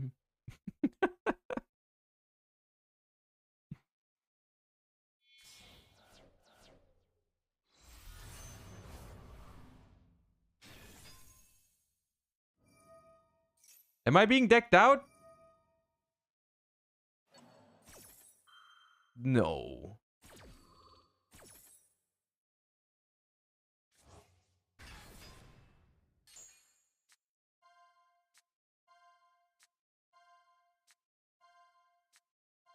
They didn't hit any Ishizus. They didn't hit anything. They can still make zombie vampire, but so far we're looking okay. Famous last words. I'm not running any other hand traps. Okay, they still didn't get any Shizu. They did get an Adamantipator though.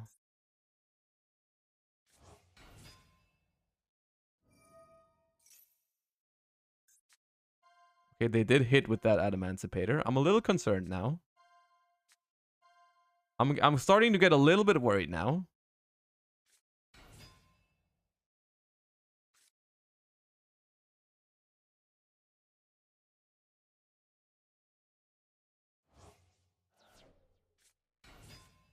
Gigantus. Oh no, that's Block Dragon.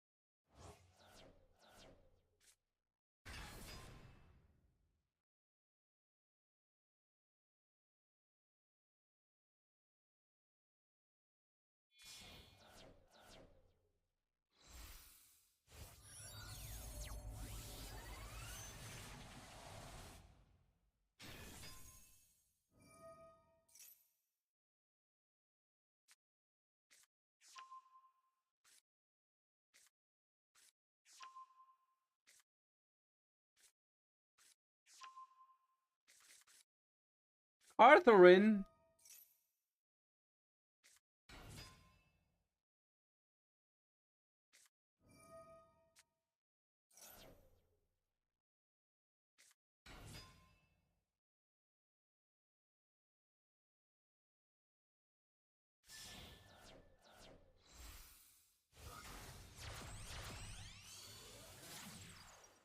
Oh god, they can also my Maxi. I'm in shambles. How many more is it? 19. Can they really get there? Can they really get there?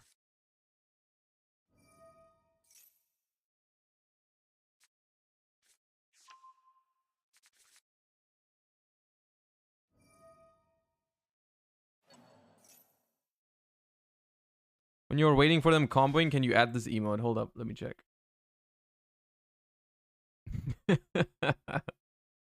Sure, there you go. Summon update, summon transcode, summon back update, summon access code has been enabled.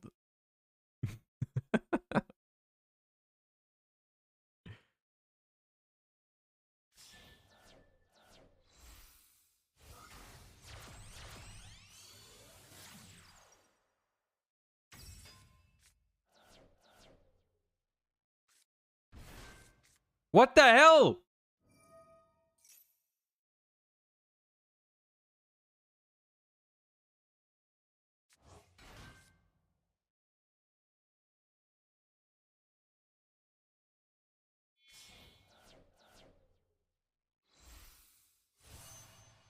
What is this?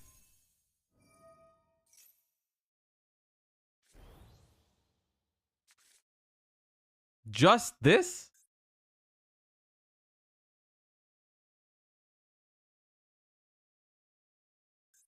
Did you draw a smoke grenade?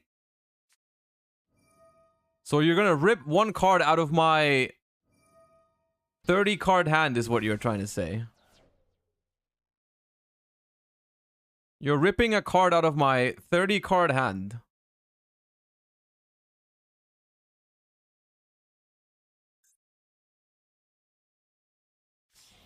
That didn't even work.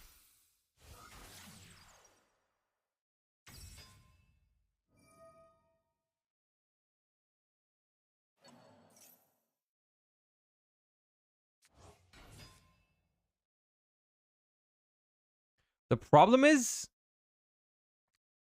if they get us to like, if they get us down to like 5 cards in the deck, it could still be a problem.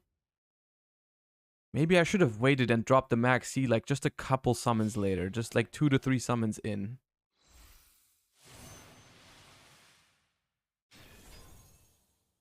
Chang Ying, can they block Dragon again?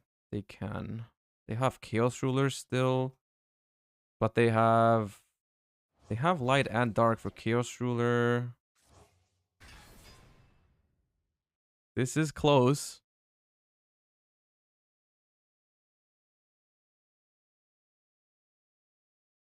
Even 2 cards left in the deck, you probably win. Most likely. We'll see.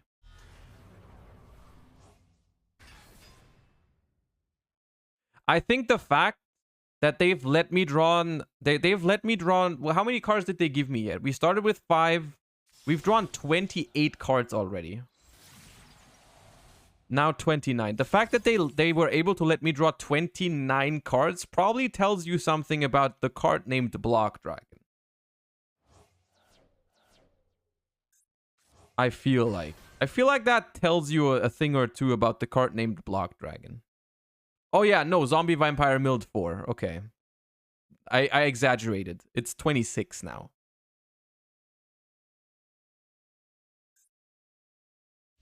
End phase, Pog. Okay, nice. Woo! Another tip. Okay. No thank you. No effect in the standby phase.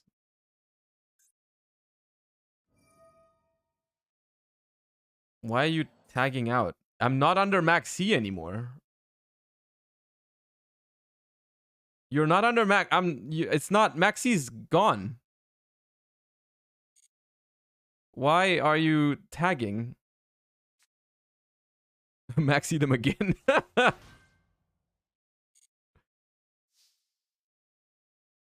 Okay.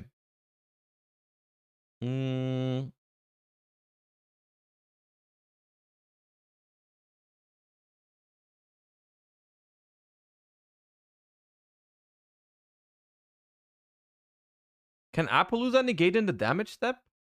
Yeah, because it negates the activation, right? Yeah.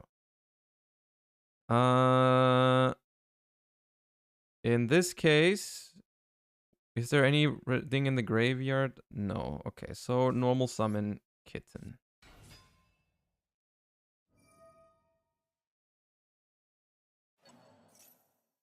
Summons IP?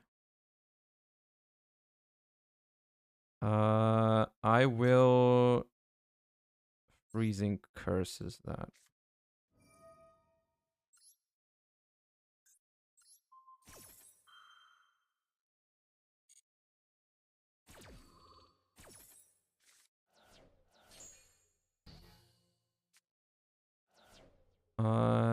Then we special summon blue here. Special red, I mean. Special blue. Oh, we can Talon's Take now.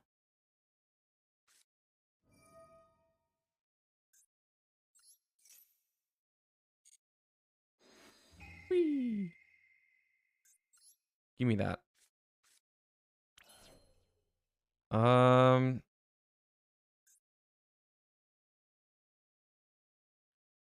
Rock monsters you control cannot be destroyed except by battle. If this card is sent from the field to the graveyard.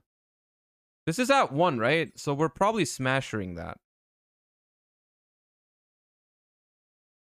Activate, wind up Kitten, target elf.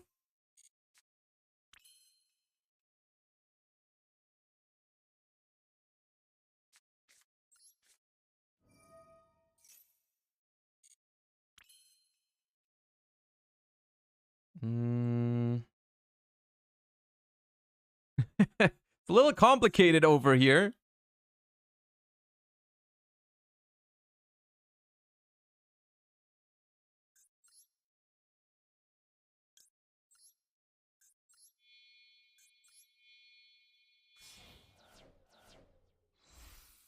Why would you activate Fountain over Fountain? I didn't do that. I still have the Fountain in hand, the other one.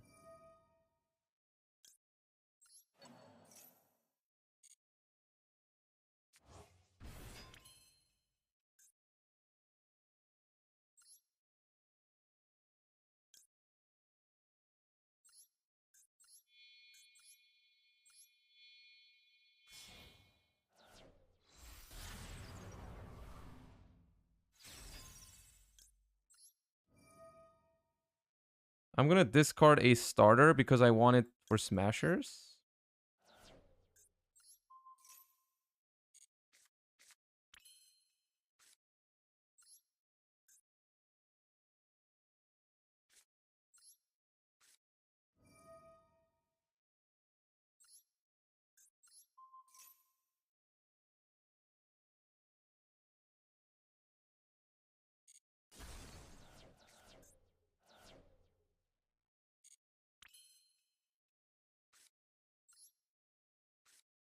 This is very convoluted. The problem is that I kind of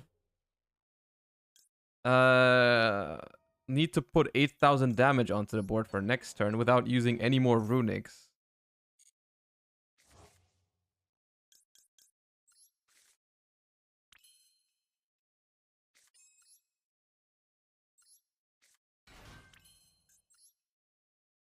I mean, we have some more time. Can't you deck him out eventually? It would have to happen in 4 turns, though. 29 cards in 4 turns. It's not easy. Carrot.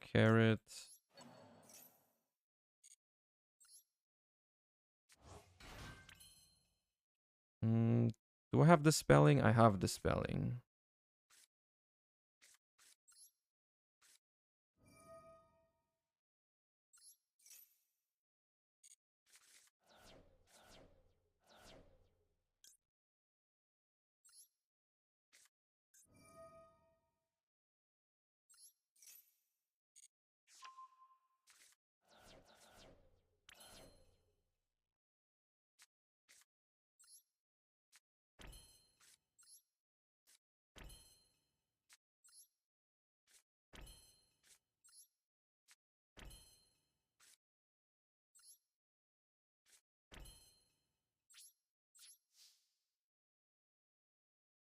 Discard 11 cards from your hand. Okay.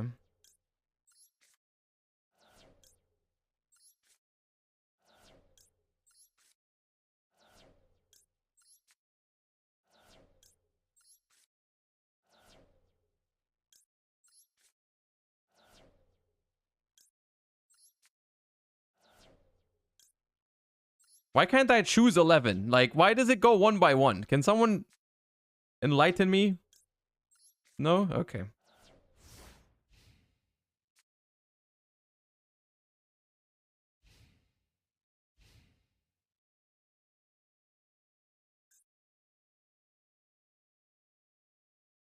So if they do nothing, do we have 7,400? The Mahe? Elf. Bring back. Okay. Can Kitten bounce? No, only face-ups. Okay.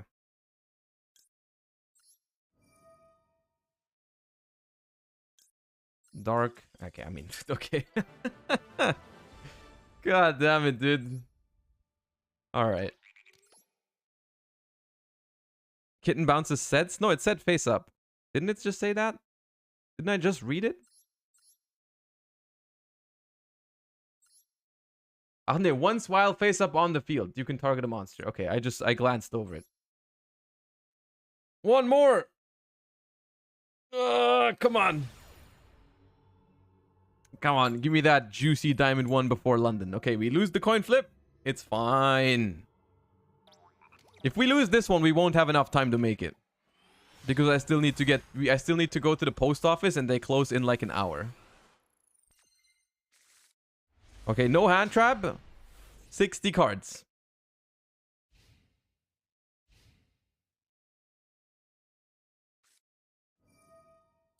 Branded. Not that bad. Could be worse.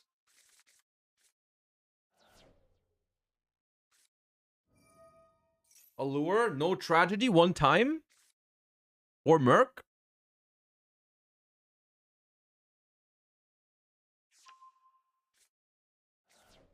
That was Edgem Chain, right? Okay. Okay, they have branded fusion access. Okay, okay. Could be worse though. I mean, the hand's okay. Double Hyperia is not ideal, but I mean, tip starter jet, it's a hand. It's a hand. They discarded branded in red. That's kind of worrying. Albion. They play Retribution, of course, in 60, so that's just free. That's probably why they pitched it in the first place, to be fair.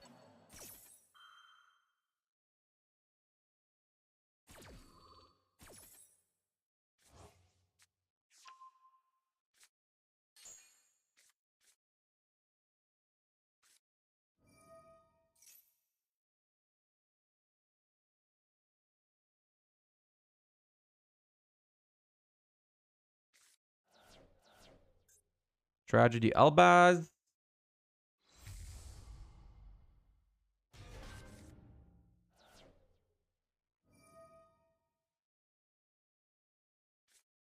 This card is second branded fusion. What do we know from their hand? Only the branded in red so far, right?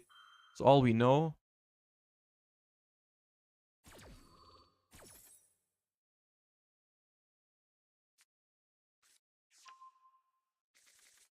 Oh, and Poly. Yeah, there's Poly. True.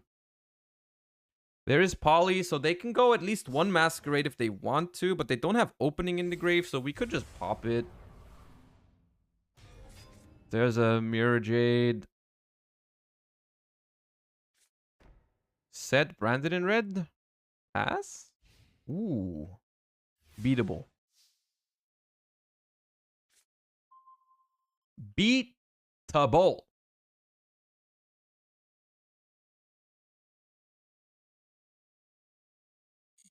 If there's no Maxi, of course. If there's a Maxi, trouble is ensuing.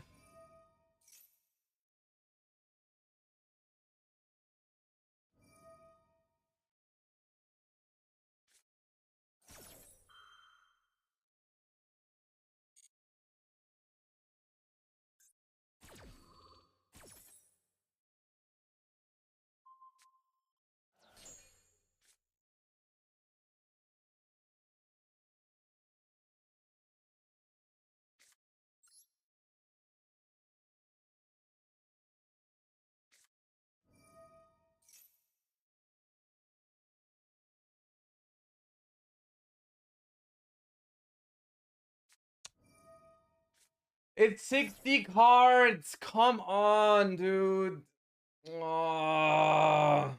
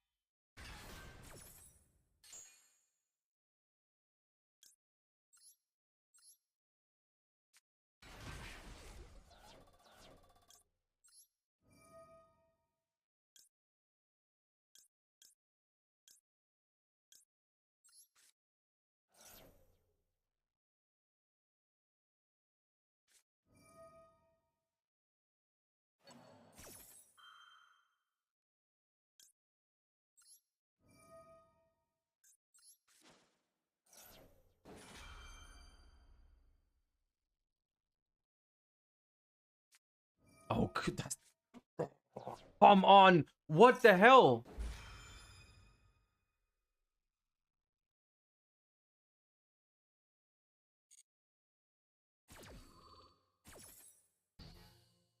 I mean, the Chimera can't do anything now, but like...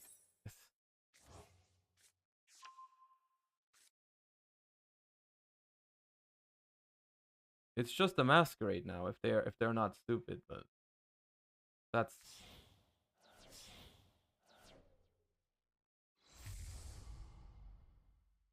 So ridiculous.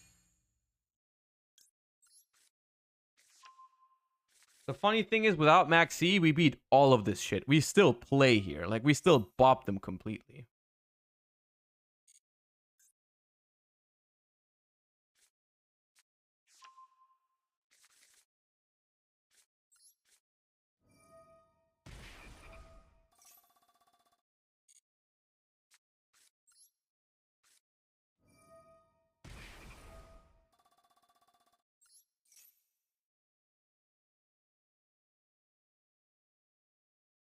You have another response? What on earth?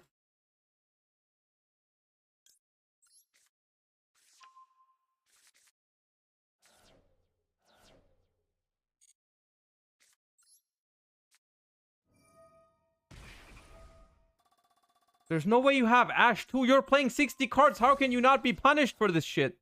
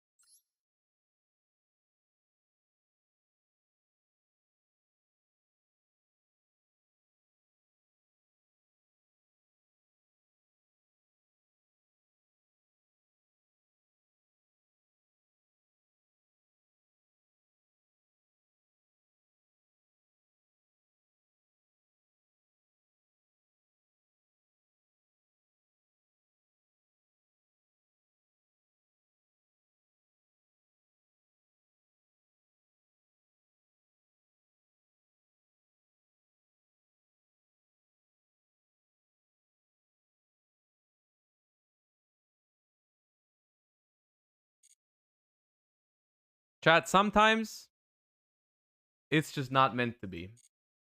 Sometimes everything lines up perfectly. You know, it's like you have like 5 minutes left to stream. You queue up into the rank up game. Your hand is beautiful. The matchup is supposed to be an easy matchup. Everything lines up perfectly. And then the universe just goes ahead and just tells you no megalo. All right? Sometimes that's how it be. Sometimes that's what we sign up for when we play this card game. Anonymous gifter gifting a tier 1 sub to Maxi. All right, that's really okay. You had to do it to him. Okay. Well, chat, it was not meant to be, but you can clearly tell I tried my best. I tried my best. We had a couple of good games today, actually, but that last one just kind of, you know, is what it is. Anyways, unfortunately, this is the last stream of the week because I'm leaving very, very early for London. And I will hopefully see a bunch of you there. I hope you don't miss me too much. I hope you'll still be fine. I will be back as early as next week. Xkenver, thank you for the 5 months so much. I just want to say, even though only 2 streams this week, I hope you enjoyed them. I hope you had a good time today and yesterday. I hope you have a great week. I hope you have a great week. Thank you so much for all the support on the recent streams. Thank you so much for all the follows, all the subs. I hope you enjoyed the streams. I hope to see you guys either in London or next week when we'll be back to streaming. And I will, yeah, I'll see you guys at some point. Let me see who we can raid. Let me see whose day we can make today. anywhere I can, any Pog plays I can send you guys to. I can just send you all to Farfa as per usual. All right, I'll send you guys over to Farfa as usual. And once again, I'll see you live again next week. Or, you know, if anyone sees me at YCS London, feel free to come up and say hi. Hope everyone has a great time, whether you're at London or not. If you're not going, enjoy the stream. Either way, hope you enjoyed. I hope you enjoyed. Thank you for all the support, and I'll see you next week. And bye bye, peace. Thanks for watching. Bye bye.